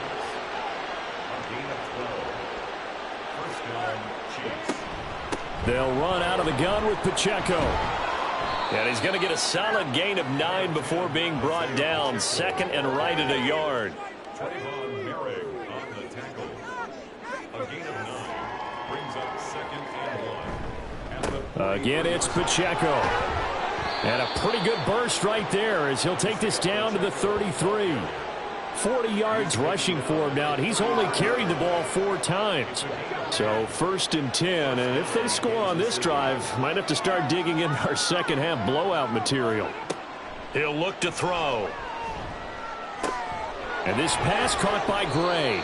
And inside the 20 before he's brought down. 15 more there, and they're on a roll. It's another first down.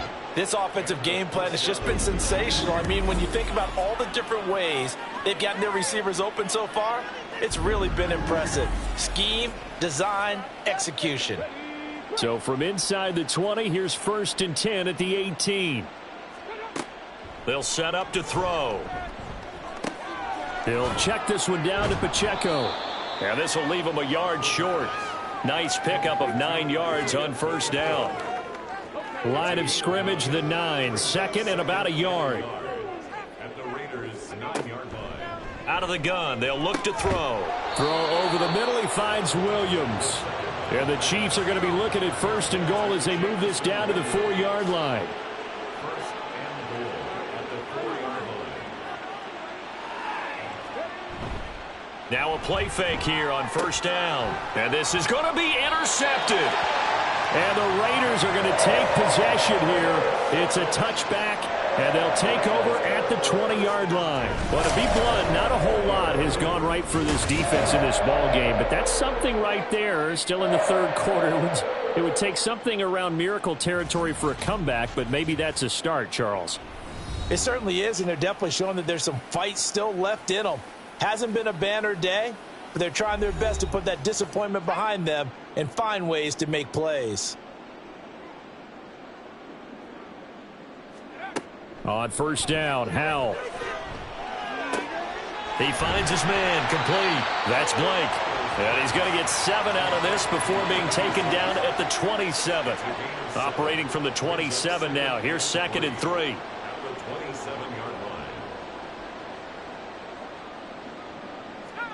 Howell. And he drops it incomplete. And their struggles continue here. The passing windows are just not there, and that's just another example of how great this defense has been all game long. And that's exactly what a top 10 defense can do. They can really change the game tempo and frustrate you as you try to execute offensively. And this is going to be a Raiders first down as the tackle made just shy of the 40. So from the 39 now, they'll come up on a 1st and 10. 1st and 10 at the 39-yard line. Howell completing the quick throw out wide. Only able to gain a couple there, and it's 2nd down. Brings up 2nd and 8 at the 41-yard line. And Howell will throw it. Throwing into traffic there, and that's complete. And he'll be taken down, but not before he works it past the 50. So now 1st and 10 in Chiefs territory at the 47. And they'll send the tight end in motion here. Here's Jacobs on 1st and 10. Now, boy, this defense again really making things tough on him as they stop him for no gain. 3rd quarter from Southern Nevada. Here's a 2nd and 10. Here's Howell. On the throw, led him too much that time. It's incomplete.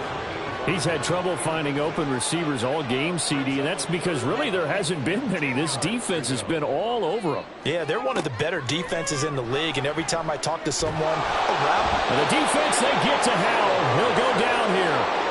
And the defense coming through on 3rd down, a loss of 7 to bring up 4th. Here's the Raiders punter now, as he's on for the 5th time here today.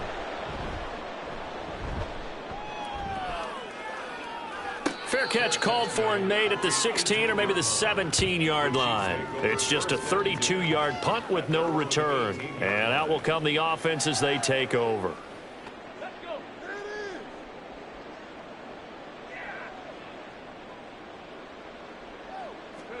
They go back to the air here after the INT on the last drive. Right side to Williams. And he takes us beyond the 35 before going out of bounds. An ideal beginning of the drive there as they'll get 20 and a 1st down. This is just more of the same. This defense has had no answer on a lot of these throws. They've let these receivers run wild, and here's another completion for good yardage.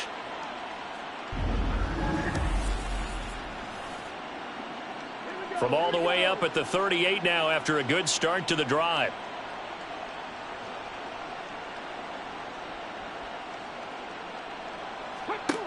They're going to look to throw. And that's going to be incomplete. Too tough to hold on to that one. It's 2nd down. It's now 2nd and 10. He'll look to throw. Open man right side is Rice. 9 yards, not quite enough, and they'll be left now with 3rd and 1.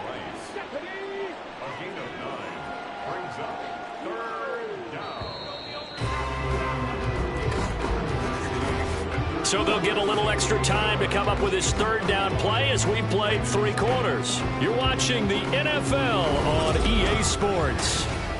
Back now in Las Vegas. Welcome back, everybody. The Chiefs on 3rd down. No problems to this point. A perfect 5 for 5. They need just a yard here. It's 3rd and 1. Throw left side, completion to Rice. These two have hooked up 9 times now this afternoon as they pick up the 1st. He's been the go-to guy. They needed a big play there on 3rd down. Went his way. It worked out. Doesn't matter whether they've scouted it or that they think he's going to get the ball. He has a knack for finding his way open and completing the connection. And a pretty good burst right there as he'll take this down to the 33. And hold on here because on that last run, it looks like we have a player who was shaken up. We'll take a break and get a report from Vegas after this. On 1st down, they go back to Pacheco. And he'll be marked down at the 26 with a gain of 7. Now, I think we can get used to seeing more of that in this fourth quarter, especially if they're having success on the ground like they did there. Yeah, I think back when we met with the head coach in preseason, and all he talked about was building a bully. And I think it was this situation he was envisioning. Trying to ice a game, plenty of time left, but being able to give the ball to his big runner and pound away and try and finish off a game. On third down, it's Pacheco. And he will have a first down at about the 21-yard line. Only 3 there on the pickup, but that's enough to move the chains. As I take a look at the clock, I realize that this drive has eaten up a good portion of the fourth quarter already. Got to tell you, partner, when you're trying to salt away a game, this is exactly what it's supposed to look like. Into the hands of Hendershot. And he gets it inside the 10 to the 9. A solid pickup of 12 yards, and now they're knocking on the door. 19 tight. He'll drop to throw. That is caught by Rice. Touchdown, Kansas City. A great play there. His second touchdown of the afternoon. And the Chiefs have sewn this one up as they add to their lead here in the fourth. Boy, he has been fun to watch throwing the football in this one. It's certainly not fun for that defense, though, Charles. Now up to 4 touchdown passes in this ball game. Yeah, we're supposed to be neutral, but I'm feeling their pain right now because he has absolutely carved up this secondary. A clinic on how to attack a defense and take them out of the game. Extra point by Butker is on target. And this one was over a while ago as they just add on to that big lead. Now after the touchdown, here's Butker on to kick it away.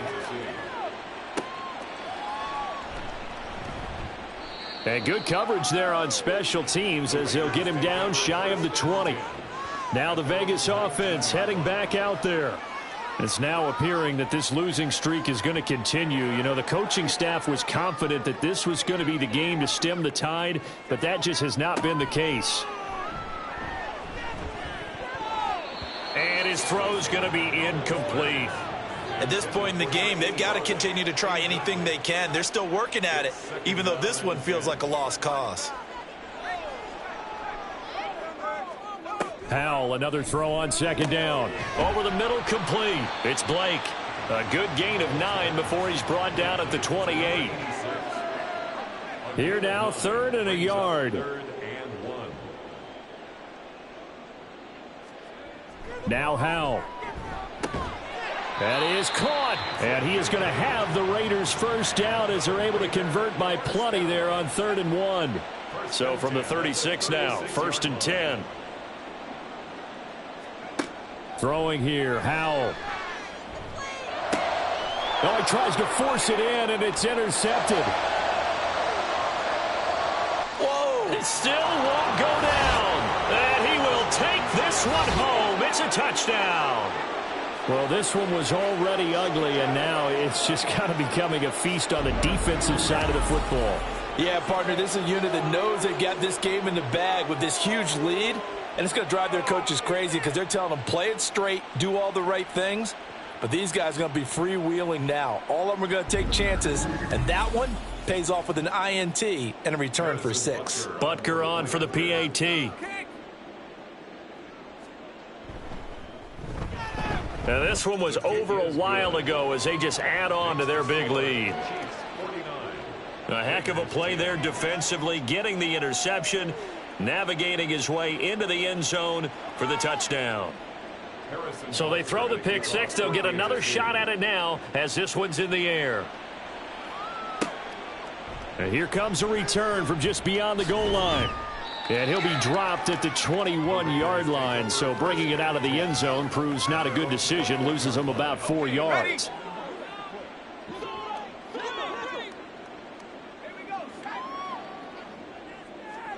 Howell throwing again after the pick 6.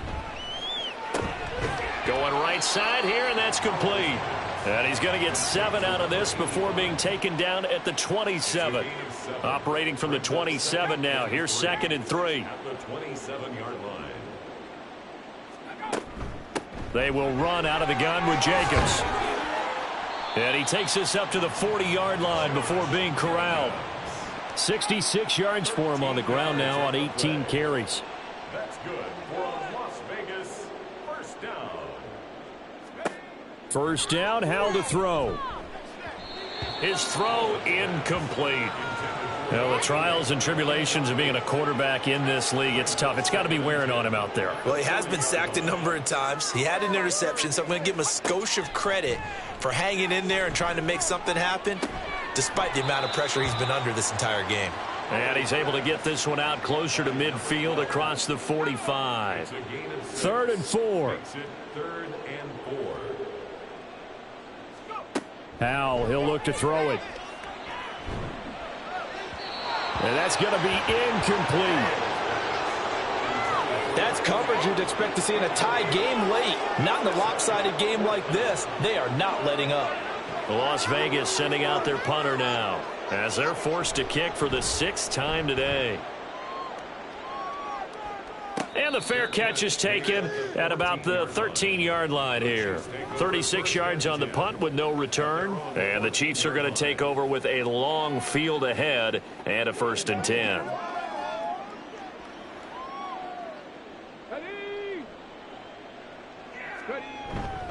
They'll start the drive here with Pacheco. And nothing much materializing there on the first down run. He'll get a couple, and that's it. That's it. That's what you want. Straight ahead positive gain. Just keep that clock ticking. Pacheco gets it again on 2nd down. And a nice gain there as he'll be taken down just shy of the 20. 4 yards on the pickup there as it'll leave him with a 3rd and about 4 more for a 1st.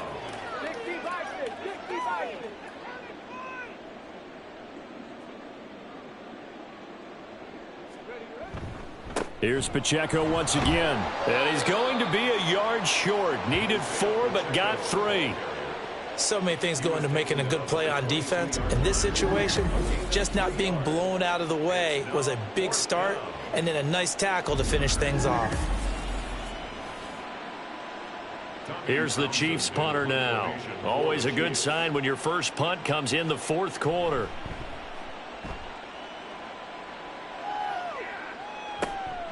Fielded at the 33. It'll be a 41-yard punt. Give them 5 on the return. And it'll be Raiders football, 1st and 10. Here's Las Vegas ready to take the field. Well, we said it at halftime that they would need a nearly perfect second half to erase that deficit that they were facing, CD. But unfortunately, the second half has pretty much been a carbon copy of the first. Yeah, that early lead was almost insurmountable the way their opponent was playing. And, partner, they do have some good news, though. This one is getting close to being over, and they can try and hit the reset button starting tomorrow. 2nd down throw for Howell. It's a short one here, complete to his tight end. And a 5-yard gain gets him to the 42. They'll need 5 on this play to move the sticks. Howell down to throw it. Pass taken in by his big tight end. And he is going to have the Raiders first down as they're able to get the 3rd down conversion. 1st and 10 at the 49-yard line. They'll throw on 1st down. Here's Howell. And a quick throw here, that's complete. And he is tackled inside the 40, not quite to the 35. 14 yards is the pickup there at a Raider first. So now 1st and 10 in Chiefs territory at the 37-yard line. Now a quick slant as the throw's complete. And they'll get this one down to about the 20-yard line. Another nice gain. That's now 30 yards between those last 2 plays. Howell throwing on 1st down here. A quick throw there is incomplete. At this point, down big, you'd have to imagine this defense are just going to sit back, blanket the field as best they can. Yeah, this is actually the easy part of the game for them because, just as you noted, they can sit back, keep everything in front of them. But they've blanketed the field the entire game using a variety of coverages. He'll get only 3 there, so it leaves him with a 3rd and 7 ahead. Just 2 minutes remaining here in the 4th quarter of what has been a one-sided affair. So it's Raider football as we get you reset. This will be the 8th play of the drive. It's 3rd and 7. Back to throw. Howell. Firing quickly here, and that's complete. And a pretty nice tackle there, ranging up from his free safety spot as he'll stop him about a yard short. I thought maybe when he caught, he'd have a good chance of getting that first down, but that's a nice job of holding him up and preventing him from getting to the sticks. All right, they're going to try and keep hope alive here on 4th down. They're going for it. They go with Jacobs, and he's able to pick up the first down before he's tackled right at the 10. No reason not to try it there, and they do indeed convert on 4th. Hal to the air on 1st and 10. To the end zone, but it's incomplete. The coverage keyed in on him since that last completion his way. He earned a little more attention on that route, and that made it a lot tougher to get a clean throw his way. They swing that out wide to Jacobs. And it looks like he'll be just a yard shy of the 5 here as he's out at the 6. 3rd and goal, trying to make that scoreboard at least a little more respectable. Howell from the gun. And this is going to be incomplete. Well, so a drive that spans all that time, and yet you may only come away with 3 points here. Well, your defense, all right, they actually like these long drives. They get to rest over on the sidelines for a while. But when you're not finishing with points in terms of touchdowns, that's frustrating. They've got to figure out how to close out these long drives and get 6s instead of 3s. Well, in the grand scheme of things, those 3 points likely not going to matter much, but I guess they get a little closer, a little more respectability. Yeah, you're exactly right. They've been outplayed all game long, but like my mom used to tell me all the time before I went out, dress up a little bit, son. Make yourself respectable. And that's what they're doing here. They're just dressing up the final score. And he takes this near the 25, just a little pass there, call it the 26. The Chiefs offense set to go. And it would appear that the open week a week ago came just at the right time as they have dominated the proceedings here into this 4th quarter. No room to be had there on the first down run as he's lucky to get back to the line of scrimmage. Here's 2nd and 10. 2nd and 10 at the 26-yard line. Headed straight, it's Pacheco. And they work this well upfield across the 45.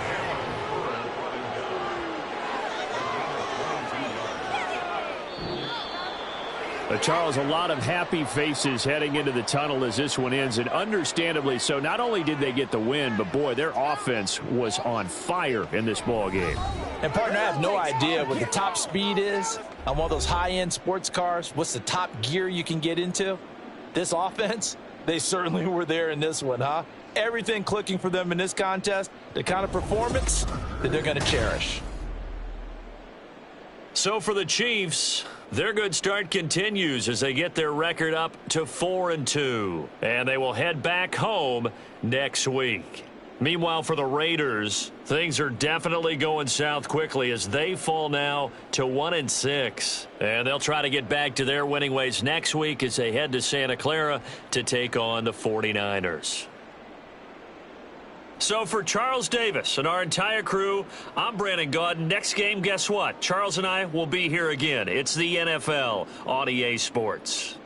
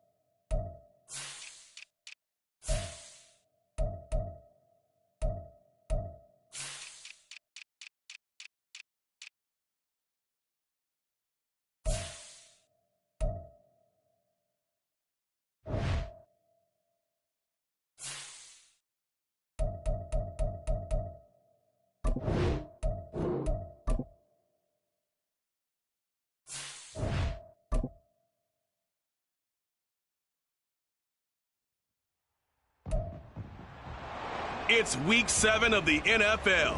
And coming up, we'll see Kenneth Walker. He was an unstoppable force last week with well over 200 yards. It's the 49ers and the Lions, and it's coming up next on Madden Football. The onset of fall weather, certainly a welcome occurrence for folks in Silicon Valley, and we've got football on a gorgeous day here in Santa Clara as we are situated at Levi's Stadium. Today we've got a matchup here in pivotal week 7 as it'll be the Detroit Lions taking on the San Francisco 49ers. Hi again, everyone. Brandon Gaudin alongside Charles Davis. And Charles, you take a look at these 49ers as they interplay here. They were winners last time out, so they'll be looking, Charles, to make it 2 in a row. And what I enjoyed when I watched their game tape and their victory last week is they put it together in every phase. Good offense, good defense, and some key plays on special teams. Let's see if they can get that second win in a row. Meanwhile, for the Lions here, they come in feeling good after back-to-back victories.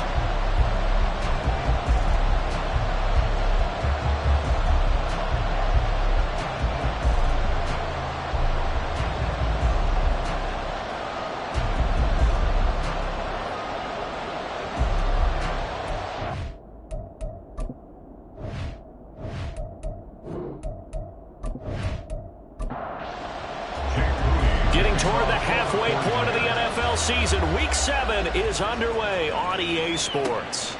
From a couple yards deep, he'll bring it out of the end zone. This drive just across the 30. Pretty nice work on the return. So here are the Lions now coming out for their opening drive. And leading them out is their 5th-year quarterback. And when you watch him play, everything just looks like it comes so naturally to him. When he's dialed in and finds that zone, passes are crisp, he sees the field really well, and he takes charge as the leader of this offense. Throwing to start the drive. Hawkins got an open man. It's Foster. And he'll be taken down, but not before they work it across midfield. And a nice gain of 21 yards.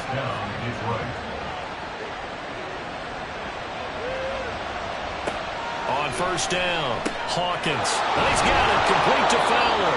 And he's corralled at the 40, but not before picking up 8.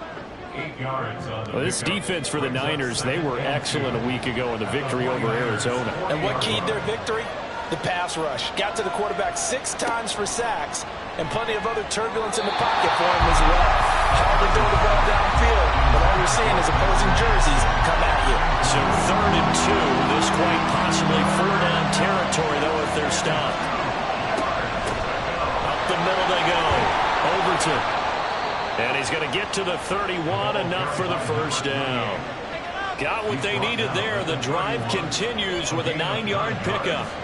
Line of scrimmage, the 31 now on 1st and 10.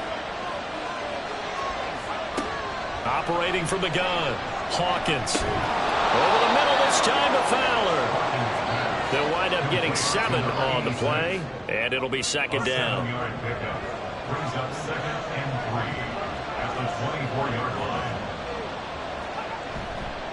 Off the play fake. Hawkins. He completes this to Sutton.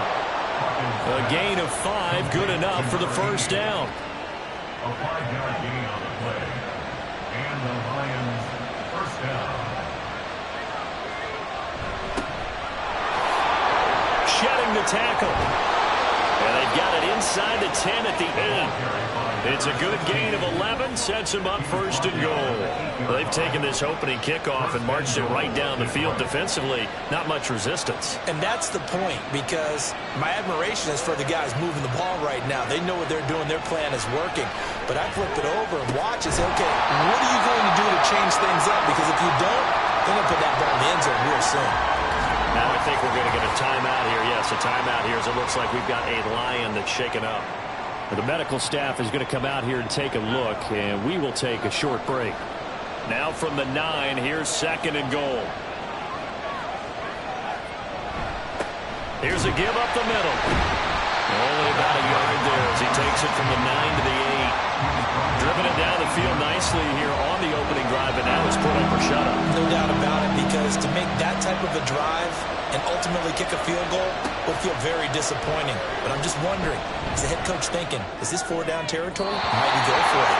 Meanwhile, on third down, they take a shot at the end zone, but it's incomplete. Great defense there on third and goal. They took away everything, forced him to fire that one to the sideline where no one could get him. Fairbairn able to put this one through, and the Lions are going to take a 3-0 lead. And all in all, a pretty decent opening drive, Charles. Pretty balanced. They had the passing game going and the rushing attack, too. I would think they have to be happy with that start, because you get your ground game going, which means your offensive line and your runners are pretty happy, and then you get your aerial attack going as well, so your quarterback and receivers have smiles on their faces. Now both up to speed, awaiting their next possessions for this game. They can't wait to get started again. So here's the first drive now for the 49ers. And they will be led out by their 6'3" quarterback. We're seeing it more and more in this league, how teams love to have athletes back there taking the snaps, guys who can throw it and move around and get yardage with their legs if needed. He's one of the best examples that we see out there right now. He can throw for hundreds of yards one week and then run for 100 plus the next. He adds an extra dimension that really confounds defenses when he puts it all together. Now a 2nd and 10. They'll run. It's Kenneth Walker, and he'll manage only a couple here up to the 25. You talk about this Lions defense, and they've played well against the pass, currently ranked 7th in the NFL. Yeah, defending the pass hasn't been an issue for them. It's been stopping the run. And if they don't stop the run, they can't get back to their strength, which is guarding against the air attack. Powering forward. And they'll get it all the way up about 5 yards shy of midfield. That one a broken play, but it ends up being a good play. The scramble goes for 20. He's a talented runner, and that means he's always looking for bigger and bigger gains when he takes off. Certainly found some bonus yards there beyond the first down marker, and this early drive will continue with that extra jolt from his legs.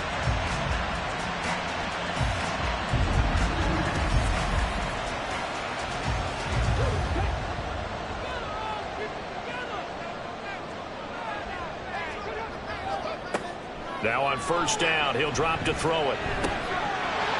Oh, he's got a man wide open, complete. And he's going to get this all the way down inside the 35. A good pickup there, 21 yards. So the ball moves into Lion territory now. Here's 1st and 10 at the 34. From the gun, it's Walker. Ooh, with a juke. And he'll be out of bounds as he gets it down to the 30 there. And we're going to stop play here, at least momentarily. It looks like there is a 49er who's in some discomfort. The medical staff will attend to him, and we will step aside. Ball on the 30 now. Here's a 2nd and 5. Now they'll throw here out of the gun.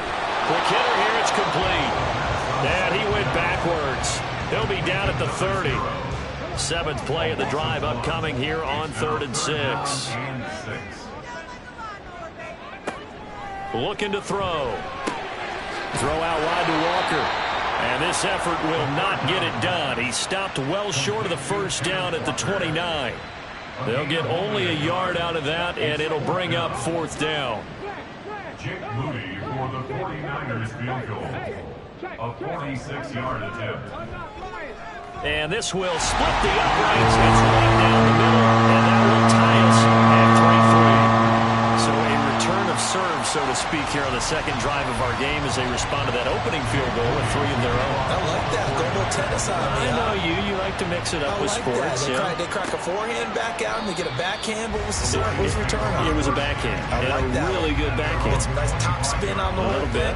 I love it. Almost a mirror image when you really get down to it. I thought that was pretty good stuff.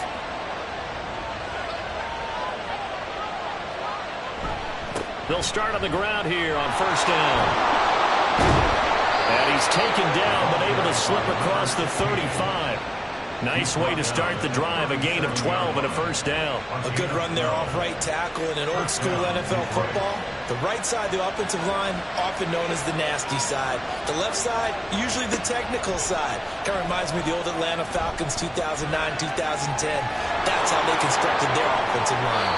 Opted to run for it. The decision a good one. Picking up the first, getting 14 yards on the scramble. That's the first time he's called his own number, but he's got to be overjoyed with the results. He wasn't just going to settle for a modest gain. To me, he was determined to come through with a big message to a defense that slept on him in the pocket. The lane opens up that time as he'll be brought down just short of a first after a gain of about 9. 2nd down and a yard. A gain of 9 brings up 2nd and 1. Now they'll switch it up here and look to throw. And that falls to the ground, incomplete. A nice job of bodying him up defensively. And now it brings up 3rd down.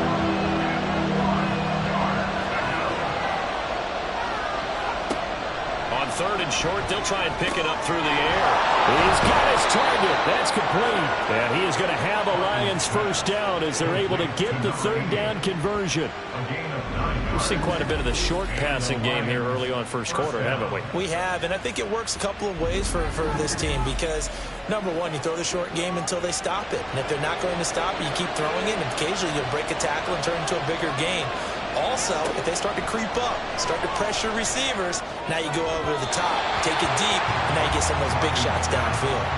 And now a throw on 1st down there, but it's incomplete. Line of scrimmage, the 31 as they line up 2nd and 10. Off play action. Hawkins. Pass hauled in by Johnston. And he is out of bounds inside the 30. He'll get only 3 there, so it leaves him with a 3rd and 7 ahead. So 7 yards from the 1st down here as they come up to the line of scrimmage. They'll look to throw again. Throwing right, and that's complete. And this will move the chains again as the tackle's going to be made at the 49ers' 17-yard line. 11 more yards there, and this methodical drive continues. They had to settle for 3 last drive, hoping this second go-around ends in 6. In good possession, 1st and 10. A throw there, but that's going to wind up incomplete. Against a team coming off a win just as your team did the previous week, you talk about being physical all game long. Sometimes being physical is just being on the spot and helping force the incompletion. And a quick throw here, that's complete. And able to get this down inside the 15, either the 13 or 14 before he's out of bounds.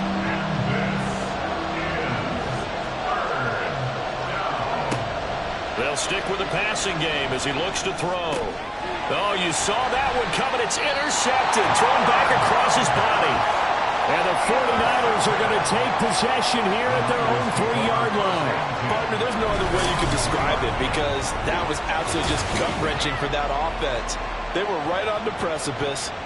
Points were available. All they had to do was just fall forward, and they were going to put them up on the board. Instead, a long drive ends in heartbreak and a melancholy trip back to the drawing board. I like it when I go a little bit lyrical for you. The San Francisco offense ready to start their next drive. They take over here following the interception. That's the good news. The tough spot is the spot that they're in. That's inside the 5 in the shadow of their own goalpost here. 1st and 10. Now, during that run, an injury here We got one of those big blockers in some discomfort. Now a 2nd and 6.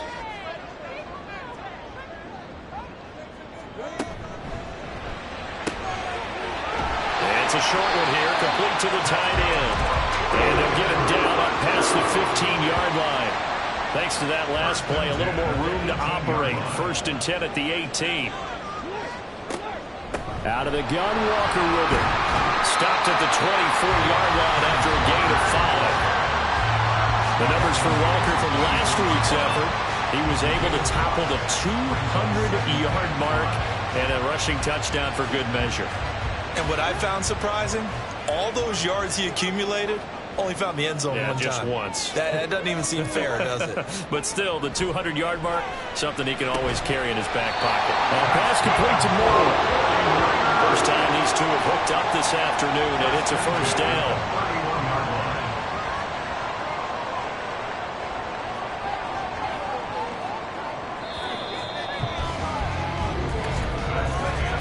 These two teams all tied after one. The 49ers with the football here to begin the 2nd quarter. Line of scrimmage, the 31 now on 1st and 10. Trying the left side with Walker. There he goes, left side. And they'll get it up just short of the 45 at the 44. 13 yards there and a Niner first. A big hole there. How about him handling the point of attack? Just positioning himself so that run could go right off of his backside and deep into the secondary. Back to throw now on 1st down. And it's a short one here, complete to his tight end. The Niners at 5-1 here in this early part of the season. And they were winners their last time out, so they'll be looking to make it 2 in a row. And so much about football, partner, comes down to mindset. Being in the right frame of mind, and the best way to get in that good frame of mind, winning. So they come in feeling good. They've got the home crowd behind them. I think they're going to be tough to beat in this one. The 8th play of the drive coming up. It's 3rd and 3. From the midfield stripe, they'll look to throw. And unable to connect. If he had caught it, it would have been a 1st down. Instead, it's 4th. Here comes the 49ers punter now, as he should be able to pin him back deep here with his first punt. And this will be out of bounds at the what here? The 12-yard line. And Detroit getting set to go now. And they entered play on a 2-game win streak, and then they've got the open date on their schedule next week. So this is a group that's really looking to hit the break on a high note. And this will obviously be a tough game for them, but go ahead and play this out with me, partner. If they win here and make it 3 in a row, they get to heal up after that. You got to think that's an ideal setup and a worthy goal to play for in this one.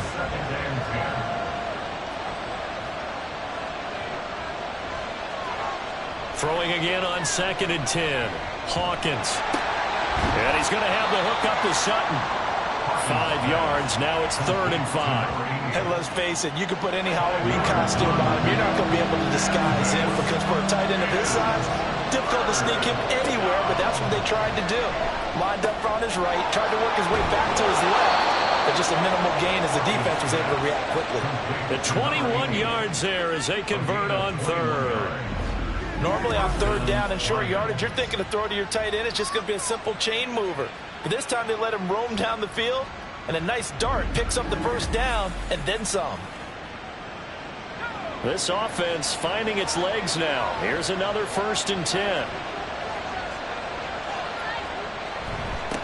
Now a handoff up the middle. Allison, and this will be stopped at the 44. That one good for 7 yards. 2nd down and 3. Brings up 2nd and 3 at the 44-yard line. Operating from the gun, Hawkins. Rifles one, and that's going to be intercepted. Picked up by Talanoa Hufanga. And the Niners are going to take possession here at their own 47-yard line. So rare to see any quarterback toss back-to-back interceptions in the NFL, regardless of status or experience. Whether it's him personally or just the offensive game plan, I think this defense is reading something out there, and they're holding the upper hand. Kenneth Walker headed back out there. And he's sure looking like a lock for a 1,000-yard season. Don't know if he's going to get it in this game, but he'd probably like to just to get past that point. Yeah, and if he doesn't, as you noted, there's still time, still opportunity. There's still more games to be played. So, yeah, it's not a lock, but barring injury, it certainly looks like he's going to get there. And what an accomplishment that is. Anytime you get over 1,000 yards, you're celebrated in the NFL. It's been quite a season. Still a couple chapters left in that book, though. He'll try again with the arm here on second down. He completes this to Walker. And that'll be good for 8 yards to the 45. The defense was ready for the back to leak out and even had a second player waiting to double him up. If you're going to commit to doubling a back, you better prevent a completion, but give him credit. Extra determination, extra effort, turn it into a successful play. It's a first down following a gain of 3. Catch number 100 for his career right there, and it's good enough to keep the chains moving. Again, he'll drop to throw. Over the middle and into the hands of his receiver, Moore. And that's good for a pickup of 10 yards. And that'll leave him with a second and just a few inches left. At the Lions' 32-yard line. Back to throw again. And it's a short one here, complete to the tight end. And it's going to be another first down as they'll get him to the ground at the Lions' 21. They're going to look to throw. And this will be incomplete. Physical play on the football there, and it's second down. Makes it 2nd and 10 at the 21-yard line. Running left is Walker. And he's going to take it in. Touchdown, San Francisco. Ken Walker with his 6th rushing touchdown on the year. And the 49ers have now taken the lead. You get in a second and long situation down here in the red zone, I'd say most defensive coaches would think pass, let's bring some pressure. So this is kind of a tendency breaker here to hit him with something on the ground, and he'll take it all the way into the end zone.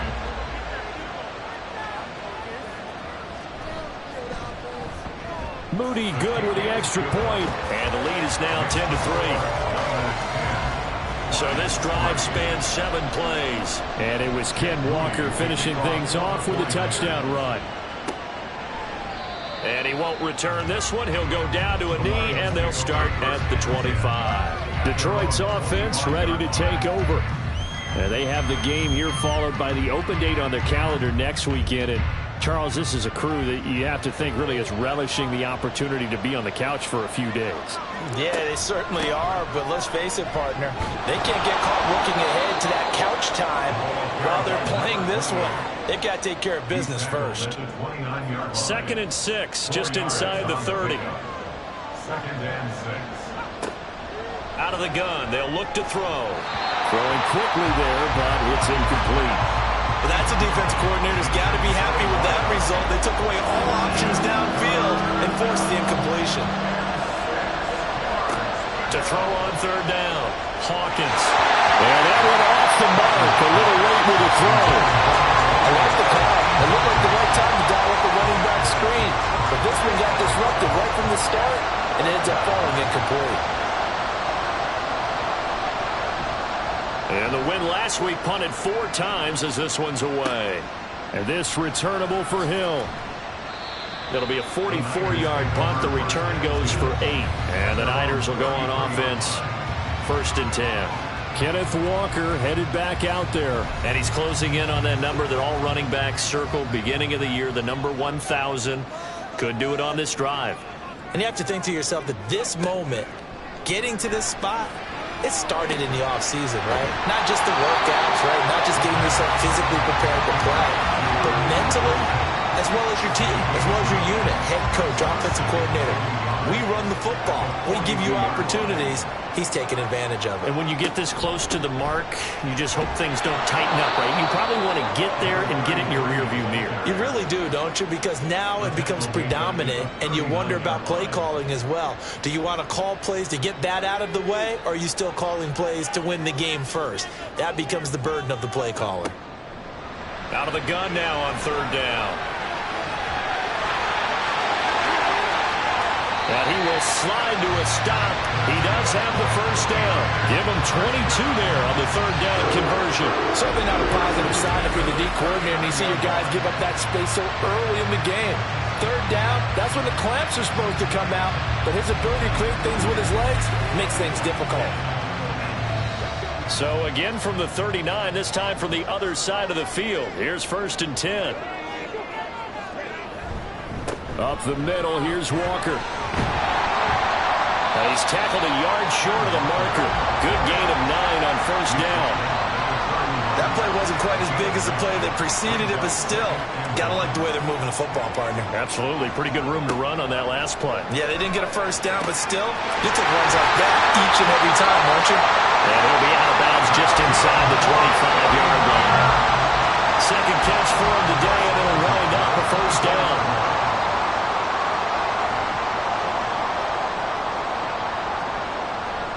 To the right side, this is Walker. And he's going to lose yards. They take him down at the 26. 2 yards the loss, 2nd and 12. I like the strategy. Extra tight ends, extra beef. They want to run the football, but that means they probably want to run it inside.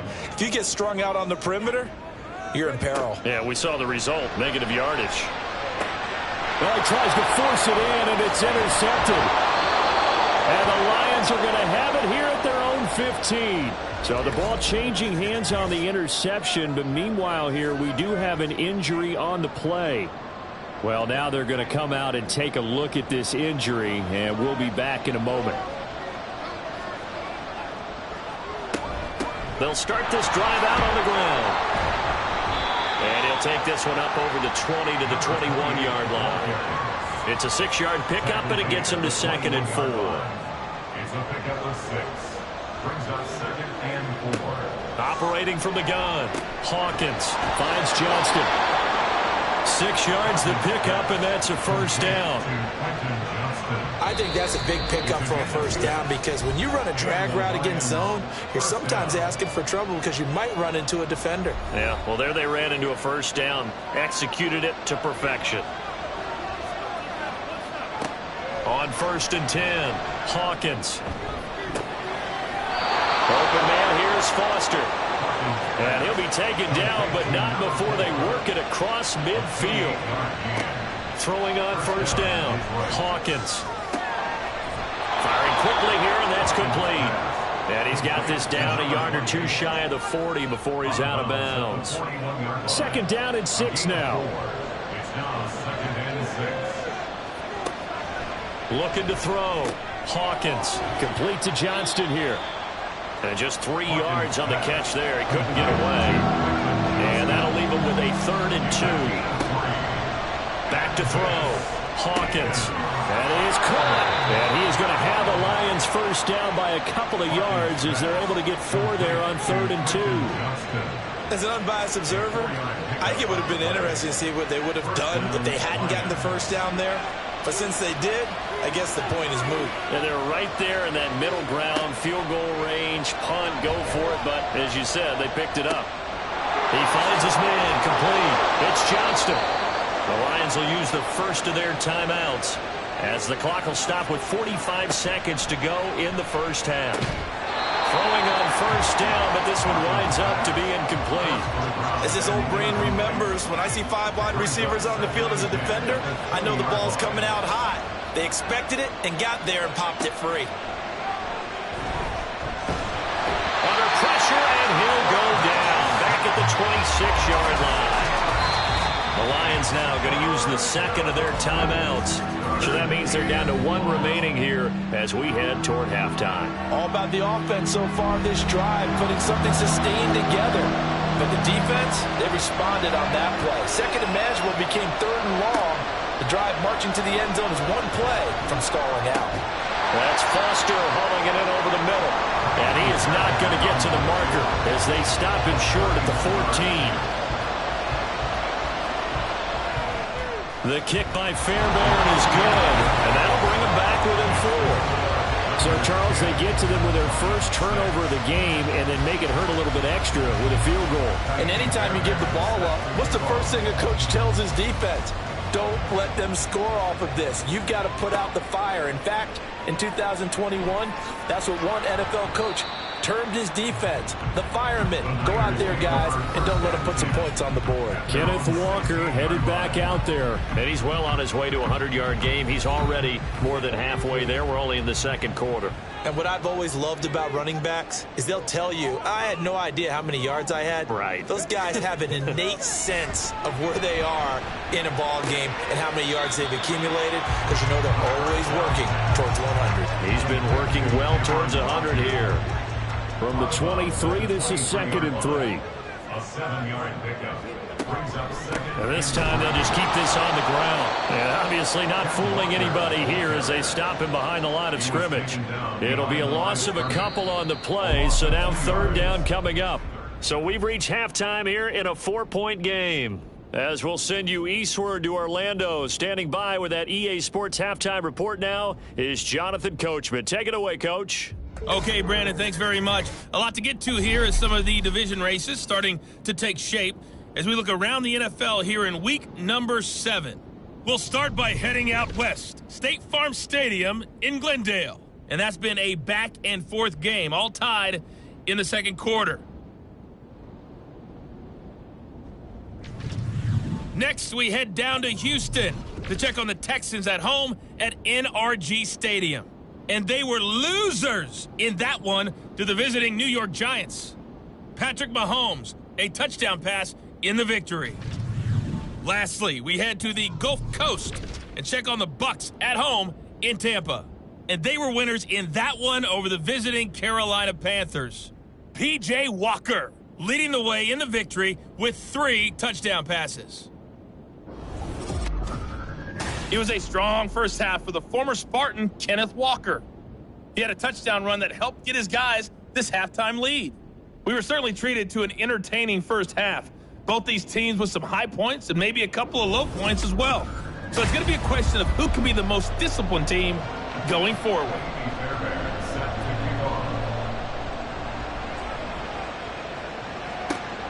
This taken in at the goal line. And he will be brought down here inside the 20. Good coverage as he's dropped at the 17. Here comes the 49ers offensive unit as they'll have it first to begin this third quarter.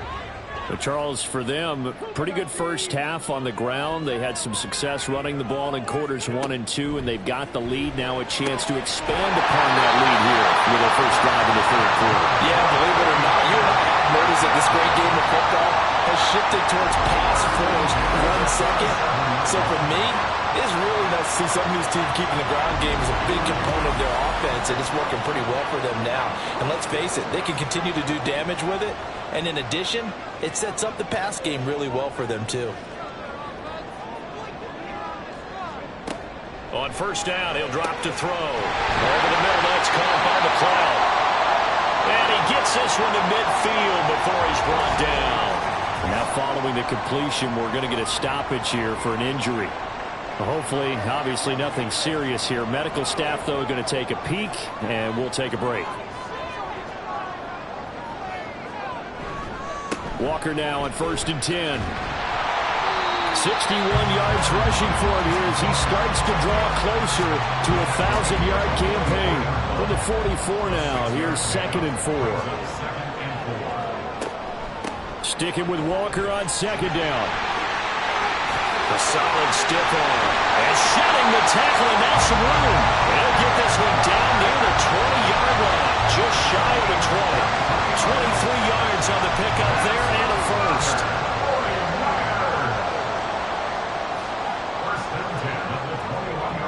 They'll set up a throw. Oh, there's that man again. It's complete. And he'll be out of bounds, taking it just shy of the 10 at the 11 or the 12. 2nd down and a little more than a yard here. Brings up 2nd and a yard. On the give, it's Walker. And now they're inside the 10 as he's brought down at the 9. It's a 3-yard pickup, and that sets up a 1st and goal.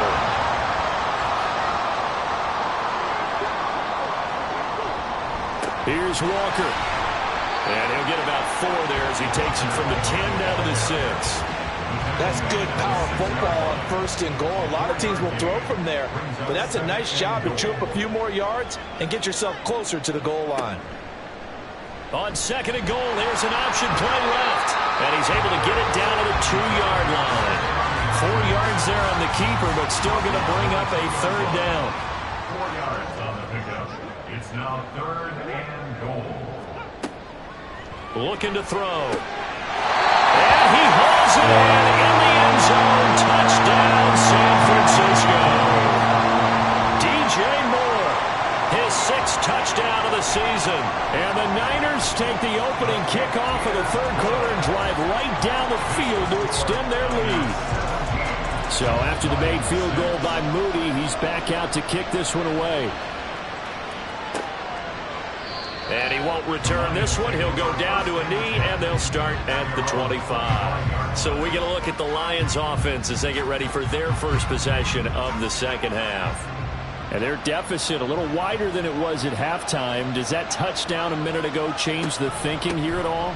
I think it does, at least a little bit, because now urgency has to start setting in. You can't go out there and go 3 and out and run the risk of falling behind substantially, but you have to do it without pressing, because pressing, that'll lead you into bigger errors.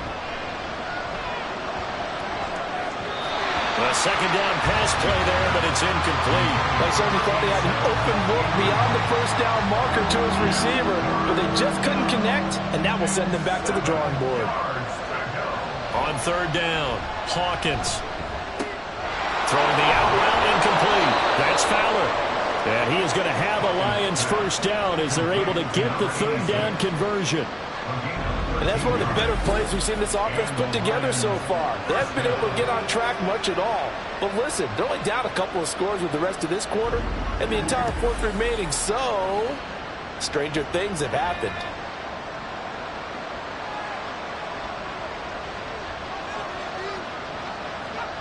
On 1st down, Hawkins. And they get to him after a gain of 6 to the 46. You know what I like about that play? He didn't try to do too much on 1st down. He took what the defense gave him, put together a solid game to bring up 2nd and manageable. Now they have a couple of plays to pick up just a few yards and a new set of downs. They try to throw on 2nd down, but this one is incomplete. This offense in desperate need of a conversion as they come up on 3rd down. Operating from the gun, Hawkins. And he's going to be intercepted a 3rd time. And the 49ers are in great shape here as they take over at the 46-yard line. This defense, Charles, coming up with another interception. They have really done an excellent job of locking up these receivers. Yeah, they're really on fire. They are actually doing what they talk about all the time, which is plastering to receivers when they're in their zones. They didn't give up a touchdown in the 1st half. Haven't done so here in this half either. Blanketed the field going all the way back to the opening drive, and they come up with a pick right there. The 49er offense set to get this drive underway. They'll start on the ground here on 1st down. And he's going to get it across the midfield stripe into Lion territory. 7 yards on the pickup there, and it'll leave him with a 2nd and 3. Well, no matter how they phrase it, staying on schedule, staying ahead of the sticks, whatever you want to call it, 7 yards on 1st down, that fits the bill. The throw to the middle, taken in. 2nd catch for him today, and they'll wind up a 1st down.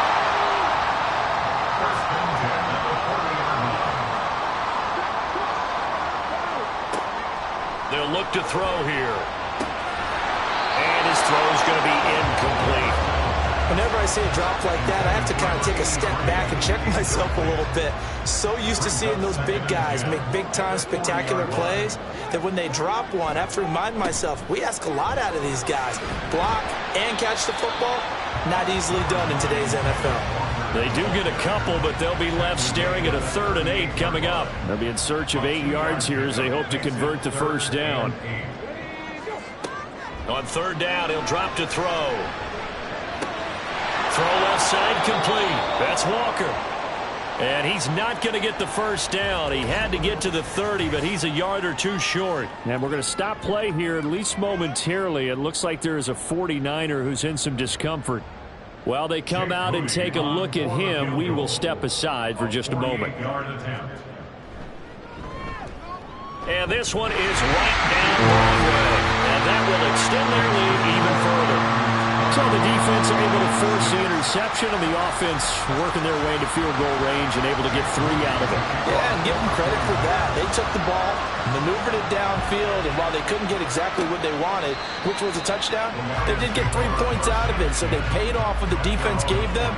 Both sides will be thrilled with that. Here's the Detroit offense now as they head back out onto the field. So now, Charles, this drive maybe a touch more important, trying to erase the memory of that interception they had the last time out. Yeah, and everyone goes through this because even the best in the game, you're going to have games where it just doesn't go right for you, and interceptions result. So, frankly, to me, it's all about how you respond, not just the types of plays that you call, but how you carry yourself, how you show your team that you're still with it, and how you continue to lead.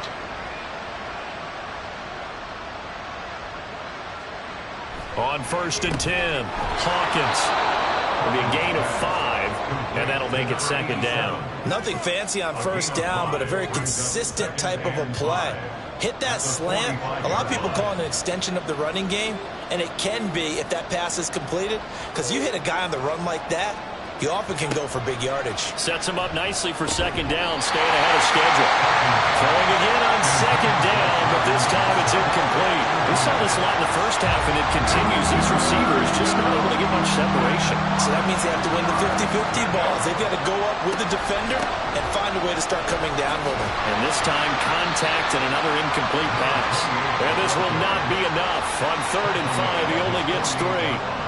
Another down on the scoreboard, but the urge to go for it is almost irresistible here on 4th and short. Yeah, I know they're on their own side of the field. I was going to say. Normally I would say punt the ball away, but I'm feeling it. I say go for it. Here comes the Lions punter now, as he'll kick it away for the 2nd time. And he gets it away, a directional kick going toward the sideline. And that ball's going to angle out at the 3-yard line, a beauty.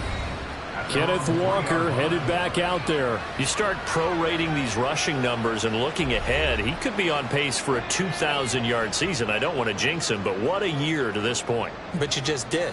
Sorry? That's okay. No, he can overcome that. I'm not apologizing to you. No. Okay. I like your attitude. But you're right. What's got to happen for it to actually occur?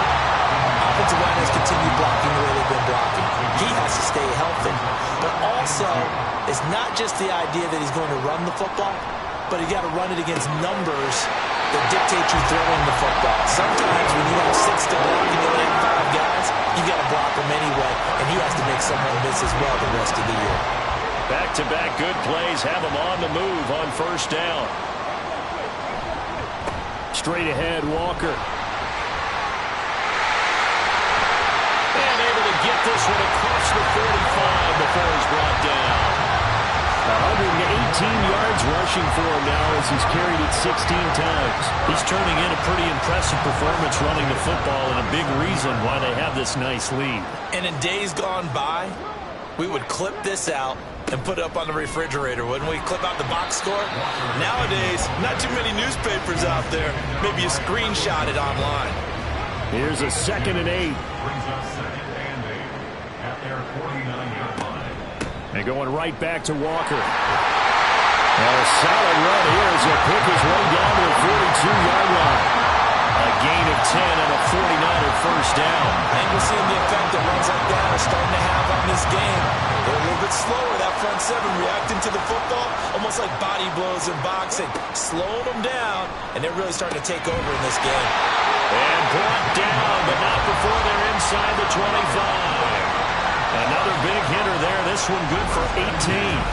Well, coaches always talk about finding balance on offense. I don't think you get much more balance than this. Big-time run, big-time pass. A 1-2 combination. Looked pretty good. How about that? Let's see if they can continue to take that kind of a punch, though. They'll look to throw here on 1st down. Walker with a grab, left side. It'll be a gain of just a yard, and it'll be second down. And they're not going to get to the line to run another play. So we will switch ends as the third quarter has come to a close. You are watching the NFL on EA Sports. Back now here in Santa Clara. It's 49er football here. They've got the lead as well as we get set to start the fourth and final quarter. A throw there, but that's going to wind up incomplete. A lot of times it's that first read that you have. Maybe you get it in pre-snap, and he locked in on his target, but he was covered quite well, and that one's incomplete.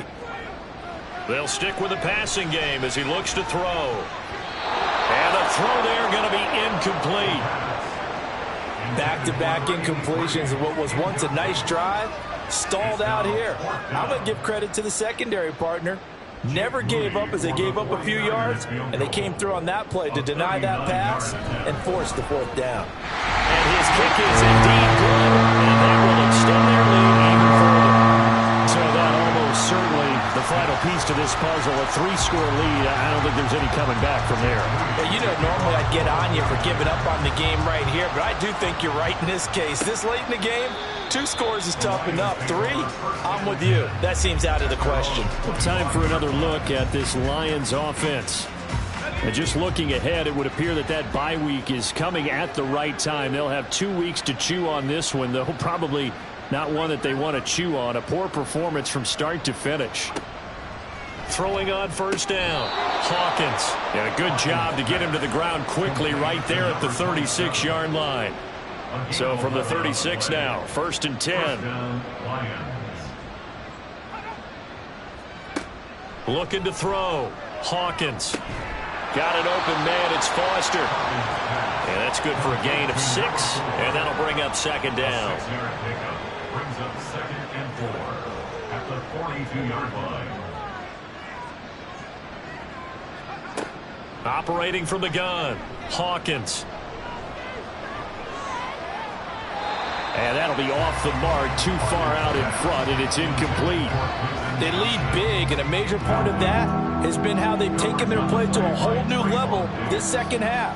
No points allowed since the break, and you can add another incompletion to the total number that they forced in this runaway contest. And he is going to have a Lions first down, although it doesn't appear to be by much. He needed 4, and he got 4 on 3rd down. Couple of first downs to kick off the drive. Here's 1st and 10 up at the 46. Now a nice throw here, right side. He hauls it in. Touchdown, Detroit. A big play there. 54 yards. And the Lions are finally into the end zone here in this 4th quarter. You've got to understand situational football because they're playing with the lead here late in the ball game. So the back defender has got to be as deep as the deepest receiver. Keep everything in front of you, rally up and make the play. Yeah, you would think they had the 3-score lead. Now it's down to 2, but 3-score lead here late, that they wouldn't give up a big pass play like that, but they did. Extra point by Fairbairn, up and good. And the lead is trimmed down to 10. That time, 75-yard drive, 5 plays. And the end result, a Detroit touchdown. So after the touchdown, here's Fairbairn now to kick it away.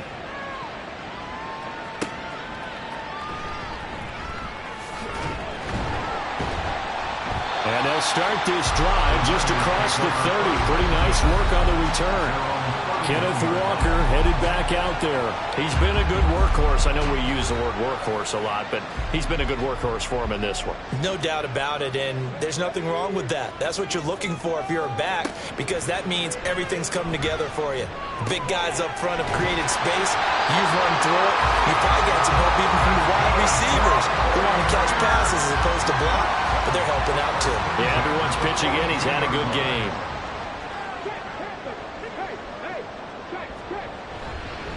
Hand off here to Walker. They're going to snuff this play out behind the line. We have not seen that much today. That's going to wind up a loss of a full 3 yards on 1st down. On this day, the ground has been his, but at least on that individual play, we just saw the defense finally with a win. Yeah, they finally got one, and that's a win for them, but all game long, he's seen the holes, and they've been huge for him.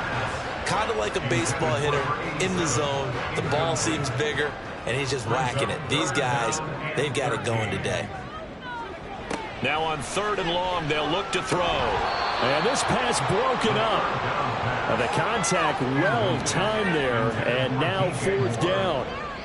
Critical play in this football game, because if they pick up the first there, that clock keeps rolling. Has to be a little frustrating for them because they know that if they pick up a first down there and continue to eat away at the clock, really increases their chances of closing this one out. Now they're likely going to have to give the football up and sweat it out on the sideline.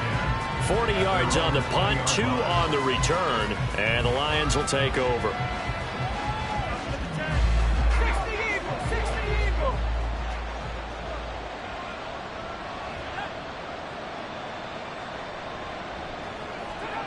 On 1st down, Hawkins.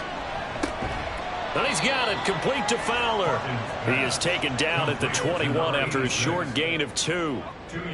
This is 2nd and 8. At the 21-yard line. Operating from the gun, Hawkins. He's going to float this one deep right side. And it's knocked away and incomplete. And they're at the point of the ball game now where they've got to take some chances. They've got to put the ball in the air and just see what happens. But this defense knows that all too well. To throw on 3rd down, Hawkins. He's got this one complete to Fountain. And he'll be stopped short of the first down as they rally to tackle him at about the 28. It'll go down as a gain of 6. And that'll bring up 4th down. Here comes the Lions punter now, as he'll come on to kick this one away. He's averaging just under 50 yards a punt as he gets this away.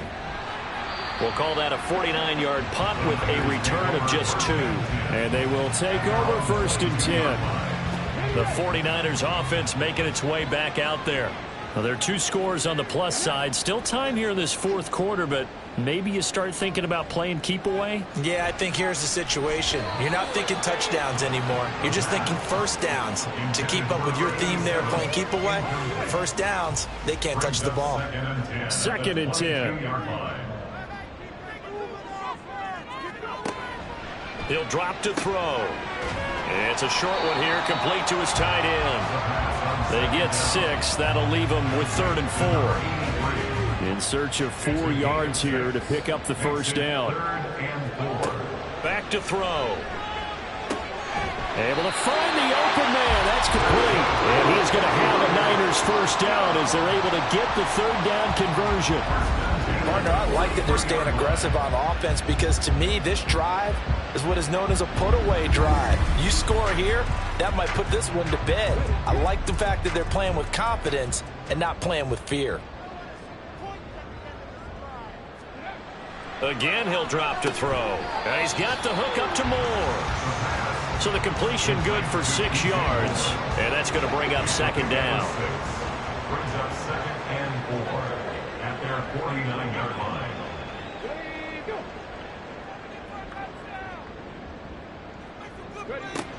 They'll look to throw again. A quick throw, but incomplete.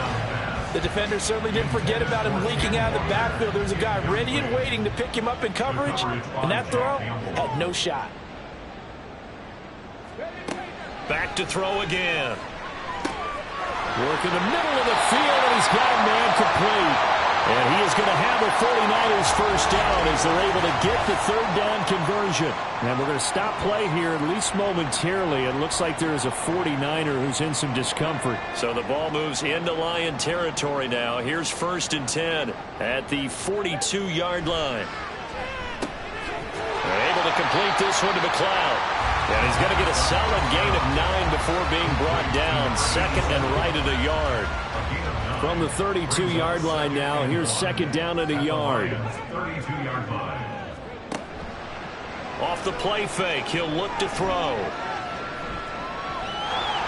And he will slide to a stop. He does have the first down. 5 yards on the scramble, and that's enough to pick up the first. Now on 1st down, he'll drop to throw it. Over the middle and into the hands of his receiver, Moore. I always laugh when people say, what's the toughest route to defend?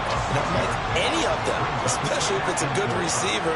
That makes things very difficult. But when you're running a drag route, something short, shallow, going through defenders, using guys almost as screens in order to get open, that makes things tough for guys trying to get to the football.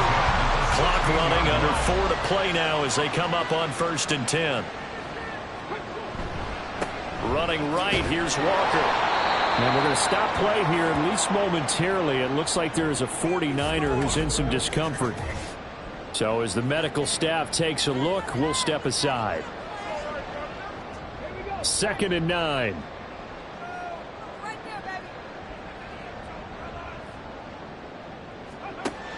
He'll look to throw. Looking middle, and that's complete.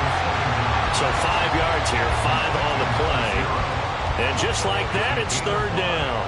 Brings up 3rd and 5. Now they'll throw here out of the gun. That is caught. And he'll be taken down, but he does have 1st down yardage. They'll get 9 out of that one, and as a result, the drive continues. When you have someone throwing it that well, that confidently, you don't have to call the game in fear at all, do you? You just go ahead and play. Yep, confidence with a lead to throw it here in the 4th, and boom, he's on the money. Yeah, you don't have to tuck your head in and go like turtle at this point. You can just go ahead and play. They'll look to throw. And it's complete. In the end zone, touchdown 49ers. A 2-yard touchdown grab. And the Niners are looking to make it 2 straight as they add on to this 4th quarter lead. Is it okay if I break one of our rules, partner, which is to never call a game over until it's over? Because this certainly feels like it's over after that drive. Yeah, that was spirit-crushing, wasn't it? And now you just kind of felt the air go out of the balloon. Yeah, they were fighting so hard to stay in there, and they knew they had to stop them on that drive. But when they were unable to, I think you're exactly right. You could see them sag on their sideline, and I think this one might just be over. And no effort to bring this one out. It's a touchback. So here come the Lions now. Their mini 2-game win streak appears it might be going by the wayside unless they can pull a rabbit out of their hat.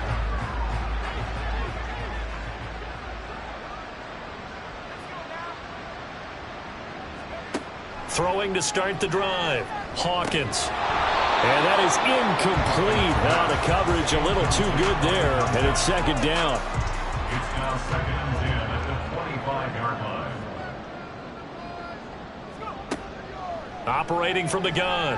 Hawkins. Throwing left side, it's complete. And he'll be out of bounds, but able to get it up past the 45. A gain of 21 yards. 1st down, Detroit. On 1st and 10, Hawkins.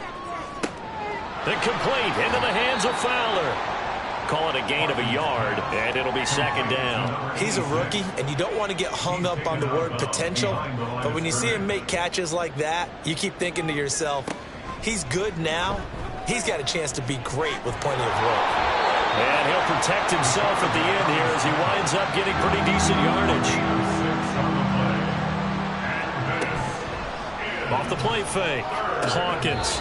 He's got his target. That's complete. And he will pick up the 1st down as he is out of bounds. And on that, we will reach the 2-minute warning. Back to throw. Hawkins. And incomplete. A drop there in the middle 3rd of the field. That'll bring up 2nd down. Brings up 2nd and 10 at the 40-yard line. Throwing again. Hawkins. And this time he's got the hookup. It's complete. And this will move the chains again as the tackle's going to be made at the 49ers' 22-yard line. Throwing on 1st down. Hawkins. Out to the flat. That's complete to his running back. And he maybe makes it back to the line of scrimmage. That's it. Back to throw now on 2nd and 10. And he's got his favorite target yet again. It's complete. And able to get him down, but he does reach the 5. Looking to throw. Hawkins. And that is incomplete. He couldn't hold on through the contact. Brings up 2nd down. Leads to 2nd and goal. Back to throw. Hawkins. And he's able to get it down to the 2-yard line. This likely a must-have. 3rd and goal.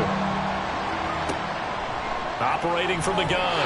Hawkins. And this is too far behind his man. He missed him. It's incomplete. And that's another play that's painted the picture of this game overall. It's been a blowout. It's been continually fueled by big turnovers and stops for one side and an inability to advance the ball from the other. And he's going to take it in for a Lion touchdown. Taking it in from 2 yards out. And the Lions have got it back to a 2-score game here in the 4th. So 4th and goal, their head coach gave that offensive line one more chance to punch it in, and this time they were successful. They certainly paid off the coach's confidence, didn't they? And how about the fact that they stayed with the ground game? Because a lot of times in that situation, partner, we see teams try and roll the quarterback out, give him a little run-pass option, and treat it like a 2-point conversion play. In this case, they went with a little bit more power and got it done. They knew they needed a miracle. They had to have that onside kick. They didn't get it. Well, as we knew, even before they put the toe to the leather on that one, their chances of getting that done, slim and none. And I do believe we saw Slim just leave the door, didn't we? We did indeed. I think we're down to none. We've got to have 2 hands on the football here as they run on 1st down. And a very determined run there as he'll take this all the way down to the 27. Good effort. And they take a knee. The Lions now going to use the 2nd of their timeouts as they'll stop it with a little over 30 ticks to go in the football game. And they'll indeed take a knee. The Lions quickly now going to use the last of their timeouts as they get it right at the 32nd mark of this 4th quarter. Listen, anytime you take a knee to end a game, that means you've won it. So it doesn't matter whether it's home or on the road. But there's something a little extra special about doing it in front of your home crowd, isn't there? And the home crowd applauding. They're happy with what they've seen. Chalk this one up in the left-hand column for a win. Yeah, that's right. Head to the locker room, throw the wristbands in the crowd for the kids, your gloves, your towels. Get to share it with the home team. Well, this was a very close ball game at halftime, Charles, but in the second half, that offense kind of kicked things into another gear, and they were able to pull away for the victory. And, Brandon, I think they're the type of team that just looked in the mirror and said, hey, ton of pressure on, but we're the type of team that can flat out handle it. They stood up with confidence, and made it happen for a victory. So for the 49ers, they remain one of the hottest teams out there as the win moves them to 6-1. And they'll get another home date next week as the Raiders will come to town. Meanwhile, for the Lions, they fall a game under the 500 mark at 3-4 through 7 games. And they'll get an extra week to think about it as the midseason bye might be coming at just the right time. That'll do it for us. I'm Brandon Gaudin alongside Charles Davis. Thanks to our entire crew as well. We'll talk to you next time. So long, everybody.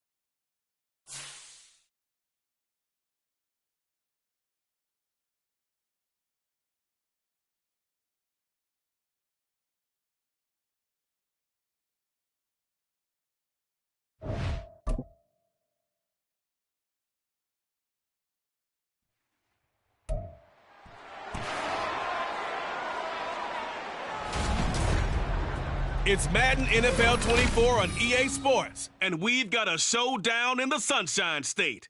It's the Dolphins and the Jags on Sunday night.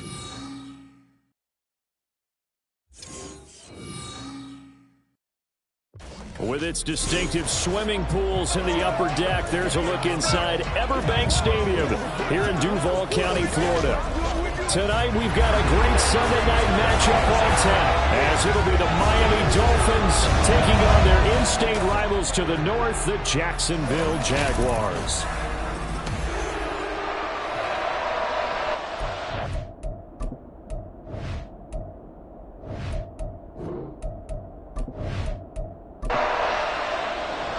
Getting toward the halfway point of the NFL season, Week 7 is underway on EA Sports.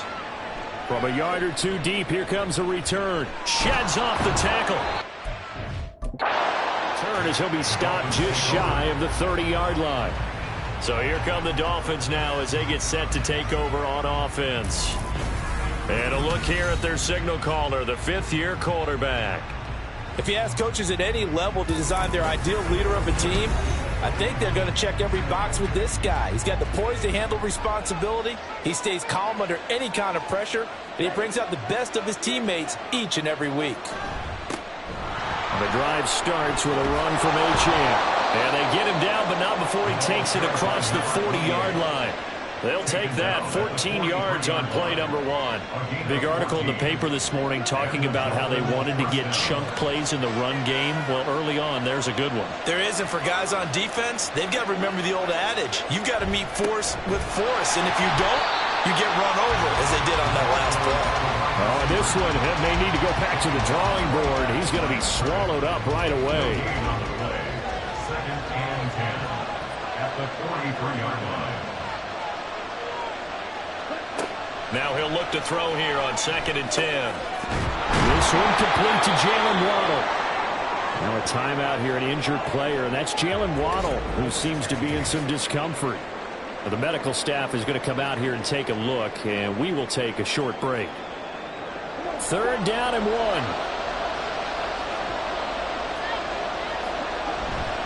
They'll run for it with Achane.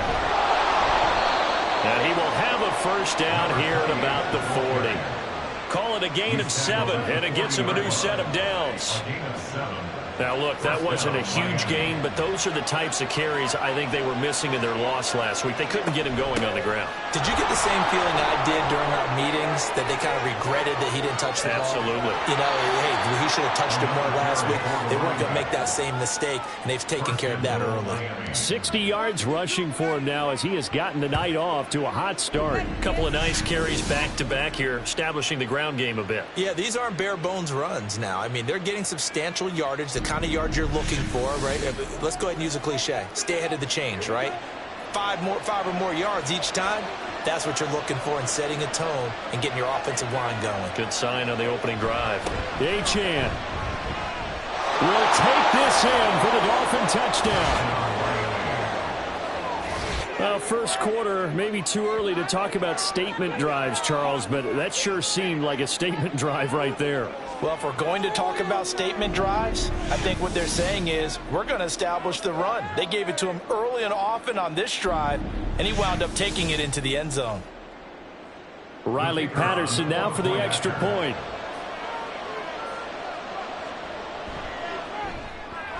And that makes it 7-0 Dolphins. A drive that time of 6 plays. And it was Devon Achane who finished things off with a touchdown reception. And he'll elect not to return this one, so they'll bring it out to the 25 on the touchback. So here are the Jags now set to get their first drive.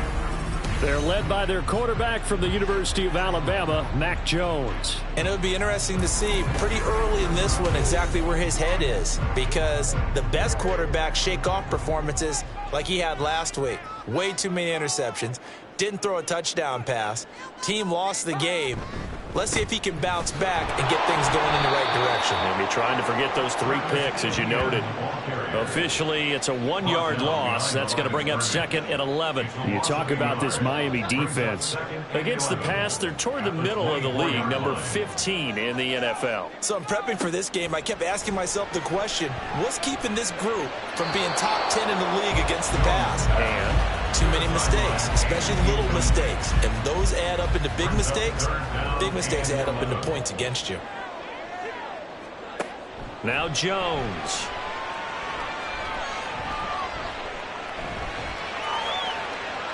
That's to the right sideline, and it falls incomplete. Not only did he have a chance to scan the field there, it felt like he had a chance to scan it twice. The protection was that good.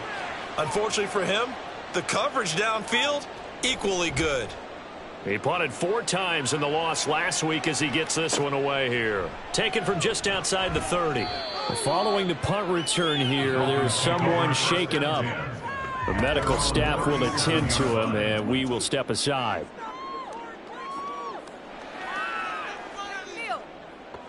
First down Miami as they get set to start the drive. Coming off every player's friend, the open week from last weekend. Oh, there's no doubt about that. Even if you're coming off of a loss as they did, the open week is exactly what you need after you kind of get over it a little bit, right? Rest up the mind, rest up the body, get yourself ready to go. And they have to be eager to play again, especially since they lost the last time out. Right back to Achane on second down. And he'll get it out to midfield. Yeah, they'll spot it right at midfield at the 50.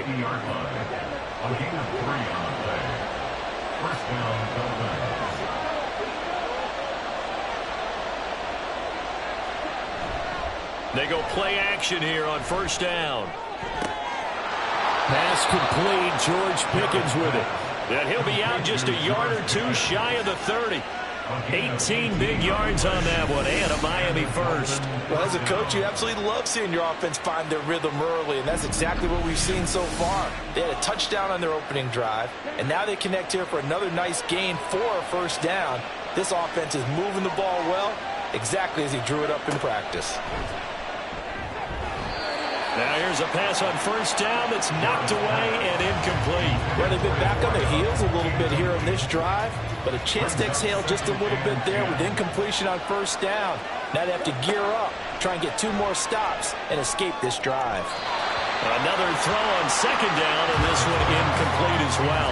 They'll put a check mark in the box where the defense coordinator was saying, how well can we stay with these receivers if we're in man coverage? Because he just did it on that one, forced the incompletion. That allowed him to get bolder with his pass rush, won't it? Absolutely frees up your guys elsewhere. And this turns into a nice gain with a slide at the end. Opted to run for it. The decision a good one. Picking up the first, getting 14 yards on the scramble. So here's a 1st and 10 now, down inside the 20. Off the bootleg. Jarrett. This is caught. Touchdown, Dolphins.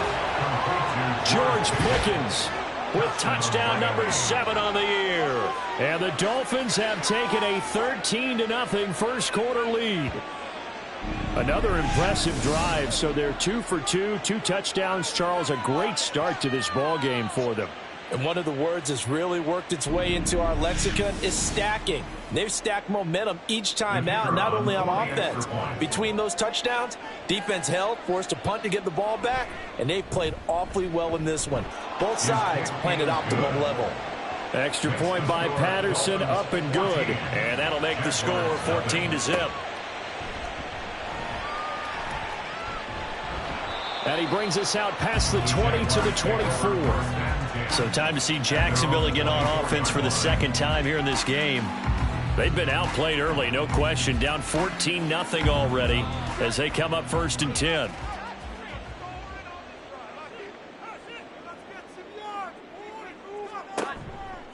Now ETN to start the drive. And he is going to be stopped cold behind the line of scrimmage. It's a loss of 4 there, bringing up 2nd down.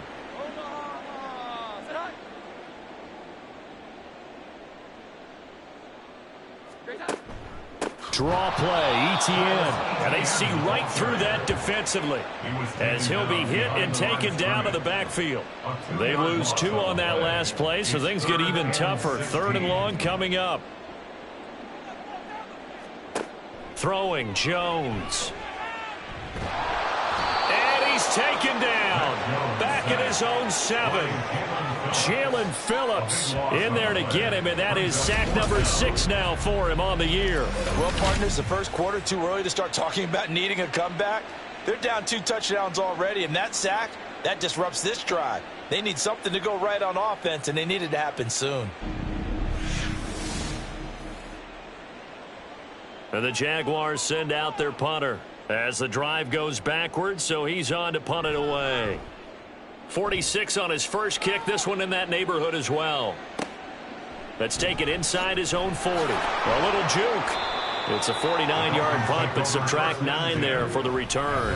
And it'll be Dolphin football. George Pickens back out now with the rest of the offense. Sitting right around the midpoint of the season, on pace for 1,000 yards. Good year so far, and I'm sure film study being devoted to him a little bit more on the other side. They have to, because the pace that he's carrying right now, if you're pushing 1,000-yard pace as a receiver, that means he warrants your attention.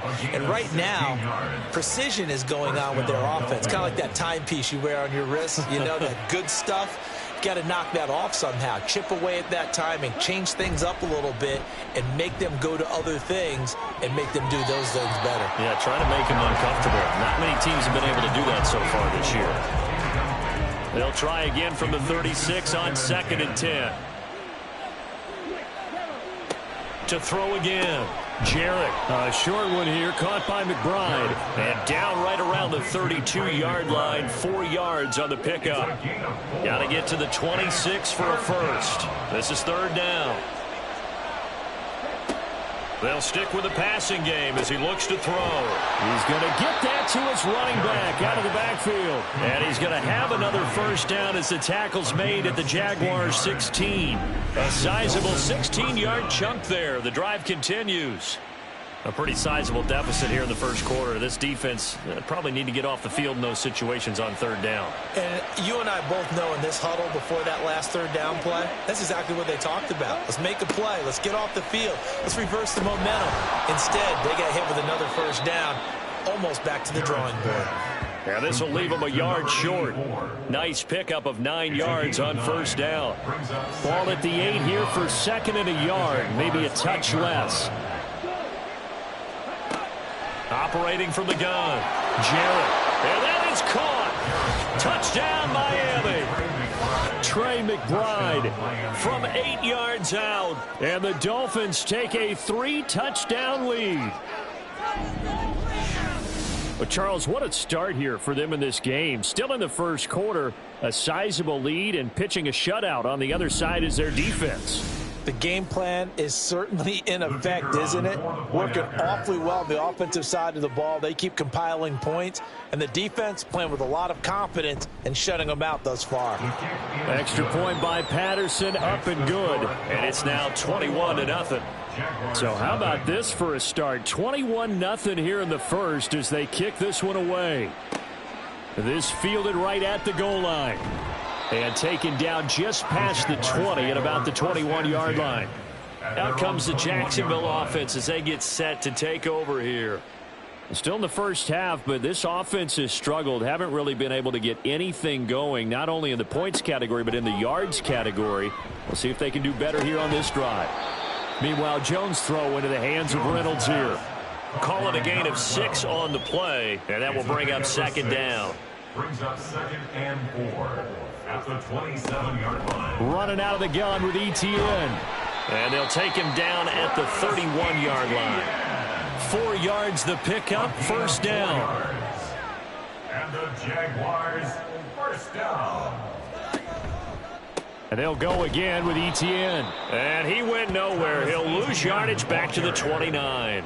2 yards the loss, 2nd and 12. We think, Brandon, I like the intensity this defense is showing right here in these first few drives. They're not just holding the line because they're doing their job, but they're doing more than that, aren't they? They're getting a nice push into the offensive backfield. And a great example right there for the loss on the tackle. It'll be a loss of a full 3 yards there, and it also brings up 3rd down. Tall task ahead of him here, needing a full 15 yards to move the chains. Now on 3rd and long, they'll look to throw. Eluding the pressure right. And they'll bring him down at the 27-yard line. Only able to get back a yard for his efforts, and that leads us to 4th down. And, partner, I would guess that in his headset he was hearing from his coach, it's 3rd down, don't take a sack. And in this case, he's able to avoid the pressure and get out of there. He doesn't get the first down, but he does turn a possible loss into positive yardage. And he's getting a workout here in this first quarter as he gets it away. It'll be a 51-yard punt that time. And it will be 1st and 10 as they take over. Out comes the Miami offensive unit now. They get set to take over.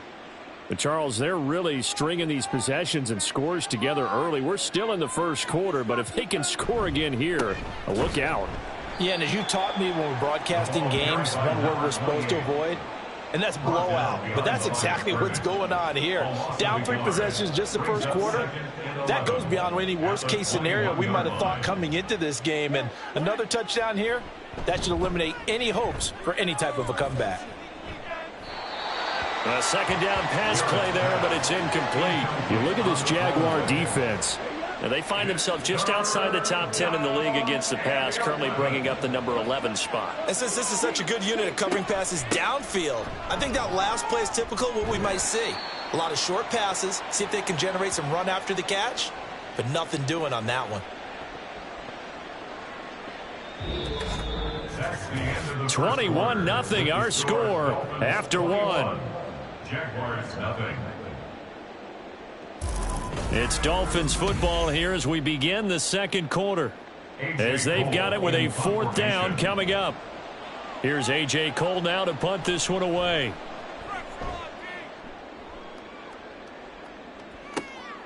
This will be fielded at the 17. A very nice punt that time, but they get 11 back on the return. And the Jaguars go on offense, 1st down and 10.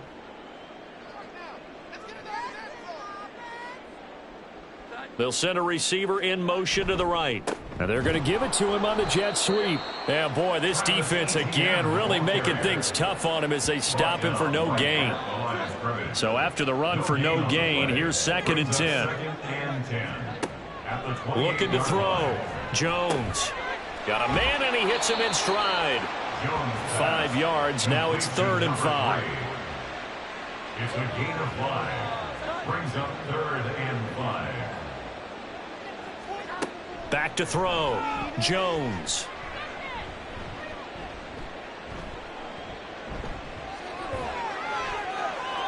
It's incomplete. Took a shot, couldn't connect. I know this offense was expecting to do big things, but it certainly hasn't turned out that way, at least not through the first 3 drives.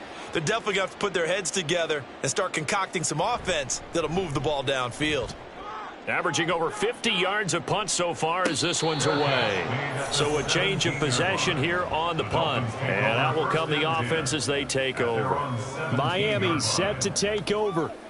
No points last time out. They were forced to punt, if you remember, but no time to dwell on that. They've still got the lead here and a chance to add to that here. 1st and 10 as this new drive starts. And that is incomplete. Basically, you're not going to outwork 2 guys very often. Double coverage. I thought he was going to go somewhere else for the football. I get it. That's a stud wide receiver. You want to try to get him the football. Yeah, sometimes you rely on him a bit too much. You forget the other options that are out there. And way up past the 35 before he's taken down. That one a gain of 20 and a 1st down. And defensively, they were in zone coverage there. Do you have to be a little careful? You're losing, playing against a good quarterback like he is, to not play too much zone? Yeah, you have to be careful about how much time you're giving up. I think it's a good point you just brought up. So maybe if you still want to play zone, you go to a zone blitz scheme. And you can drop anyone out of your defensive front, defensive end, defensive tackle. It doesn't matter. You just exchange someone to bring more pressure towards the quarterback and still try and cover downfield. Ball on the 39. Here's the 2nd and 8. Brings up 2nd and 8. Looking to throw. Jarrett. A short one here, caught by McBride. And they bring him to the ground just shy of midfield. The Dolphin passing game rolling here. They've got another 1st down. 1st down, Dolphins.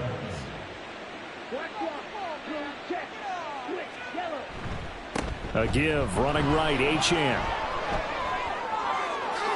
Oh, good move. And he'll go down, but not before getting this inside the 30.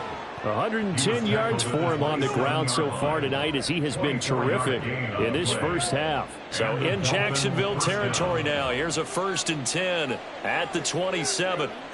Back to throw. Jarrett. Complete to Jones. So the completion results there in 9 yards. And they'll have a 2nd and 1 forthcoming. Brings up 2nd and 1 at the 18-yard line. Looking to throw. Jarrett. He'll dump this off to Achane. And they go the wrong way here. Knocked back to the 20. They go backwards there 2 yards, and 2nd and 1 is now 3rd and 3. Really good defensive effort. They were all over that little swing pass out to the right side before lost yardage.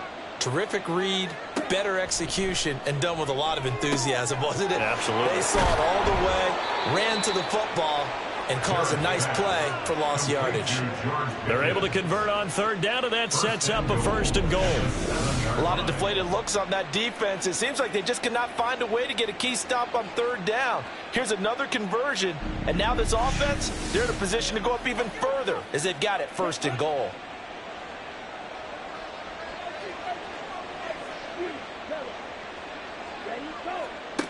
Again, he'll drop to throw. To the end zone, but it's incomplete. The way he's been slinging it in the first half, you expect everything he throws to go for a touchdown, but I guess he's got to wait to try and pick up that 3rd, isn't he? Yeah, I thought he had him for a second, but you're right, not to be. He's got it. And they get him down at the 1. He had the broken tackle, but ultimately could not get into the end zone. A chance to really put this game out of reach. Here's 3rd and goal. Off play action. Jarrett. He had a man open, but he missed him, and it's incomplete. So it's been a long drive. They've held the ball for quite a while. Now what do you do here? Well, to me, at this stage after this drive, this close to the goal line, 3 points would be a letdown. I'm going for it here. On 4th down, Jarrett. He's got it. Touchdown, Dolphins. A great effort there. His first touchdown on the year. And the Dolphins are able to add on to their first half lead. Well, you talk about a team coming into an opposing stadium and just taking the life right out of a crowd. That's what we're witnessing here. 27-0, Charles. And this defense, they've just looked completely unprepared for what's been thrown at them. And you know they're supposed to adjust series to series. That has not happened for them, so I don't think halftime adjustments are going to help a heck of a lot. They are in major trouble unless they figure out something really fast. Extra point by Patterson, up and good. And that makes the score 28-0. Taken at the goal line. And not much happening on the return as he'll get this to about the 23. The Jaguars getting set to go. They've shown precious little here offensively thus far as they try again with a 1st down now.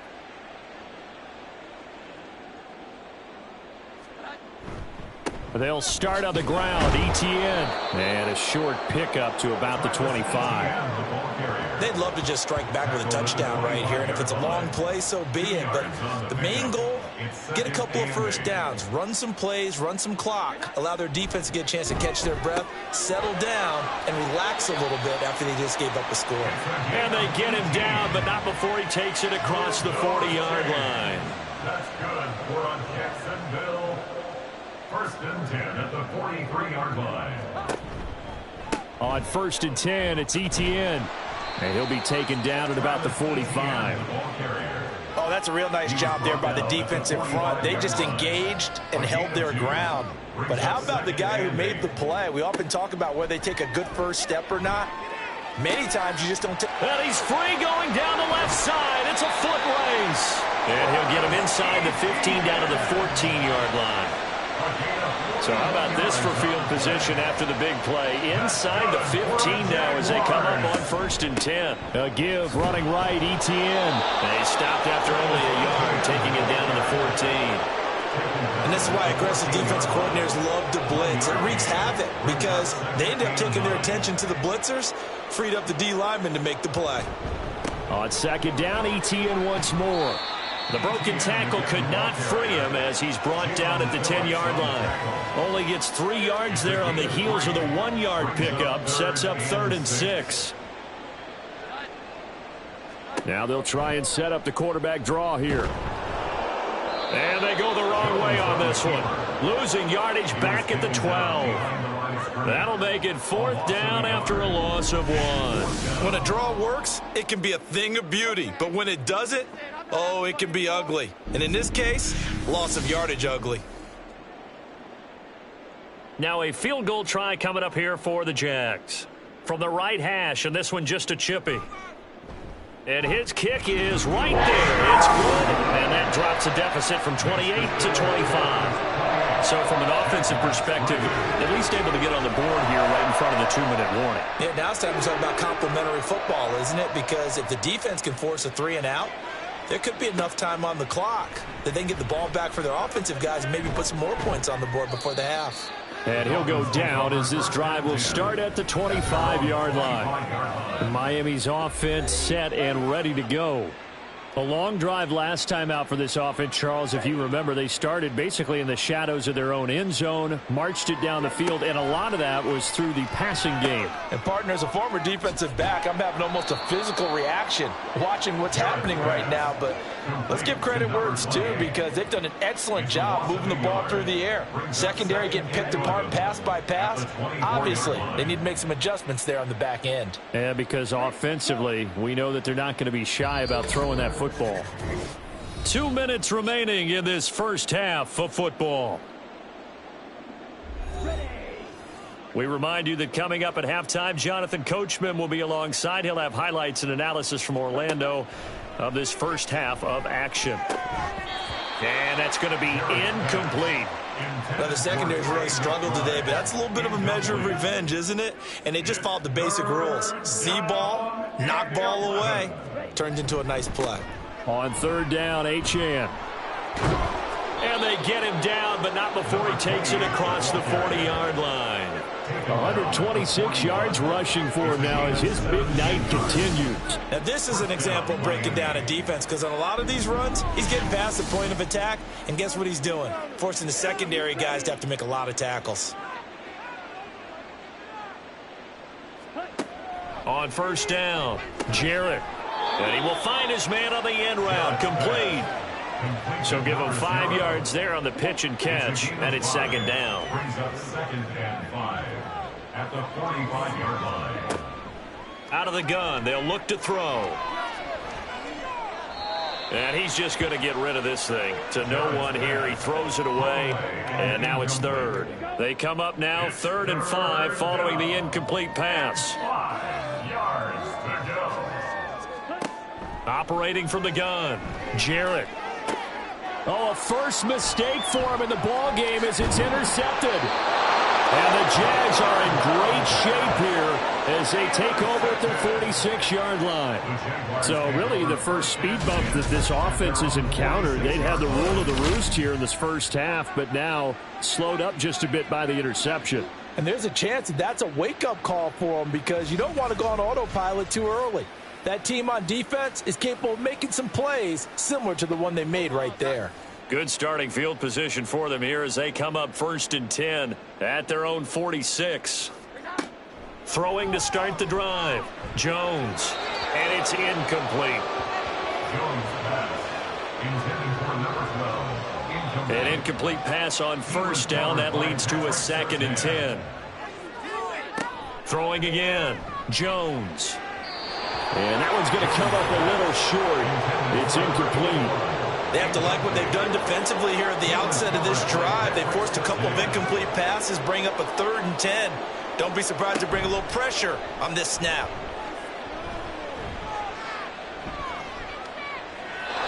Now yet another incompletion here as they fail to connect on 3rd. So another incompletion there. He's hitting on fewer than half his pass attempts in this one, and that is not a winning formula. Yeah, so let's make sure we give a little bit of credit to the defense here. They've given him a lot to think about, a lot of different looks, and he seems a little bit confused trying to complete passes.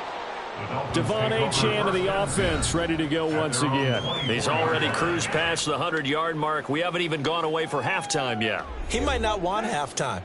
All right, why cool off? Keep everybody here. Let's stay out on the field and keep going. But all that being said, everything is really working well for them. The play calling's been excellent. The blocking's been terrific. And obviously his vision and legs have hurdled him to this big number so far. We could be seeing something really special here. And we'll see how much they give him the ball here. The Dolphins going to take their 2nd timeout as they stop it with 28 seconds to go in the first half of play. This is taken in by McBride. And he'll have it past midfield almost to the 40 before being taken down. Now the Dolphins will use the last of their timeouts. And with halftime on the horizon, they'll be out of timeouts from here forward.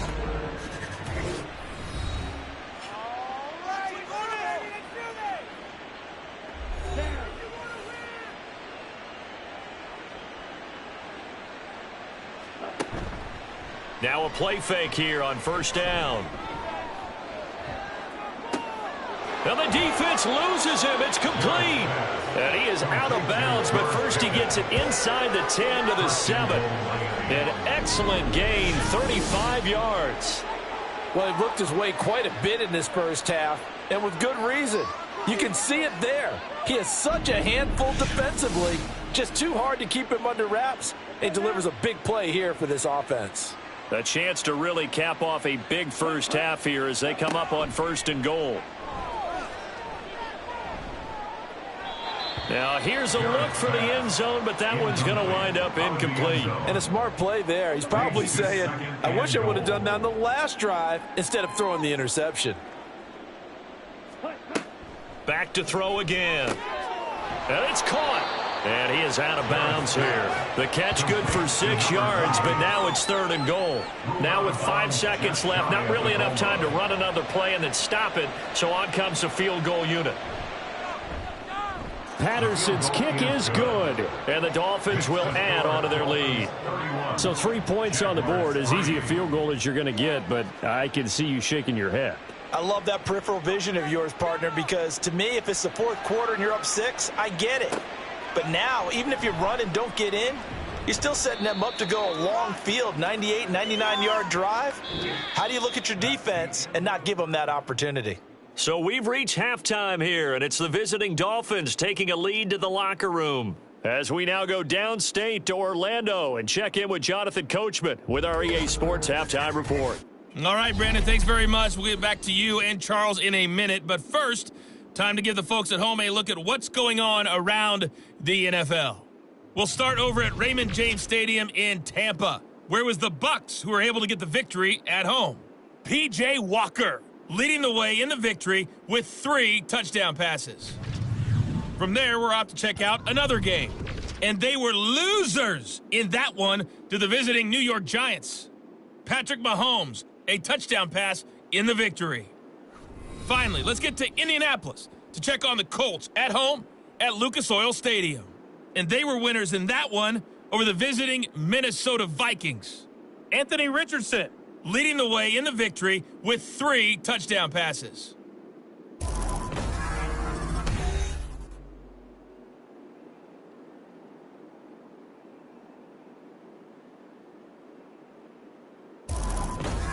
The highlights from the first half. Thank you, and we welcome everyone back. This one got out of hand early, and now you have to wonder how these teams will approach this second half, because this one's already close to being in the bag, if it's not already. And the tackle going to be made right there at the 25-yard line. The Jaguars ready to get going to start quarter number 3.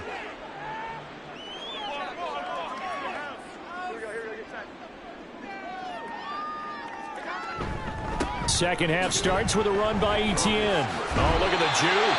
And down he goes, but he takes it up to the 40. First play of the drive going for 14 and also going for a first down. That's good. For Jaguars, first down. On first down, right back to Etienne. And some space here. And he's going to get his guys another first down. Back-to-back good runs to start the drive. This one 13 yards. Still in search of their first touchdown of the game, but they're on the move. 1st and 10. A give, it's Etienne off the option. And great blocking downfield as he's got this almost to the 35-yard line. So from the 36 now, 1st and 10. That's good. Etienne once more. And he can only manage to get a couple. 2nd and 8 coming up.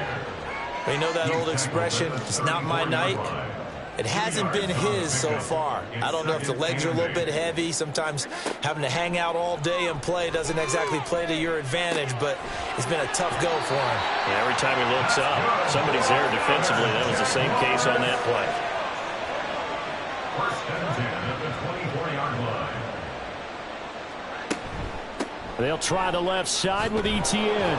And just no chance of turning the corner. He can only get back to the line of scrimmage. 2nd and 10 coming up. Second and 10 at the Dolphins' 24-yard line. Etienne up the middle. They'll get him to the ground at the 20 following a pickup of 4. Not too many offenses want to turn down long drives, but when you're down what they are, they've got to pay it off with some points. Here's Jones to throw on 3rd down. Got his man. It's caught. Touchdown, Jaguars. A 20-yard touchdown. And the Jaguars get a bit closer. After allowing that last score, the defense knows they've got to tighten things up. Otherwise, they'll let them right back into the game.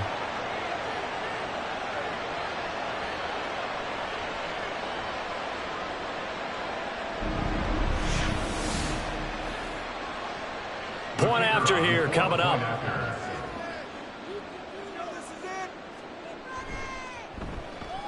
And he puts this one through. It makes our score 31-10. So that one, an 8-play drive. It spans 75 yards. And it results in a touchdown for Jacksonville.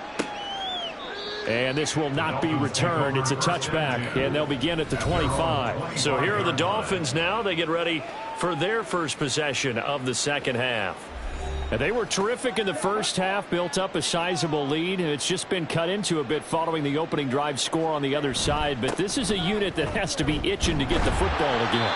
You can say that again. They've got to be pretty eager because, let's face it, they've had to sit through halftime, then sit on the sidelines and watch that drive. So you can bet that they're saying, let's get on with this. We got to go out there and get some more points. To throw on 2nd down, Jarrett. This will be caught. It's Waddle. Down to the 10. And all the way in for a Miami touchdown. Jalen Waddle with career touchdown number 109. That ties it with Barry Sanders on the all-time NFL list. And the Dolphins are able to strike quickly to add on to their lead.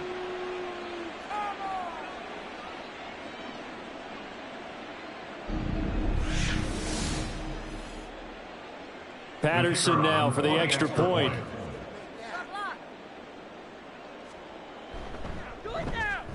And he's been a busy man, 5 for 5 now as he knocks another one through to extend the lead. That drive started on their own 25. 2 plays, 75 yards later, into the end zone. This taken in at the goal line. And able to get this out to the 25. The Jaguars back with it on offense. Well, we haven't exactly been treated to a nail-biter in this one, CD. And if they cannot score here, this one's pretty much all but over.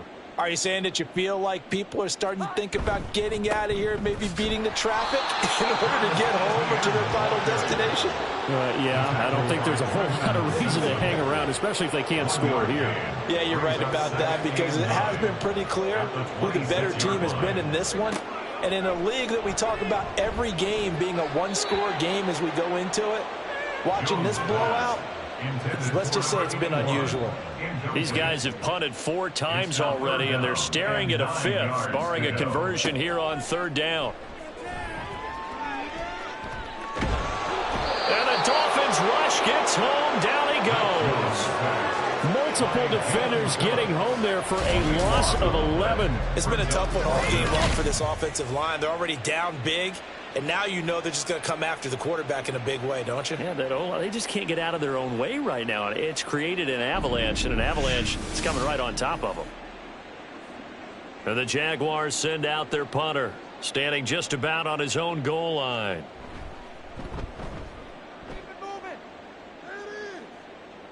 And a fair catch called for and made just inside the 35-yard line. So possession goes over here on the punt. Jalen Waddle, the speedster wide receiver, brings out this offense. Pretty good game for him so far. I guess he's still got time here to make this a great game, but so far he's been solid. I like where you're going with that because it has been pretty good. but there's always that hint that things can really escalate for him. And right now, they feel like they're somewhat keeping him in check, but he has found the end zone once. But, boy, he can explode at any moment. Yeah, and when you hit that end zone once, you want to find it again, don't you? Yes, you do. Makes you hungrier. You get greedy in a good way.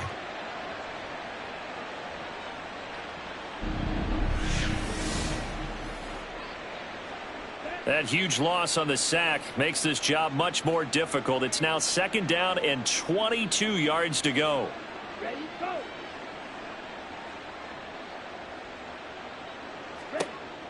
Operating from the gun, Jarrett. He's got this to Pickens. A big gain there after going backwards, and that'll lead to a 3rd down. 3rd and 2. On the play, but it's 3rd down. From the shotgun, he'll look to throw. Hard throw, incomplete. Certainly looked like maybe his 3rd or his 4th read on his progression. Just trying to find his outlet man that time. Ends up leading him just a bit too much. Here's A.J. Cole now as he'll punt it away for the 2nd time. And that one hits at the 7, but bounds into the end zone, and that'll be a touchback. The Jags offense now gets set and heads back onto the field. Charles, a very uninspired effort the last time we saw them out there. It was a quick 3 and out, then they punted the football. Yeah, and you never want to get stopped so soundly during a series, but what would be even worse now is letting it happen again right here. They've got to get going. And he'll go down at the 26 following a gain of 6. From the 26, they'll line up on 2nd and 4. Brings up 2nd and 4. Slot man moves right. Now a fake on the jet sweep, and they'll instead run up the middle. Only a couple there as he'll be brought down about the 28. Now a stoppage here as it looks like we've got a Dolphin shaken up on the play. Well, now they're going to come out and take a look at this injury, and we'll be back in a moment. These guys have punted 4 times already, and they're staring at a 5th, barring a conversion here on 3rd down. And this will be a Jaguars 1st down as the tackle made here at the 36. So from the 36 now, 1st and 10. First down. They'll send a receiver in motion to the left. He's going to get it on the jet sweep. And this is not going to work as planned. He's going to be met and dropped behind the line of scrimmage. 2 yards the loss, 2nd and 12. Well, as a wideout, when you take that handoff and you're coming around the edge, you're expecting to see nothing but empty space in front of you. But if not... Well, things can go south in a hurry, and that's exactly what we saw on that play with a loss. They'll wind up losing 3, and now it's 3rd down. Well, we saw a lot of negative plays that resulted in plenty of lost yardage in the first half, and that trend is continuing here. Now Jones throwing on 3rd and long. He's got a man complete. And he's going to be out of bounds, but not before he takes it inside the 40. So how about that for a chain mover? They're all the way down inside the 40 now for 1st and 10. A shotgun snap and a give to Etienne. And he'll get it inside the 35.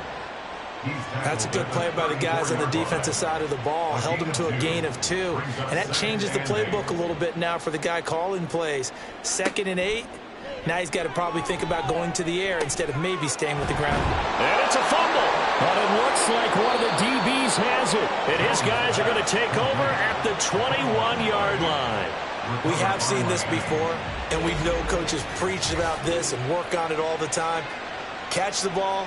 You know there's going to be some traffic somewhere. They've got to put it away and secure it as they try and get downfield.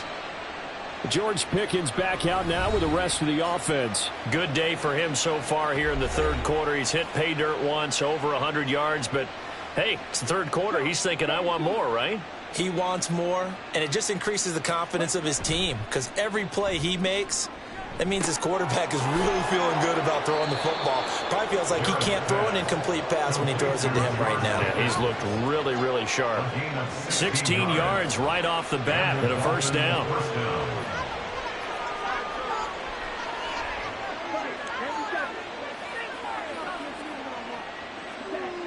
Back to throw. Jarrett finding Pickens for another catch. And that'll be good for 8 yards to the 45. Now a 2nd and 2. Brings up 2nd and 2. at the 45-yard line. Off the play fake. Jarrett. Pickens is there on the crossing route. He'll get this one down near the 20-yard line, just shy of the 20. The catch and run going to wind up netting him 33 yards. Everything's been going right here in this one. This offense, they've been in complete control from the outset. And here's another big play. These kind of routes have been open all game long, and they continue to take advantage. So the big play gets them all the way down to the outskirts of the red zone here for 1st and 10.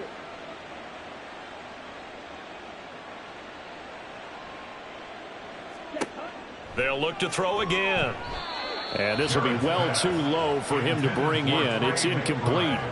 They had their backs up against the wall a little bit, and they come through by forcing an incompletion. Now they've got to continue to ratchet up the intensity a couple of more times and get off the field before giving up any more yardage. And he's got 4 down inside the 20 to the 18. Now a stoppage here as it looks like we've got a Dolphin shaken up on the play. Well, hopefully, obviously nothing serious here. Medical staff, though, going to take a peek, and we'll take a break.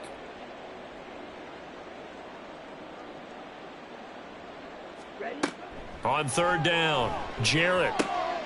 Work in the middle of the field, and he's got a man complete. And the Dolphins are going to have 1st and goal as they try to finish off this drive with 6 points. And in a lot of ways, that catch is expected.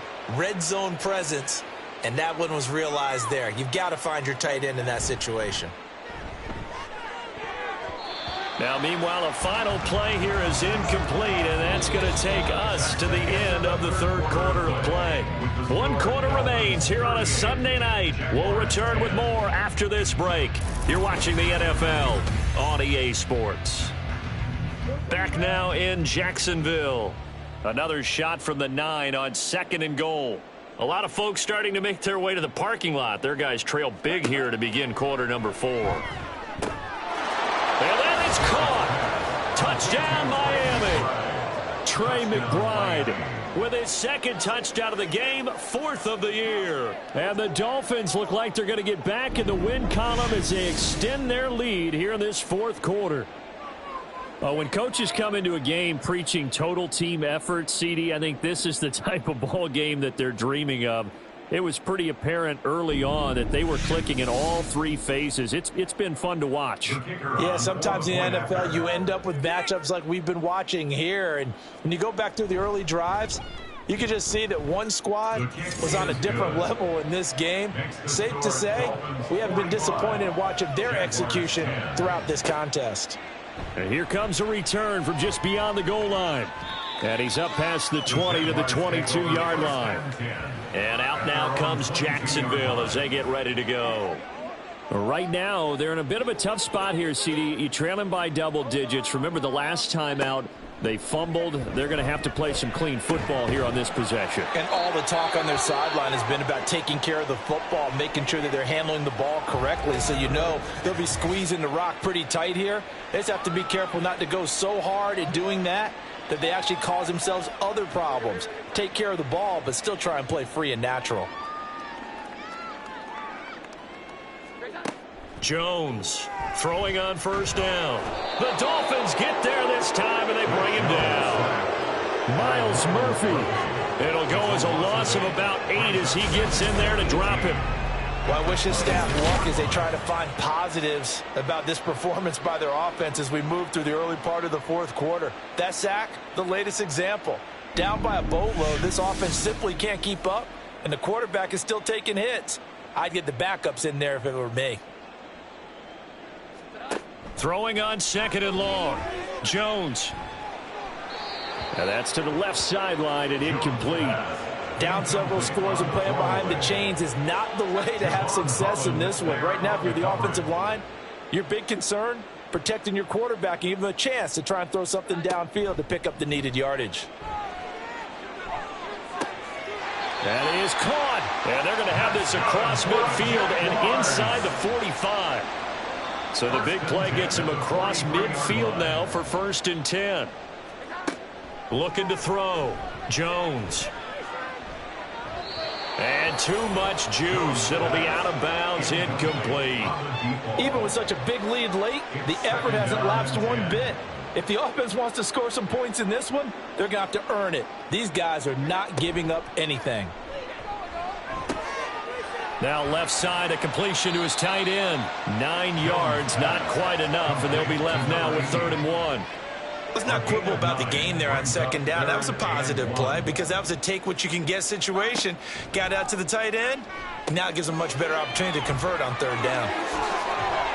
And he's going to get this down near the 20-yard line. It's an 11-yard pickup. Thought they'd run it on 3rd and 1. Not the case. 3 tight ends in the ball game here on 1st and 10. Off play action. Jones.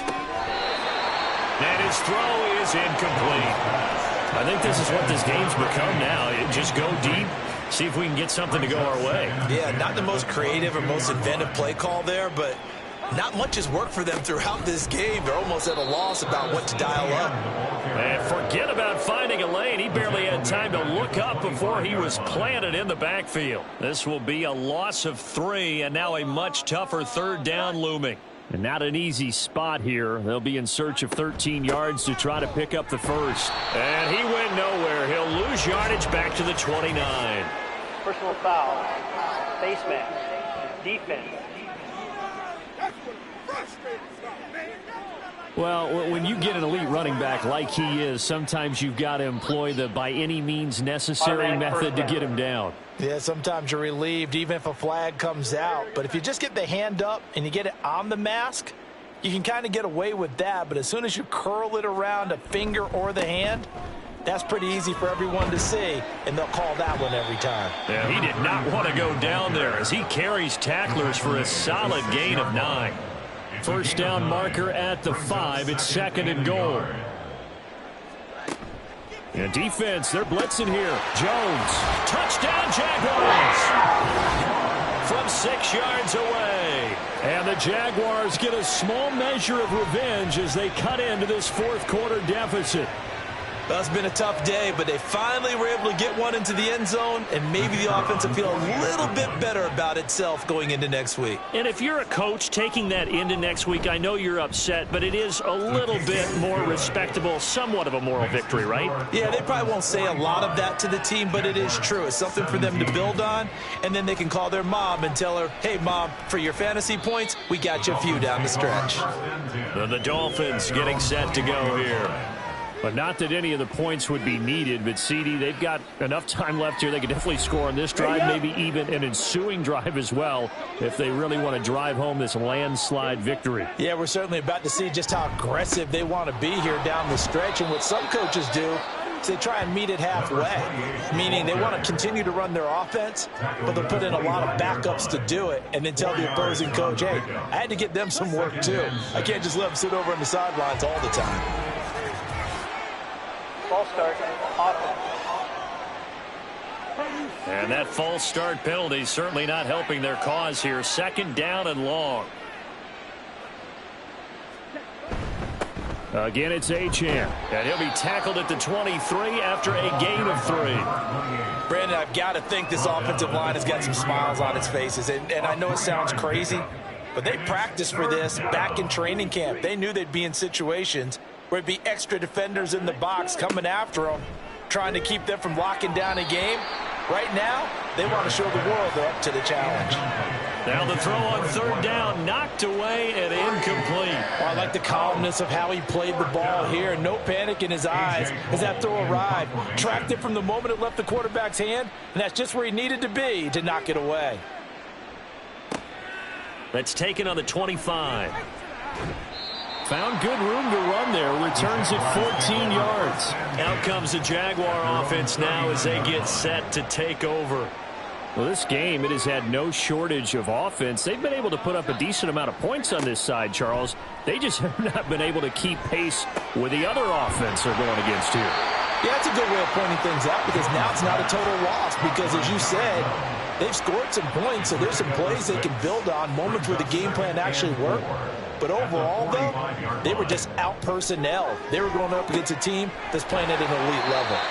And he'll get it out to midfield. Let's see, yeah, they'll spot it right at midfield at the 50. A 5-yard gain on the play. Move those chains. That's good. From the midfield stripe, they'll look to throw. They'll try and set up the screen to ETN. He'll be taken down at the 48 for a pickup of 2 yards. From a couple of yards beyond midfield, here's 2nd and 8. At the 48-yard line.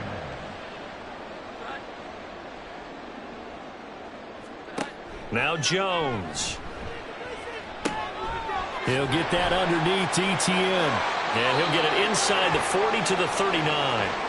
Now, hang on here a second. Looks like a Jaguar in some obvious discomfort from that last play. While they come out and take a look at him, we will step aside for just a moment. So from the 39 now, they'll come up on a 1st and 10. Throwing Jones. Nice progress down the field, was halted by that incompletion. They could try for some safe yards here to get things moving again, or keep throwing it and pushing it downfield to try and pick up bigger yardage. To throw again on 2nd down. Jones looking left side, and he's got a man. That's Holloway.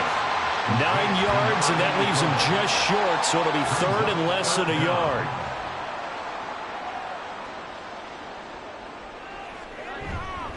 They'll try to run for it with Miller.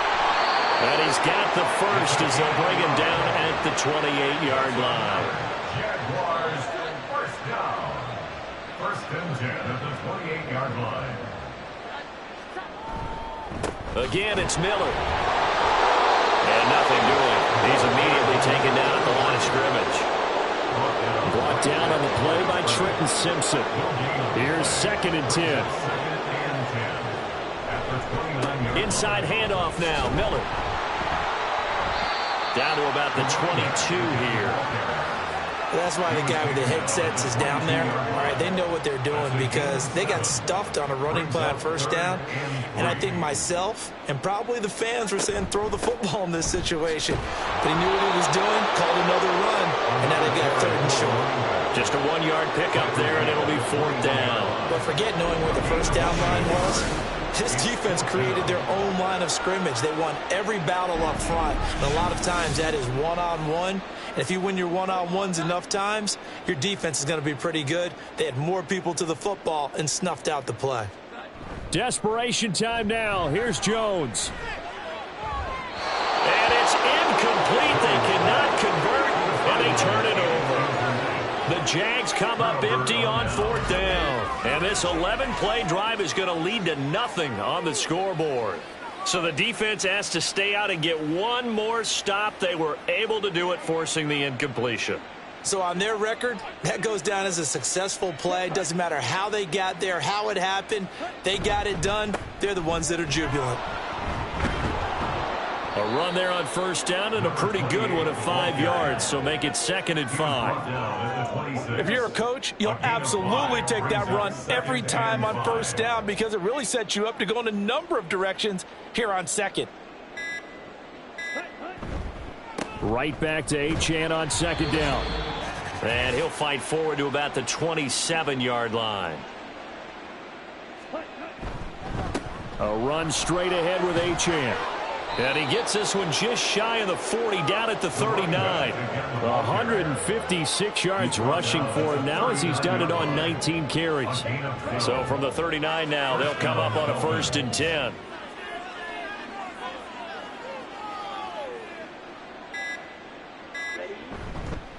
Up the middle, Achane. And he'll work this forward for about 3 at 2nd down. Not a huge carry there on 1st down, but not all of them will be. But still, all in all, a positive play for the offense. It's all about picking up at least a few to set up what you're going to do here on 2nd down.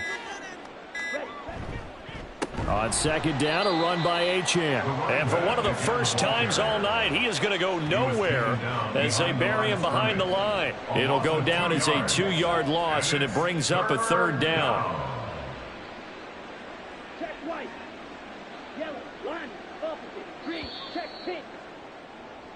So a victory here for the Miami Dolphins. And it was a game where they were off and running in the first quarter, Charles, and never looked back. You know, partner, after a while, we always say the same thing, don't we? They set the tone early, right? They started fast. So I asked a few of my horse racing friends, do you have a term for me that we can use to cover that? And they said, yeah.